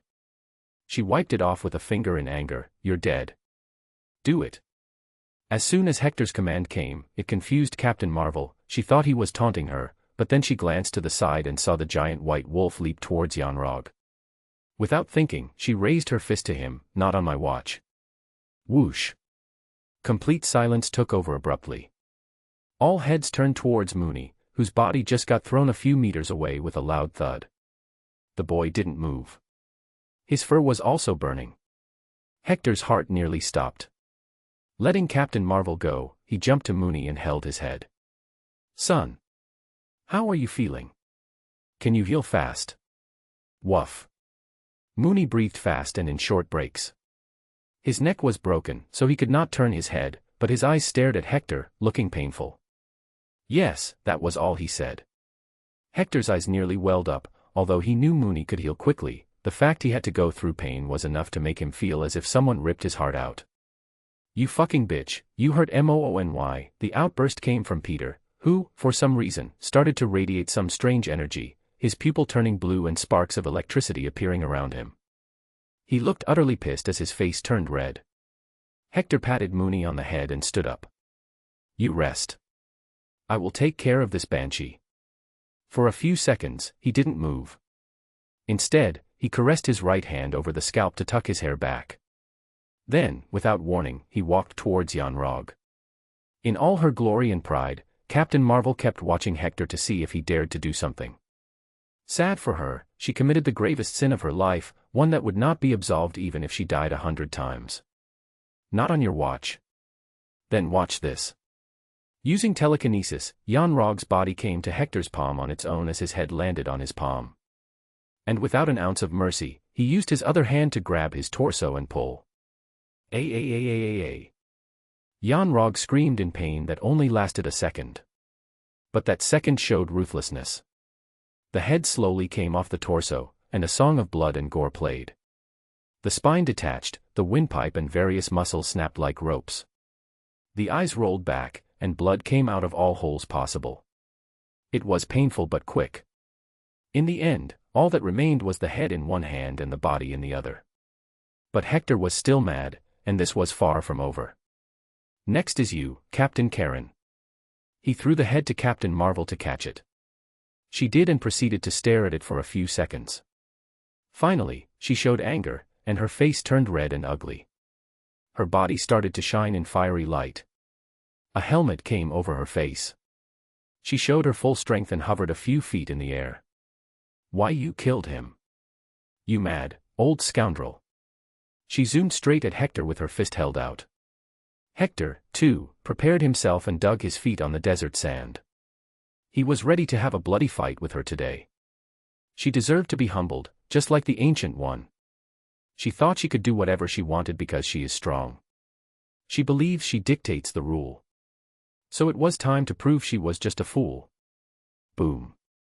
But she couldn't reach him as she found her body frozen midair. The reason was right in front of Hector. A tall, red wavy-haired girl in a yellow and silver X-Men suit was hovering. Sparks of fire surrounded her as she roared at Captain Marvel dangerously.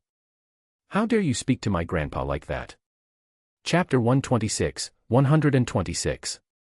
Humbled. How dare you speak to my grandpa like that?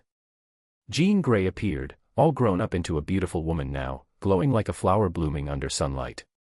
She radiated an aura of strength, much more so than Captain Marvel. Hector chuckled, "It's good to see you again, Jean." She let Captain Marvel fall to the ground and turned around to hug him. "Grandpa. I missed you so much." Hector hugged her back and patted her head. "Look at you, grown up, so pretty. And you learned to control your secret powers."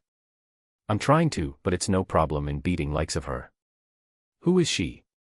Why is she acting so arrogant, and where is my favorite professor?" She launched a barrage of questions. She's a human but was taken away by a galactic empire. She thinks she's the boss everywhere because of her powers, and she hit Mooney. Hector pointed to the side. "Woof." Mooney barked. His neck had healed by now, but his body was still getting better. Jean's hair started to rise as if gravity was lost. She looked back at Captain Marvel. "This bitch, how can she hurt Professor Mooney? Is she even a human anymore? Don't worry about her, girl. Go and help Mooney heal. I will deal with this misguided soul. She needs to learn how to be humble." He ordered Jean to move aside. How could he allow her to fight his battles? The same was the case with Peter. Hector saw him manifest his celestial powers, which was a terrible thing as Ego might get alerted by this and come earlier than expected. "Peter, stand back. All of you, stand down. I will teach her a lesson on my own." Captain Marvel's face twitched at the audacity the old man was showing. "I am too strong, old man. Smirking, Hector walked towards her. That's your overconfidence speaking, Danvers. You never really faced any hardships all your life, did you? So when the time came, you adopted this victim personality to justify your bitchiness. Look behind me, that red-haired, sweet girl, she experienced hell throughout her lifetime, and here she is, standing on the right side of history. While your foolish ideals will get people killed, nothing else. I will still give you another chance. Accept defeat and apologize to Mooney while kneeling. The only one to apologize will be you for killing Yon-Rogg. And I will kill your little dog if that's what it takes. Hector started running towards her. Sorry for killing your war criminal temporary dildo, but for what you said, if I don't break all your teeth, I will be ashamed to myself. Captain Marvel used her generic attack. She sent an energy blast at Hector. But this time, Hector didn't even try to block it. He faced it head-on. Boom, nothing happened, he passed through it as if it was just air. Just like how the time stone could not touch him, why would space stone's energy do that? To him, all these stones were just tools. Shocked by Hector's toughness, she started blasting energy on him continuously. Yet, no reaction came. Instead, Hector kept on running towards her, his face looking more like a grim reaper to her now. She tried to fly up to get out of reach, but Hector's warning came, not again. Suddenly, he took out a lasso and threw it up, catching her feet. This was the same lasso he got from Kamar Taj. It made the victim start laughing. But he'd rather not hear her ugly laugh, so he just pulled her and slammed her to the ground. No running anymore, Hector leapt to her, forcing her head down as she tried to get up. Since her energy blasts were useless, she didn't have many things she could do as she was physically weaker. Yes, I see fear in your eyes now. Bam! He plastered the first punch on her jaw. He was going to do what he said before. Her nose started to bleed in an instant. She could not move and helplessly watched as Hector pulled his fist back. Bam! This time, her incisors came off, all of them. Her mouth bled profusely. She struggled against him physically, kicking the ground to push herself up, using her arms to punch Hector. But her meager power would not do any damage to him, making her feel powerless, even more so than what supreme intelligence made her feel. You speak so much, and yet here you are, a weak little pathetic heap of meat. Hector remembered how this proud Karen got punched into oblivion by Thanos. So much for being the renowned strongest Avenger. Bam! Her canines and premolars fell this time. She tried to scream, but a gurgling sound came out as her throat filled up with blood. You hurt Mooney. Hell's Inquisitor's son. Sore. Grandpa, I think she's apologizing, Jean interrupted him. Hector stopped punching and stepped away, throwing Captain Marvel back to the ground like a sack of rice bag. Her body was unharmed for the most part, but the same could not be said about her face and ego. Slowly, she sat up on her ass and looked humbled. Why you are I insane? Bam! Hector faked his punch at her face, making her flinch in fear. Say sorry to Mooney. Boy, come here, he called the good boy, now healed up and getting hugs and kisses from Jean Grey, much to the envy of a lot of Ravager's men. She was an absolute beauty, after all. Mooney tippy-toed to Hector and stood right in front of bloodied Captain Marvel. He towered over her, making a shadow, covering her body. Looking up, a drop of tears slid down her swollen eyes. It was a rare show of emotion. She never thought this fight would be so one-way. She was not just beaten but also humiliated. She could not remember the last time someone beat her this bad. Now, with her confidence and will broken, she was ready to apologize. Sorry, I hit you, she apologized to him. Mooney breathed happily, his big tongue falling out of his mouth. He stared into her eyes for a minute, creating some sort of a connection. Then, for some reason, Captain Marvel truly burst into tears. How could I hurt you? Mooney's charm seems to have worked on her, too. The realization that she hurt such a cute and fluffy boy hit her heart faster than the blast that made her Captain Marvel. Woof. Mooney barked softly and put his paw on her head. He says he forgives you, Hector translated, still showing contempt in his voice. Motherfuck dash. What's going on here? Captain. And there it was, the entry that can be recognized with just a single world. Then his eye fell on Hector, and a more significant response came, Mother of Jesus. Grand General. I mean, Mr. President. Wait, am I seeing ghosts? Is this my mutant ability? I hope I'm right. Sorry to break your bubble, Agent Fury, I'm real. How are you? Hector nodded toward him. Why, you are alive. How? I thought. Man, I cried like a bitch at your funeral. I want my tears back. Fury stuttered heavily in his words. Hector chuckled, leaving Captain Marvel alone. Well, now you can be happy. You get to cry someday again when I die for real. How? At that, Hector asked, why? What's with this crap? How did I die? Fury shrugged and replied honestly, I don't know. They even held a big funeral for you. Nobody found you for a year, so everyone thought you had passed away somewhere secluded. Since your last location was near a forest. I always felt fishy about it. Now I know why. Ugh. This is going to be a problem later. Anyway, where are the Skrulls that were with you? I need to speak to them, he commanded. Fury acted like a good soldier and revealed everything. They are still in the Quinjet. We came here to find the captain. What's going on? Is that her? What happened to her face? And... Jesus, that's Yon-Rog's head. So much had happened in so little time that Fury found it hard to process everything. Captain Marvel's face, in particular, was swollen beyond recognition.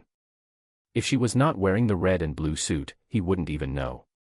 Why, you know him, Fury? She asked him weakly.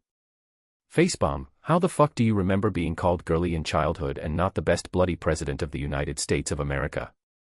This is Hector King, Washington. Chapter 127. Secrets out. Captain Marvel's eyes flashed in mystery. A flashback appeared in her mind.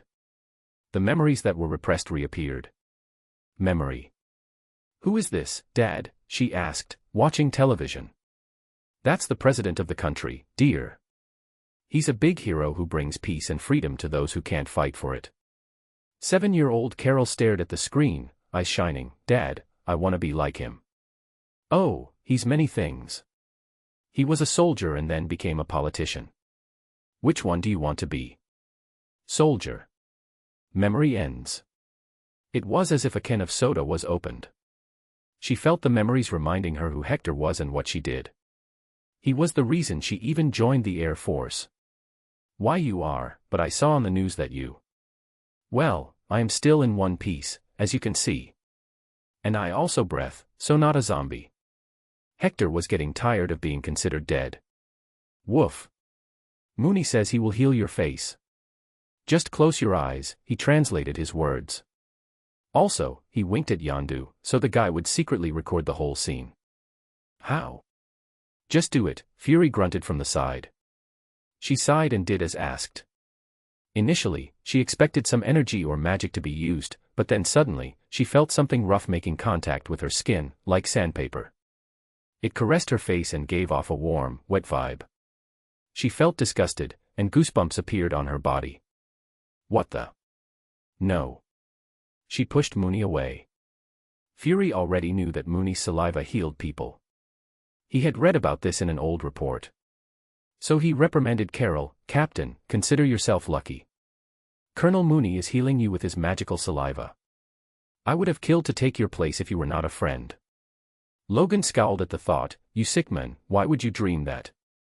Fury puffed his chest out in pride, because Colonel Mooney is the greatest dog in history and a war hero. Who doesn't want to be licked by a historical figure? I know President Washington won't agree, so I gotta settle for second best. Hector blankly stared at Fury and shook his head, wondering, where is the cool heartless badass Fury? Boop. Mooney finished healing Captain Marvel and walked back to play with his favorite student, Jean Grey. In fact, he dragged Jean inside the Freedom 1 ship as she was interested in alien technology, and Mooney wanted to show her Yelena, his adopted daughter. Captain Marvel slowly stood up, her wounds were healed, but her teeth would take a few more weeks to grow fully, so now she looked a bit funny. But that old smugness was lost on her. Forgive me for my impudence, Mr. President. I did not recognize you. Why did he beat you in the first place? Fury wondered. Yondu shared the same video of Planet Moran. Watch this. This bimbo wanted to save the guy who works for these genocidal enslaving maniacs. By the end, Fury was furious. She tried to save Yon-Rogg. But killing is not right. Who are we to judge, she argued still. In the end, Fury was a patriotic woman, he's the fucking president of the United States, he's the law. I'm not the president, though. Hector didn't correct him and instead elaborated. Carol Danvers, Kree Empire is planning to enslave and destroy Earth. The Kree warlord, Ronan, has joined hands with Thanos. This madman will take over the Kree Empire, and the Supreme Intelligence will be useless. They have declared me their enemy and will be coming after to destroy 4 billion people of planet Moran. It's either the destruction of the Kree Empire or the death of innocent 4 billion people. Yon-Rogg served Ronan religiously. Do you seriously believe he deserved mercy? You may have shared some moments with him, but that was all for manipulating you. He's right, a new voice resounded. Hector looked beyond his ship. A group of Skrulls and a black human woman were coming toward them. The speaker was the leading Skrull. This must be Talos. Hector's one of the missions for coming to Earth was to meet him as well. The other part was ensuring Captain Marvel wins and he gets her blood. Both were done. Talos continued, the Kree Empire has brought Skrulls to the brink of collapse. Our Emperor is a mad fool who only sees his throne. And if what he said is right, we're fucked. Ronan is a madman and hates the Skrull and Nova empires. Well, I was hired by your Emperor to find out the spy in his inner circle. He's a fool, and I can vouch. Hector revealed. Talos mumbled something as if he agreed with the evaluation. You're a Terran, but pretty popular in space. Everyone wants to hire you for their dangerous missions, but you don't accept most of them. Why now? He's famous in space. Fury exclaimed, excited to hear this. Captain Marvel nodded and added, not just famous, he's a known enemy of Sakaar and the Kree Empire with a large bounty on his head. In addition, he belongs to a space pirate group.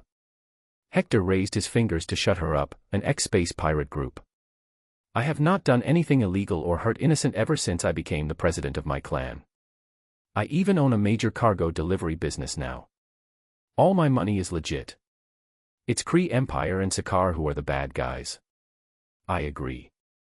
Fury, you don't even know what he does, she snarled. So what? This guy has single-handedly made America the strongest faction. He created the shield. And, he gave me a medal. Fury proceeded to show his wallet, and the Medal of Honor was still there. Talos frustratingly commented, that's a bias right there. Anyway, can you give me a lift to my command ship? I'm still a Skrull general. Is he loyal to his Emperor? Hector wondered, as he was looking for a new Skrull to replace the Emperor with. Sure, let's go. I need to head back to Xandar fast. Oh, Fury, I need you to keep your mouth shut about me. Nobody should find out I'm alive and am roaming in space. Don't write my name on that hero initiative you're thinking about too. He ordered the poor guy. Fury quickly held his head in panic, Fuck. Get out of my mind. Hector ignored him. The guy needed some more character development first. His eyes were already messed up, though. He turned to Captain Marvel, I know you've been brainwashed, and it won't be easy, but try not to be as stuck up as you were before. Be humble and see things from a neutral eye. Then, if you decide to deal with the Kree menace one day, contact me through this. He handed her a chip and didn't take another glance. She was worthless to him right now, though he had her blood, and it was nice. Mooney. Come. Hector shouted. Woof woof. Mooney's cute barks came soon after. These barks always rejuvenated Hector's heart. However, what he saw next made his brows furrow. A ginger cat was sitting on Mooney's back proudly. Goose. There you are. Fury ran to her to tickle her. Meow. Goose didn't leave her place and instead scratched Fury's hand. Glanpa. New friend. Yelena came out, skipping, with Jean holding her hand. She jumped and picked Goose, hugging the furry kitty to her chest. The cat didn't even react and looked as docile as a tired puppy. Just then, a staff member of the Ravagers came out running, looking happy. President. Keep this flirkin'. It ate all the trash. The ship has never been cleaner. I adopted her too, Mooney barked. Hector was not happy to hear that. He knocked Mooney's furry head. Son, don't become like the old man up there. You don't have to adopt everything that moves. Meow. Goose said something. Goose says hello, Grandpa. You clearly told her to say that. Sigh fine, keep her. But if she poops, you're cleaning it. Meow meow. Mooney translated it to Hector. She said no worries, she will eat it. Underscore. Hector, now traumatized, sighed and ignored what he heard. Everyone, get back into the ship. Time to move out. Jean, do you want to join this old man on space adventures? Jean looked eager, but also reluctant. She stared at the magnificent ship. I never believed aliens are real when you used to say it. Now here I am, seeing a real-life smurf. But I can't. I'm nearly done with my PhD. What the fuck's a smurf? Yondu protested with a question. Nothing, just a fictional character, I will show later. Go inside, boy. Prepare to take off. Hector sent him away and continued to talk with Jean. Is everything okay? How is Scott treating you? She grinned. He's a good boy. Oh, I'm also going on a date with him tonight. Hector nodded. He can't force her to come along, good, but don't forget to use protections. Arg. Grandpa, no. Don't say such things. It's so awkward. And I'm not that easy. We've only kissed. I'm not letting Scott get close before he truly commits. She clarified, looking smug. I feel bad for the kid now. Hector sighed, knowing the pain of virginity. Just then, Fury blurted, I remember now, President Kennedy wrote in his book that Mr. President has always been single and virgin. Is that still true? Kennedy wrote fucking what now? Oh, chapter 128, 128. Eater of Worlds. He wrote a book after the end of his first presidency. He titled it, The President's Secretary. He wrote many things in it, like how you often complained there were no women of your age. Like how you would randomly throw tanks at the enemies in wars. Like how you would have barbecue Sundays with the soldiers. Scratch that, a whole history book about you is taught in 8th grade, and there are college degrees specializing on the 33rd president. Hector sighed to himself. He expected to become a historical figure, but when did he complain about being a virgin? Grandpa, you're still a virgin? Jean asked, her eyes slanted and face showing a wicked smile. Hector shuddered, Dear Jean, it's okay. You don't have to try to match me with someone. Hee hee. I know a few beautiful old ladies. I'm sure you will like them. No. I am leaving now. Fury, keep your mouth shut, or I will whoop your ass when I return. And tell Kennedy that his presidential immunity won't save his ass from his commander. Bastard smothered my name. Just wait, I will write a book too now. Humph.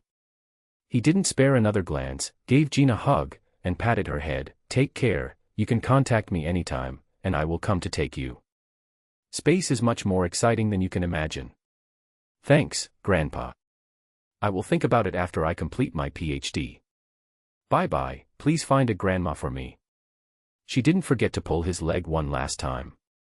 Chuckling, Hector left. The ship's hatch closed down, and the engines started rumbling. Gusts of wind hit those around, thrusting the ship up.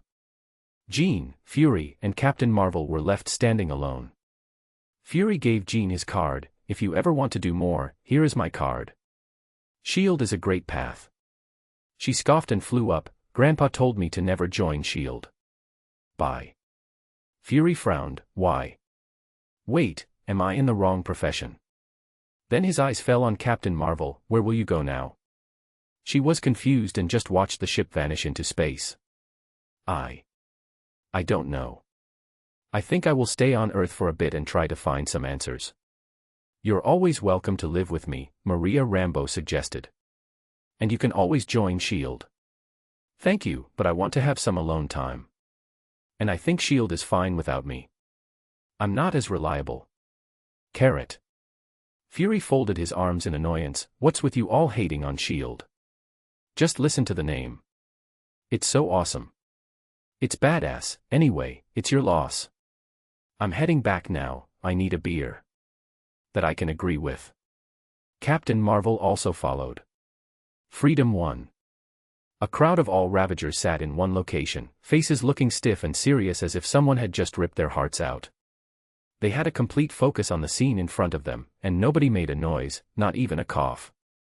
No, it was not a war meeting. Instead, it was a cute little poem recital by the one and only Yelena. She wore a cute little white dress and looked like a little angel. Beside her was Mooney, wearing a dress of a sheep, only his face revealed he was a good fluffy boy. Clap clap. Everyone vibed with Yelena's swinging body as she sang. Natasha sat beside Hector, clapping for her sister with an emotionless face. Yes, yes, continue, little one. Hector cheered her on when she seemed to be stuck. The children's music continued, and she tried to think and sing. Ah, bah, black sheep, have you any wool? Yes, sir, 3 bags full. 1 for my master, 1 for my D-dam. And 1 for the little boy who lives down the lane. Bah, black sheep, have you any wool? Woof. Mooney barked, showing his fluffy fur as if telling that yes, he got the wool. Ha ha ha. Marvelous performance, little ones. Hector gave them the reward in the form of chocolates. Yelena skipped toward Hector and jumped onto his lap. I still need practice. We will all practice with you, an angry-looking Ravager said, fawning over the little child. The rest of the Ravagers were the same, looking at Yelena as if they'd kill or get killed if it came to protecting her. The whole ship had been made child-friendly already. All weapons were kept in safety with guards. Talos was somewhat taken aback by the scenes. I thought you were a group of lawless pirates. Haha, that's in the past. Now, we're a legit business that sometimes takes high-risk jobs. By the way, what will you do after this? Back to Tarnax 4. He asked, starting the conversation that mattered. Tarnax. Why would I go there? Only the pampered lords live there. I also need to find a new home for these folks. It sounds like you're not happy with the Skull administration. He read the in-between lines. Are you trying to get the words out of me to help your mission? See if I'm a traitor. Talos glared at him. Hector chuckled, I nearly forgot that you're also a spy. Well, how do you feel about the Skrull Empire? I am not very optimistic after meeting your emperor. Especially not after how easily I was able to plant paranoia in his mind that there is a traitor so he would hire me. Yeah, I don't fey. What? Welcome to Freedom Clan, where the most scheming person in the galaxy rules. Yondu snarled from the side. Why? What do you want from him? Money. Talos questions him. Alliance, I want allies to fight and end the Kree Empire. I am building a great army of thousands of warships and 1 billion troops. But that won't be enough. Shi'ar Empire is not interested in fighting. The Nova Empire is signing a peace treaty. That leaves Skrulls, and you guys will have to fight, no matter if you want it or not. You can dream. The Emperor will not make any alliances with you, no matter what. He does not see the threats outside the home planet. You're wasting energy. Talos clarified, in his eyes, the Skrulls were done, the Empire was done, all they could do now was to spread around and take refuge. Hector caressed Yelena's hair, who sat on his lap and read a storybook. I know that. That's why I am going to replace the Emperor. I am looking for a new candidate. So, what do you think about becoming the Emperor of the Skrull Empire? I will pass. Hector was amazed, most people would not deny such an offer. So he tried to convince him, why? You are a Skrull general. Nobody will bat an eye at you if you take the throne. You can also have my support and retain the position. Think about it. It won't work, my rule would be unstable, with each noble wanting to usurp me and take over. Moreover, I have no connection to the royal line. So it's pretty important to get mass support. Talos argued. Hector rubbed his beard in annoyance, then, do you know anyone with royal blood with a sane mind? There is one, an exiled princess. But I can't guarantee that she's sane. I'll take it. As long as there is room for work, I will try. Who is she? Princess Varank. Hector had not heard this name before. He didn't know if this character was just some random Skrull or if she had some history in Marvel. What can you tell me about her? At that, Talos didn't feel comfortable. It's just some crazy things. She's a member of the Dardvan, a deeply religious sect of the Skrull Society whose existence centers around an approaching scenario that would see the end of the Skrull Empire.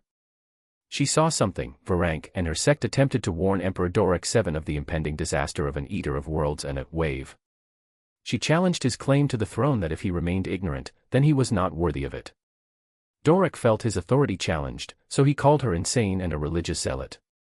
However, he could not execute Varank without making her a martyr, so he had her exiled to a deserted planet. I was the one to drop her to her exile. She's not a bad woman, just got some connections loose. Eater of Worlds. Galactus. Fuck. This mess keeps on becoming bigger and bigger, Hector silently cursed. Can you take me to her? Then, I can meet her and decide if what she says is right or not. After all, if she is indeed right, then the Skrull Empire can be considered a lost cause. You don't want that, do you? Talos glanced at his kid on the side, playing with the white furry beast. I'm out of options here anyway. But, if your reputation has even an ounce of honesty, I guess I should take you to her. Great. Have some rest with your friends and family. Then, I will plan things further. Hector got up and left to tuck Yelena into her bed as she had fallen asleep on his lap while reading. Chapter 129. A bet. Nuhuh. You said we make Sakaar an enemy, and it was fine since they were killable beings. You said let's mess with the Kree, it was fine, they can't focus on measly us. Now you want to mess with the fucking Eater of Worlds. And who even told you his name? Yondu, as always, was the most knowledgeable man about space in the room.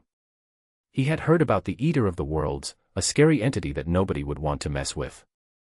We are not going there anytime soon, Yondu. I know my limits. I can't face that freak yet. But trust me, I know things that would make Supreme Intelligence sell the Kree Empire. So, for now, our goal is to arm Moran, get the army trained, form an armada and bring the Skrull Princess to power. Do we have any other options right now? If yes, then tell me. Hector sat back in his seat. All relevant parties sat around the round table in Hector's Oval Office. Mooney, Adam, Logan and Yondu were always there, but now Peter had joined as well. Move the Moranians to another planet. There are enough uninhabited ones out there, Yondu suggested. But that does not change the fact that Kree Empire is our enemy, and they will come after us. My struggle is not for Moranians only, but also our own survival. Hector countered. I bet whoever that crazy exiled Skrull that guy talked about will be of no help. If she's religious, then she's no good. Logan added. We won't know unless we go there. So calm down and train yourself. We have a war to fight. Adam, what about you? Did you find the location of Vormir? Hector asked. He had given him the task so he could get the Soul Stone. I have not found any mention of a planet with such a name, Mr. President. I don't understand where to begin the search.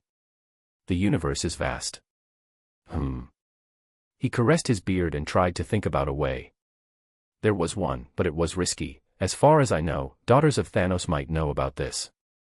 One is a cyborg named Nebula, and the other is a green girl. Find out more about Gamera, and if she's out on any mission, tell me. I will meet her. Here we go messing with another warlord. I'm going to need those sleeping pills. Yondu left the meeting. Hector, too, decided to go to his bedroom and rest. He'd been up for a long time now. All right, I'm heading to my room as well. Get some rest until we get to that Skrull princess. But he didn't need to sleep. So instead, he went to Funhouse Dimension to meet Erskine and see what progress he had made. Hector loudly entered the castle. Look what I got you, my boy. A wife.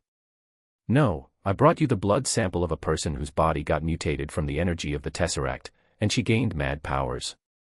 She can shoot energy blasts from her fist and fly across space. Here, check it out. Hector handed him a jug full of blood. Erskine frowned. So much. Was she menstruating or something? Cough. No, I beat the crap out of her. Erskine didn't know if he should be happy or sad. Why does menstruation blood sound better? Anyway, I'm tired here now. I want to see the world outside. Take me along. I even trained here with the Skull Knight, and now I can fight. Sure, you can come. In fact, I urge you to come out. You can take over the engineering bay on my ship. Hector did feel bad for this man. He's been in the dimension ever since his death was faked. Thank you. Erskine hugged him with tears in his eyes. Then he went to a table and tapped a few buttons. So long, Clint Eastwood and Zorro, thank you for satisfying my needs all these years. Hector awkwardly witnessed the scene of Erskine decommissioning the sex machine that choked him and poked him.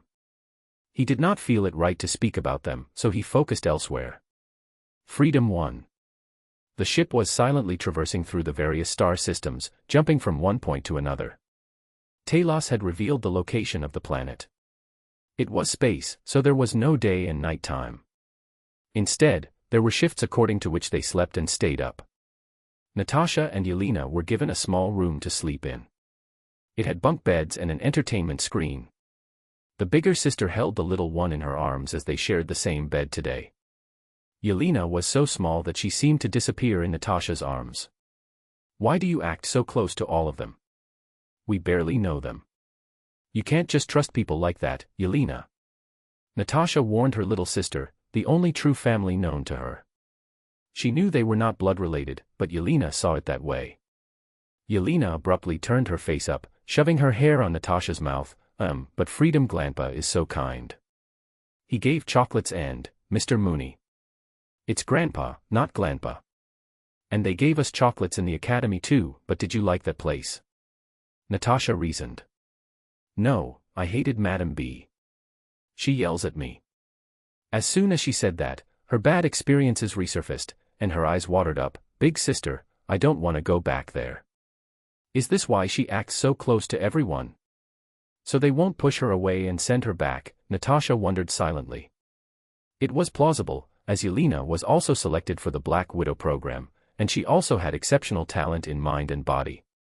Wanting to make her feel good, she hugged her tighter. Don't worry, nobody is coming to take you. The academy was destroyed, remember. Where do you think Mom and Dad are? Yelena wondered then. Natasha hugged her tighter, knowing very well how fake it was. Probably somewhere on Earth. It's better if we don't see them for now. What if it puts them in danger? Okie. Whoosh. A magic portal appeared, and Mooney entered their room from it. Woof. Mr. Mooney. Yelena jumped to hug the furball. Mooney even took out a bar of chocolate from his fur and gave the two.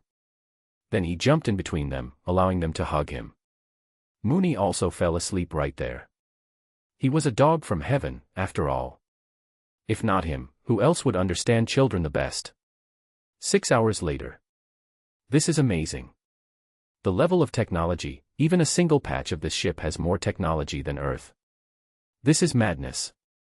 Erskine was out of his hole, and like a mad scientist, he was going around, checking things. He even looked at the prosthetic limbs of Ravagers. But all quickly started respecting him as everyone loves an in-house mechanic. This means they won't have to go to some planet to get their stuff fixed. Calm down, Erskine. We're on an important mission today. First, Yondu, land the ship. Talos, are you sure nobody is watching this planet? Well, there is no reason to. The place is so deserted, folks don't even get lost here. Talos ensured. Logan grunted then she's probably dead. Look at the place, it's a desert. And even if she's somehow alive, she'd be just skin and bones. Let's bet then, Hector suggested. Logan was always ready for such things. He did it often with Mooney. Sure, what's the bargain? If the Skrull princess turns out to be alive and well, you will call me Oni-chan for a week. If you win, I will call you that. Hector proposed, extending his hand out to him. Logan frowned hard. But you need to take risks to earn big. So he spat at his palm and shook the hand. Deal. What the heck is Oni-chan? Talos wondered. Adam quickly opened the Earth's dictionary and answered, it seems to be a word for big brother but in a more intimate way. Usually, little girls use it. Buffed. The ship started to descend and land on the sandy surface of the unknown planet. It simply had no name. But since the woman was stuck here for a while now, they expected her to be desperate. They hoped that she had already seen the ship and should be running to them. Let's go and see. Hector excitedly opened the hatch. Erskine also walked out with him, just excited about seeing another planet in the universe. This looks like a dead place and... He abruptly stopped, and his jaw fell. Mr. President, it seems little Erskine has real-life Clint Eastwood and Zorro. What? Hector looked at the horizon. A woman was walking toward them, and she was wearing a tight bodysuit that seemed futuristic. She was green and looked healthy. A Skrull, for sure. Chapter 130, 130. Shots fired. The Skrull turned out to be a pretty one, and the bodysuit she wore made her features come out way better than expected. Of course, Erskine was just drooling while watching. This was expected of a man who satisfied himself with machines not long ago. Logan was just cursing, though, as Hector grinned at him. Say it now, boy. Logan tried to look away. Ugh. I can't. This is too much. Ask anything else, and I will do it. Haha, you can't get away from this, boy. A deal is a deal. Now you shall call me Oni-chan for a week. Look at her, you lost your bet spectacularly. Hector didn't budge. Yondu and Adam had prepared their cameras to record what was about to happen. Mooney was also watching in expectation, aiming to carve this as a core memory for the rest of his life. Fine, ugh. Logan's claws came out due to the amount of cringe he was feeling. On. I can't. Hector didn't say anything and just looked him in the eyes. Logan made a puppy face, but that didn't help. And now, all the staff of the ship was out, watching. Natasha and Yelena were also there, getting told by Adam what was happening. Logan decided just to say it fast and get it over with. Oni-chan, now fuck off. Oh. The crowd made noises. Bwahaha. Hector laughed heartily. Never he had imagined a day like this would come. Bam, I love you. What the? Suddenly, they all felt their attention being taken away by someone. They had nearly forgotten that the Skrull princess was coming toward them. What they saw amazed them. The engineering officer of the ship, Dr. Erskine, was currently brawling with the princess. And it seemed that the princess attacked him first. He just reciprocated but was also enjoying it. Haha, dear, I know you want me, but you can calm down now. The princess was growling and madly fighting him. She was out of her senses, Hector realized. Of course, after living for so long in solitude, she has lost her sanity. She probably wishes to take the ship after killing us. I will go and stop her. Hector walked forward, avoiding Erskine's happy giggles. The man was a textbook mad scientist at this point. He truly needed love. Step back, Erskine. Bam! He performed a rear choke on her, pinning her neck in his arm. Calm down, girl. We are not your enemies. We have come to take you out of this place. Well, Banshee, calm down. Have you forgotten that you're a Skrull? Adam, bring the kidnapper's gas. He ordered. This was one of the tools in Ravager's inventory that was used in kidnapping missions. Though they didn't do those things anymore, they also never threw them out. Poof! The gas ball was smacked in her face, and she fell like a dead body. Hector put her on his shoulder like a sack of rice and headed into the ship again to handcuff her with the medical bay bed. Talos followed in. She seems to have gone mad. Not really. Hector took out a small bottle that was filled with water. But, it was not water. It was Mooney's saliva. As disgusting as it sounded, Hector and Mooney's saliva was the cleanliest and most potent medicinal liquid in the universe. So, it can also work as saline, a much better one. With this, she will be fine. Yondu, Logan, and Adam, who knew what it was, felt like the secret should never come out. Ravagers, too, used the saliva every once in a while in battles, but not everyone knew what it was. We just need to wait until she wakes up again. Let's get back to the classroom. I haven't taken your classes yet. Hector took all of the crew to an auditorium. He trained them all to become great generals in the future. He taught them everything, from how to use psychological warfare to how to plan battles and such. He will need a lot of commanders in the future, and they need to be people he can trust. Who better than those who already revered him? But what they didn't know was that Natasha would also sneak inside the classroom to see what was happening. So, whenever an enemy corners you, it's better to surrender than to fight. Your focus should be on preserving lives at that moment. But, of course, surrendering would be a distraction. Each of you should always have backup plans. Have a few trusted men trained for infiltration and prepared to act in situations like this. This is where psychological warfare comes into play. Whenever an enemy tries to extract information from you, resist for a while, then tell them what they want to hear instead of what they need. Make believable stories, keep them vague, and include the tidbits of real intel. What if there is no way and we all end up being caught? One guy asked. In that case, you can wait. Each of you should have a method of contacting other allies, a way to send distress signals as quickly as possible. Remember, you must always walk 10 steps ahead of your enemy. Have backup plans for the backup plans. This is the reason why not all soldiers can become successful generals or leaders. The amount of planning it takes is immense, and that's why the generals get paid higher. Pulling a trigger is easier than finding a way to win without pulling any trigger. This is also why spies get paid a lot more, as a spy is one of the most valuable assets of a general.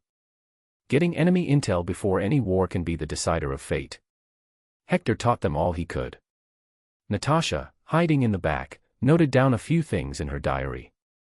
She watched and listened to Hector with all her focus. Every once in a while, she would feel as if Hector was looking straight into her eyes, but she would feel it was just her nervousness the next moment. He's so different from the academy, she thought. The class lasted a few hours, and then Hector returned to the medical bay to see the Skrull princess, Varank.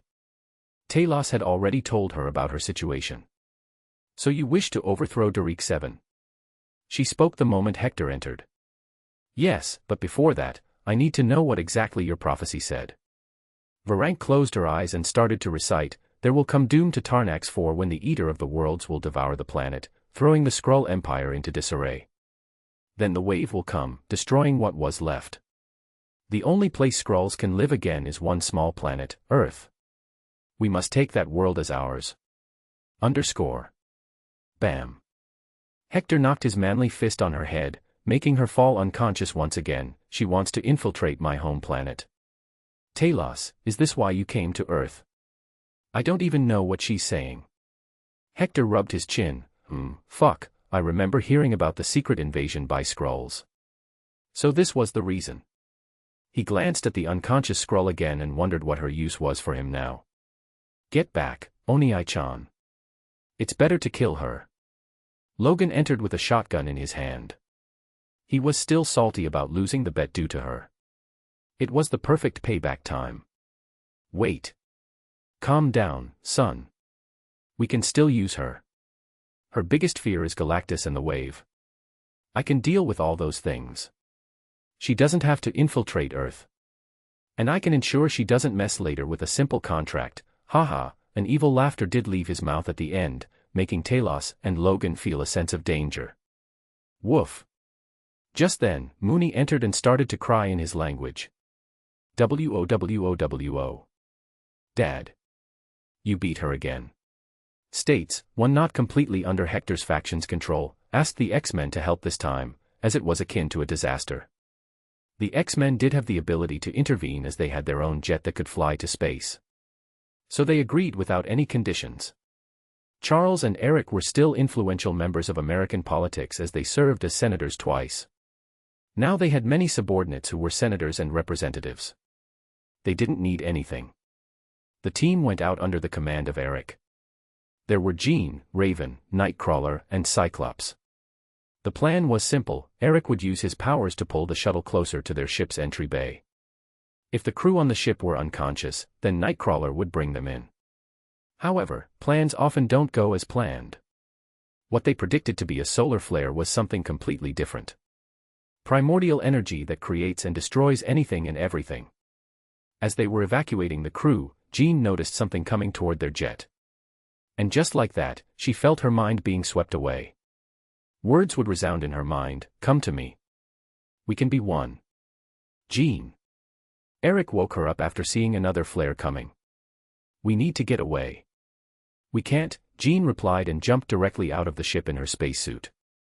Eric used his powers to pull her back, but she won't budge. Jean looked back and told them to leave, go. It's here for me. It won't leave otherwise. Raven was in the pilot seat, and she had no choice but to at least move away from the path of the solar flare. Stay there. We will be turning the ship. However, there was no need to, as the solar flare seemed to be getting absorbed by Jean's body, making her scream, but the space didn't allow her screams to go anywhere. The spacesuit also got shredded to piece, leaving Jean without any protection. Yet, her body didn't explode and turn into ice. She was left unconscious, floating in space. Nightcrawler was quick to teleport her and bring her back inside. What's going on with her? These glowing veins. Cyclops noticed. I don't know. We need to return quickly. Raven rushed. What followed was Jean slowly getting emotional and losing control of her powers. However, a hidden danger appeared when some aliens from space came to catch Jean Grey with the purpose of destroying the Phoenix. These aliens were a joint alliance of the Kree Empire. They had come together because the Phoenix Force had destroyed multiple planets and their complete population. They were now fed up with this menace and desired to end it once and for all. Hence, a fight on Earth ensued. Kennedy still had some pull and was able to keep the media from making a mess by blaming the X-Men for the bad situation. It is a military experiment gone wrong, that was the official announcement. This fight went all the way until the final showdown in the Sahara Desert. Embrace me and defeat them. You are me, and I am you. Our fates were joined before we both even existed. Phoenix brainwashed Jean. In a situation where she was cornered, she took the risk and let her mind open up. But then, Phoenix's memories started entering Jean's mind. They were full of screams, trillions of beings, innocent most of them, killed by the Phoenix Force across the universe. No. You monster. She broke down and let the Phoenix Force control her body. It was now a one-way fight, all aliens were destroyed, and the X-Men repelled. But Jean's mind was broken. The trauma was too much for her, as it brought back memories from her childhood, the day when she joined with the mind of her dying friend. And now, she felt that experience intensified by trillions of dying people. Outside, a dark cloud appeared around Jean's body, keeping all away from her.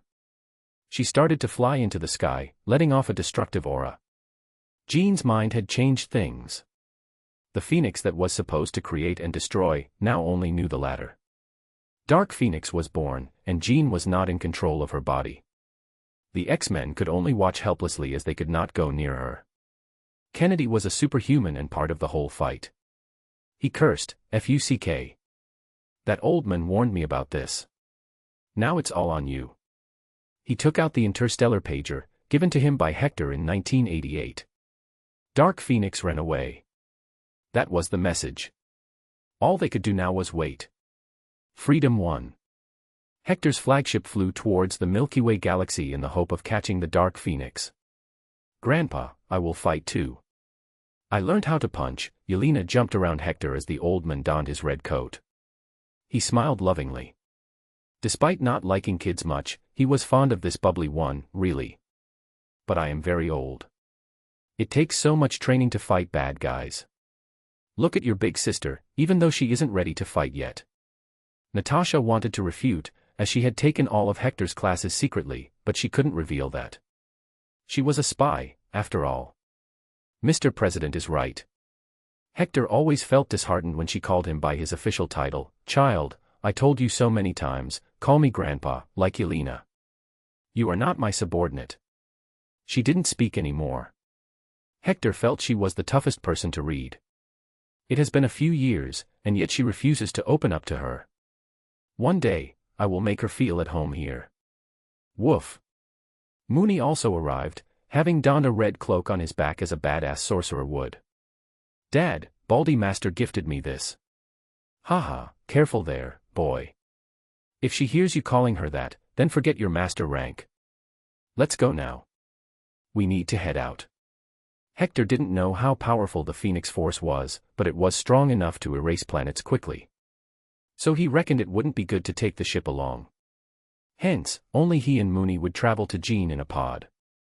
He ordered the crew to leave for Moran after he left. Grandpa. I want to tell you something, Yelena chirped.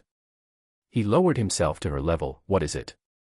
She quickly brought her face to his side and pecked on his cheek. Beat ass. Who taught you that word, sweetie? Oh, I heard Baldy Yondu saying it, she answered. Crack. Hector cracked his knuckles, danger radiating from him. He needs some communist-styled re-education, it seems. Bow. Mooney walked to her as well, asking for his kisses. Yelena hugged his neck and pecked all over his face. Mooney nearly melted in his place. He loved these tiny humans to the core. So cute, so small. He'd do anything to protect them. Let's go. 2 days later. It was a long flight to Milky Way galaxy. Hector and Mooney were bored beyond belief in the pod and played Uno. You forgot to say Uno, haha. Pick 4 cards now. Woof. Mooney angrily barked, slamming his cards out of his jaw. I said it in dog words. Hector glared at him with narrow gazes. Don't lie to me. I can understand you even if you don't bark. You didn't even open your mouth. You need to clean your ears, Dad, the boy growled. Uno was undoubtedly a game that could destroy families. Even higher dimensional beings were not safe. Hector remembered a war among the Greek gods that was caused because Zeus didn't say Uno, and Athena caught him. So yup, Uno was an omniversal game, played in hell and heaven as well. Sigh, fine, you win. But Mooney scoffed, I don't need your pity, Daddy. Let's play the game again. Fine. Whoosh. As he started to give cards, he noticed something brushing past their pod. It was something like a fire outside. That was it, the moment of truth. Mooney, get ready. The good boy quickly put his cloak on. Hector also donned his coat. The sound kept on increasing. The pods outside was being chipped as if sandpaper was being rubbed on it. Boom. It completely blasted away with a small fire. In empty space, Hector and Mooney found themselves floating in the middle of nowhere. But there was one source of light. Bright, hot, and seething in rage. Well, she sure looks angry. That's definitely not our goofy Jean, he murmured. Mooney started growling at the dark phoenix that appeared to have taken over Jean's body. There was a bird-shaped fire surrounding her body. The expression on her face showed pure rage and lust for destruction. Hector stretched his neck and shoulders, preparing to fight. His face, too, left all smiles and goofiness. Now completely serious, he taunted, listen up, little bird. If you don't leave my Jean's body, I will have no choice but to remove you from existence. You. Immortal. Leave. If you want to live, the dark phoenix's voice resounded. It was not coming from Jean's mouth, instead, it came from the fire surrounding her. It felt demonic, like how ghosts speak with muffled, intertwined multiple voices. Hector sighed for a second. After staring at Jean's body being misused, his anger started to rise, and he bellowed, then you leave me no choice. To me, your fire is like a child's ire. Your anger is useless. Your dark pride has clouded your mind. You stand before Hell's Inquisitor, my job is to deal with your kind. Chapter 138. Erased. The Dark Phoenix was not a dark being originally. It's supposed to be the god of creation and destruction. However, due to being in possession of a body that was going through mental trauma, the Phoenix was also affected by her psyche. Now, it being something dark made it a perfect feast for Hector's overpowered powers. He was Hell's Inquisitor, and he had spent an unknown amount of time killing and exorcising these kinds of beings. Still, he had some doubts, so he didn't rush to attack this thing. But one good thing was that its flames could not affect him, perks of being a lord from hell. Mooney, you go from behind. I go from the front. Most likely, when I fight, she will try to enter my mind. It will mess her up. That will be when I will exorcise her, he ordered the good boy, his little partner in crime. To exorcise, he needed a few things first. One was a ring that was given to him by God himself. This replaced what priests on Earth used as a religious symbol. Then there was his exorcism magic that would entrap any dark entity inside a sphere of runes he could cast. In this universe, you may be an immortal godly entity, but on an omniversal scale, you are also immortal. That means, you also sin. All planets that you destroyed, all innocent beings that you killed, they all amounted to sin on you. Reee. The Phoenix screeched. Jean's body rushed towards Hector, her eyes shining in red. Forgive me, Jean, but I'm gonna have to hit you this time. He muttered and prepared. Secretly, good boy Mooney also flew away. Both didn't need any spacesuit right now as Mooney had his own sorcery, and Hector could simply survive. All he needed was some oxygen every few hours. Whoosh. The first attack came. The Phoenix force was vastly stronger. It had abilities that could do anything. All of a sudden, it sent a force blast. It wielded the energy beams of immeasurable concussive force. Hector was thrown back by it, but he persisted and tackled the Dark Phoenix. It was continuously surrounded by raging fire, sending blasts of energy at him. Begone. He punched Jean's face softly, planting his ring of God on it. In response, the ring sent out a blast of white light that covered Jean. Hector also chanted some words, which created a sphere of runes all around the Phoenix. It's time to exorcise you. Reee. The Phoenix, like a newly caged bird, tried to fight the rune sphere. But this was Hector's ultimate ability.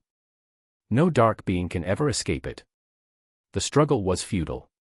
It's time to drain the Phoenix out of its dark force. He started to mumble some words that made a connection to omniversal hell. The body of the Dark Phoenix started to lose energy, sending it to hell.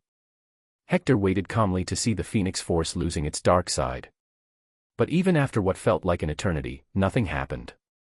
This doesn't seem right. It hasn't lost anything yet. You mortal, do you think you are stopping me? Foolish thought. You made me do this. You made me tap into the energy provided by life force reserved for future generations. You caused the deaths of trillions of beings, thus denying them existence. What the? It has such powers. Hector didn't even know the Phoenix could do this. And that made you an even bigger sinner.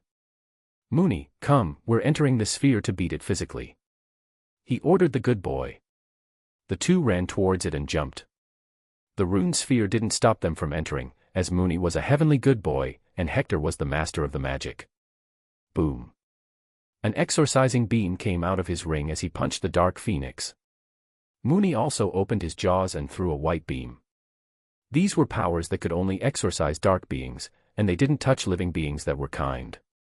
So Jean was unharmed, but not Dark Phoenix. The more you harm me, the more I devour the universe. Dark Phoenix screeched. Bam. Well, my punches will keep you busy here till eternity then. It seems you still have not realized who I am. Hector initiated his Crossroads Soul Buyer powers, revealing his demonic head. I am Hell's Inquisitor of the Omniverse. I am a being much higher than you can fathom. Your resistance is futile. Your death is imminent. Woof. And I am a good boy from heaven. Dark Phoenix tried to devour Hector's energy without saying anything. After all, they were all stuck in the same place now. However, a mere second later, it stopped. It was unable to infiltrate Hector's body or mind. So instead of wanting to devour, it decided to destroy. Using disintegration waves, it tried to destroy all molecules that made Hector. Whoosh. The wave hit Hector with full force. He felt no harm by it, however, something unexpected happened. Fuck. He cursed. Wow. Mooney chuckled. Hector just lost all his clothes over his body. Disintegration waves destroyed everything that was not his skin. Now, but naked, he felt conscious because Jean was there. You bloody bird. You're dead. He took out a towel from Funhouse Dimension to tie it around his Willy Wonka. Then he jumped on the Phoenix fire, not Jean. The Dark Phoenix was already trying her next attack on him. It was its ability of temporal manipulation. Desiring to turn Hector back to a little baby, as he was when he was born. However, all it got was continued punches from him. Impossible. You were never a child. Then she tried to age him, and again, nothing happened. You are. Hector sighed, I told you, I'm not from this universe. But you are pretty powerful. It never took me this long to destroy a dark being in this body. But one thing is certain. I will win. Boom Mooney Booty slammed the dark phoenix. Jean's body and the phoenix-shaped fire were two different things. Their exorcism beams were hurting it no matter what and draining away its life force. Keep doing it, Mooney. It's working. He shouted. Ree. The phoenix went mad. You made me do this. Hector and Mooney didn't stop punching and throwing exorcism beams on it. This was their ultimate power while being restricted by this mortal body.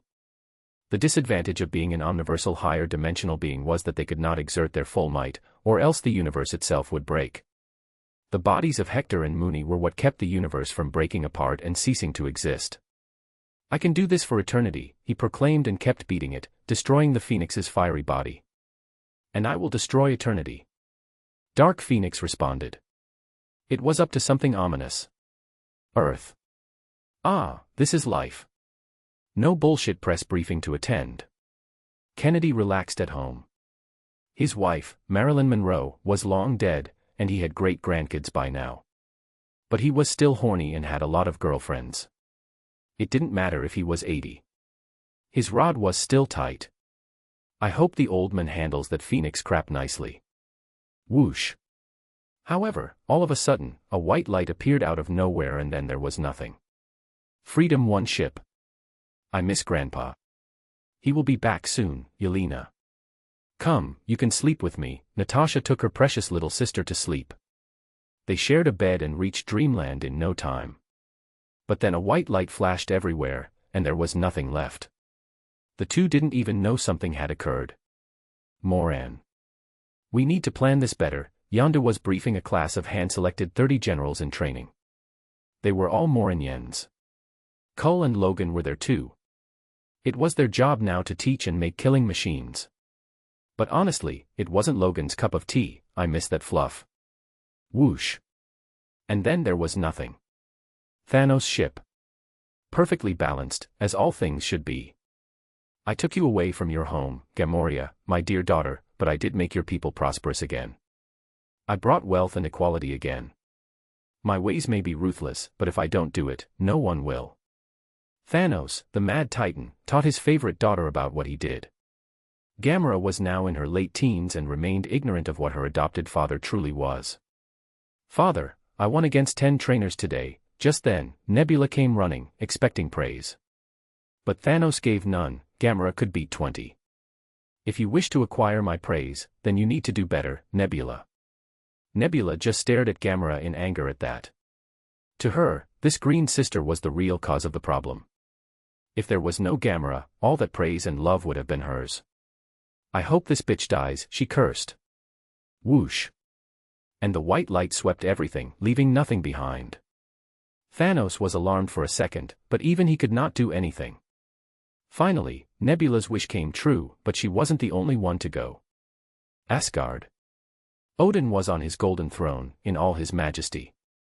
His armor-donned body radiated wisdom and power. Father, you called for us. Thor entered with his half-brother. Beside Odin stood Frigga, equally confused. Odin sighed, a time has appeared beyond what I can see. Circumstances unforeseen by any being have taken place. The universe is going to perish at any moment now. We can only hope that he wins and the universe remains. What do you mean dash? Thor couldn't finish speaking, just as predicted. The universe ceased to exist. There was nothing now, just a white light and a remaining fight. All life and matter was gone, leaving behind just a bird, dog, and a virgin old monk. The stakes were now much higher, but it was mere foolishness of the Phonics, as doing this made Hector mightier. Chapter 139. A stranger in space. The white light swept across the universe, devouring it faster than the speed of light. Everything just ceased to exist, like it was never there. The universe was just an empty space in the container of the multiverse now. Hector and Mooney were shocked by the change of the scenery all around. The black space was no more. What did you do? He roared. Devour the universe. If that's what it takes to end you. Hector was not very attached to people, but some faces that did appear in his mind were Logan, Kennedy, and Yelena. He was fond of all these people as he knew them from the very beginning or cared for them like his own children. "Dad, what did the bird do?" Mooney asked, confused about the emptiness all around. "It destroyed the universe." "My daughters," Mooney exclaimed. "Yelena and Goose were his daughters, after all. I commend you. As a being of creation and destruction, you sure destroy a lot. Your dark aspects should not even exist in this reality. And by removing the universe out of the equation, you have allowed me to go all out." Out of nowhere, pants reappeared on Hector's body as if he was manipulating reality. He started flying to Phoenix. "I was restricted before because I couldn't destroy this dimension. But now..." Thud. Hector suddenly appeared in front of Jean's body and put his palm on her. He closed his eyes and started to chant something. Whoosh from his back, black chains that radiated red light came out and caught Jean's body. The Dark Phoenix tried to fight it off, but the chains seemed to be catching the Phoenix fire as well, as if the fire was also a physically tangible object. "Reee. Unhand me." Hector didn't speak anymore. The Omniverse was a ruthless and madly powerful place. The evil that lurks there can't be measured by a simple Dark Phoenix. So Hector let himself go this time, creating cracks in reality as his powers manifested in him. Bang. Like thunderstruck, a big wide crack in the dimension appeared. It was just above Hector. Mooney, too, turned back to his original dog form, which was, in fact, smaller and cuter. But in terms of power, he was stronger. Growling, he jumped at the Phoenix and started eating away the fire. The more fire Phoenix let out, the more of it he ate. Hector and Mooney were overpowering the Dark Phoenix easily. "Jean, that poor child didn't deserve this. Your entering her body was fine with me, as she was the perfect host. But you dare to take over it. This has crossed my limits. From now, I banish Dark Phoenix from this universe." He erupted loudly. "NNO." The Dark Phoenix panicked. Hector was now pulling the chains that held her fire. There were two aspects of the Phoenix Force, one dark and one bright. One creates, and one destroys. But what happens when one is taken away? That was exactly what Hector planned on doing. Jean called him Grandpa. Like hell would he damn her to a life of misery with the Phoenix. The only kind of Phoenix he could allow was the Creator one. "Mooney, stop eating the fire and pull the chains," he ordered. Woof. Mooney acknowledged and pulled the chains with Hector. The Dark Phoenix started to scream madly and struggle. Hector didn't allow it to. "I told you, resistance is futile." Reee. Both started to drag the Dark Phoenix away. Jean's body was held with a set of other chains that remained as they were. Only the bird-shaped fire was moving away from her. The destructive raging fire let out all its power, engulfing the entire empty place with it. It spanned as far as the whole universe that existed not long ago. "Wowee," Mooney complained, as his fur was slightly burning. "That's only the dust burning, son. This fire can't hurt you." Hector calmed him and dragged the Dark Phoenix towards the crack in the dimension. That was the gateway to the omniversal hell. "Let me go." No fucks were given to what the Phoenix had to say. Instead, they pulled it like a maddening bull. "I will kill Jean." Mooney scoffed and barked, "Woofbo woofoo." "Haha, right. Mooney will just lick her and fix her up. There is no escape now, little bird." The fight had already lasted days, and it took them a few hours to drag the whole bird out of Jean and close to the crack in the dimension. The crack looked red as if the fire was raging from it. Hector could swear he saw Satan's face peeking out of there. "Just another meter, Mooney. 50 centimeters. 10 centimeters. Here they come. Come and take this beast, boys." Hector pushed the Dark Phoenix towards the crack. The chains of Grim Reapers came out of it. Then came the Grim Reapers themselves, their skeleton bodies under the hood and the scythe shining as always. He pushed the Dark Phoenix, looking absolutely badass while doing it. Odin and the likes of him would have vomited blood if they had seen him handling the Phoenix like it was a child. Marvel Universe's one of the strongest entities was being served. Whoosh. The Dark Phoenix ultimately entered the crack. Then, like a vacuum cleaner had started, all the raging fire started to get sucked into it. Eventually, Only the empty white space and Jean's body were left floating, still unconscious. How are you doing, my friend? Hector looked up at the crack, the source of the sound. Ah, Satan, my best bro. How are you? Satan sighed. When I told you to help me by exorcising some dark entities, this wasn't exactly what I meant. But, whatever, this is your universe to mess with. Oh, I wanted to tell you, the old man god also watches your show and loves it. So keep doing it, ciao. Zip. Like a zipper, the crack in the dimension got fixed. It only left Hector confused. What show was he talking about? Woof. But he couldn't think much about it as Mooney's bark caught his attention. Jean was still unconscious, and that made him worried. Both Hector and Mooney had returned to normal, and just the universe was missing now. Jean. Wake up, child, he shook her body. But she won't budge. Mooney also tried, woof woof. She was one of the only few people who could understand Mooney due to being able to read minds. So, his barks were also the ones who reached her mind deeply. Jean was suffering from the pain and sense of loss from the lives that Phoenix Force had killed since its birth. It was too much for her mind. So, like a cocoon, she knelt in her place and stayed still. She had no idea what happened outside with her body. That was until Hector smacked her face with his fist that had God's ring. Her eyes opened, and she looked around. She was tied to chains in an endless pit of fire. There were 2 red eyes through which she could see what happened outside. Grandpa. No. Oh. He's naked, but, how is he still at this age so by, Cover yourself. She could see and feel everything going outside. The Dark Phoenix destroyed the universe using her body. This added more to her grief. But then Hector started pulling the Dark Phoenix out of her body. As the Dark Phoenix left her, she found the chains holding her breaking apart.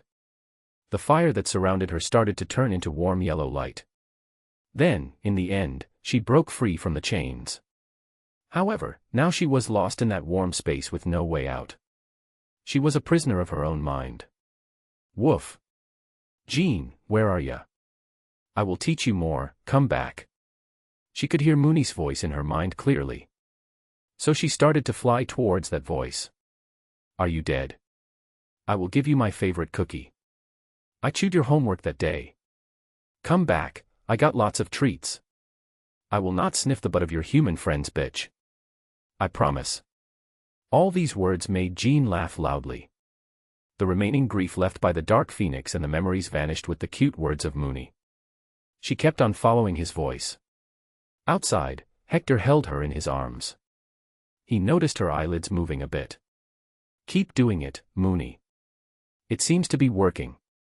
So, the good boy became a loudspeaker, revealing all his deep dark secrets and confessions. He also tried to bribe her. Something happened after what felt like hours. Whoosh, her eyes shot open abruptly. The first thing she saw was Hector's face, which made tears come out. She hugged him tightly and cried vocally, Thank you. I was in so much pain. She cried rivers. Hector just kept her in his embrace. Mooney also walked to her back and rubbed his fur. Calm down, Jeannie. Oh, Mooney. I love you, She kissed Mooney's head and hugged the living hell out of the fluffy boy. After all, he brought her out of her mental prison. Mooney also licked her face, wah. Ah. Hector loved it when Mooney says I love you in barks. That was the purest form of love. Their small reunion lasted an hour. But then Hector worried about the universe. Jean, I need you to tell the remaining Phoenix to recreate the universe as it was when it destroyed it. Or else. Crack, he stretched his fingers, making a cracking voice. Jean quickly heard a voice in her mind, I do not condone violence. I think she got the message, Grandpa, Jean muttered. Whoosh.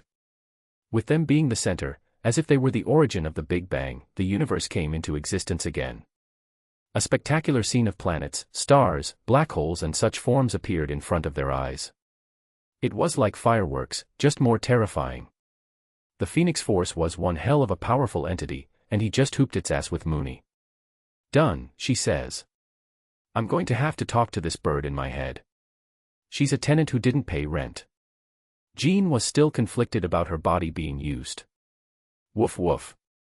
Who's that? Hector looked at where Mooney pointed.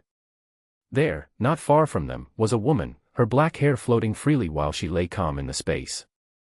Her body was not damaged, but she seemed unconscious. She wasn't here before. Hector flew towards her. The closer he got, the better he saw it. She wore some sort of battle armor and a red cape. Whoosh. Jean was faster and reached the body before. Whoa.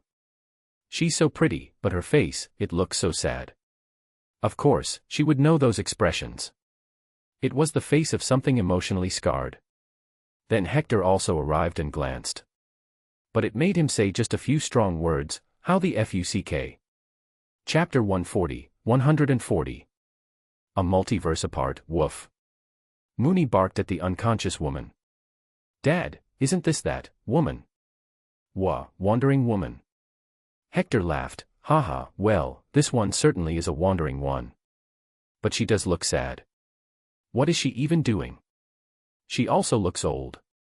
She's hot, Jean muttered. Come on, Jean, don't be rude. And tell that little bird that I need to talk with it. He requested. Jean stayed silent for a second before continuing, oh, let me grab your hand, it will connect our minds. Whoosh. Hector found himself standing in front of a giant fiery bird. This one was only warm red and looked peaceful. Phoenix, what have you done? I told you to bring back the universe as it was. Why is a being from an entirely different multiverse stranded here? I did not bring her. She was always here, just not in this dimension. I do not know her, nor do I know what happened.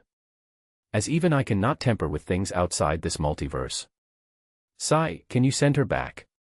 As I said, I cannot temper with things outside the multiverse. I do not know where she is from either. Fuck, another headache. Wonder Woman, an old one. I guess I will ask her what happened when she wakes up. By the way, heed my warning, I will say it only once. If you dare take over Jean's body again, I will end you. You exist now as her little pet, as her power source. Understood. He threatened the Phoenix. In all honesty, he could not do anything to the normal Phoenix as it did not have anything dark related to it. But there was no harm in a bit of bluffing. I do not condone any violence, Phoenix replied, indirectly saying she wouldn't do anything like that. Hector nodded and flew to the bird, then patted its giant head. Good, I shall leave now. Coming out, Jean looked at him weirdly. Grandpa, you're so mysterious. I heard everything you said to the Dark Phoenix. Hell's Inquisitor, Omniverse, and now this Wonder Woman. So many strange words. Hector looked away, whistling, really. Well, those were just some code words. I'm sure you won't tell that to anybody, right? She stared at him and moved her brows. Oh ho ho. I now know my grandpa's secret. I wonder what I can get for keeping my mouth shut. Wee. Mooney also took Jean's side. I want 100 cookies. Underscore. Hector was more amazed by Mooney's bullshit. What the heck are you blackmailing me for? My secrets are your secrets. But, he relented, there was no harm. Fine, Mooney, you get 10 cookies. In response, the good boy quickly shook hands. Then came Jean's turn. What do you want? I want to stay with you in space. I'm fed up with Earth and earthly matters. Everyone seems so dumb. Including Scott. He asked, narrowing his gaze. She huffed, especially Scott. How can he cheat on me just because I won't let him in my bed? God, I wish all men were like you, Grandpa, so patient and self-controlling. Underscore. Sigh child, nobody wants to be a virgin by choice, Hector muttered to himself. His pain no one could understand. Being a man with old thoughts, he was against flings and using hookers. But his sad life was that he had not found love yet. Fine, you can stay with me. It will surely help me with the coming war with the Kree Empire. Let's head back now. He first took off his long coat and covered Wonder Woman with it, as her small skirt showed things that he should not see, and they made him feel things he should not for a helpless woman. She was freaking hot, after all, he couldn't help it. Then he held her in his arms. Nice, chivalry is not dead, Jean gave a thumbs up at his gesture. Hector chuckled and looked at Wonder Woman's face that rested near his shoulder. What happened to her? She looks old, even got a strip of white hair. Never even knew she could grow old. Let's go. He took out his Godpad Pro with the little he could move his hand and opened the portal to the funhouse dimension. It's like Doraemon's powers. Jean exclaimed.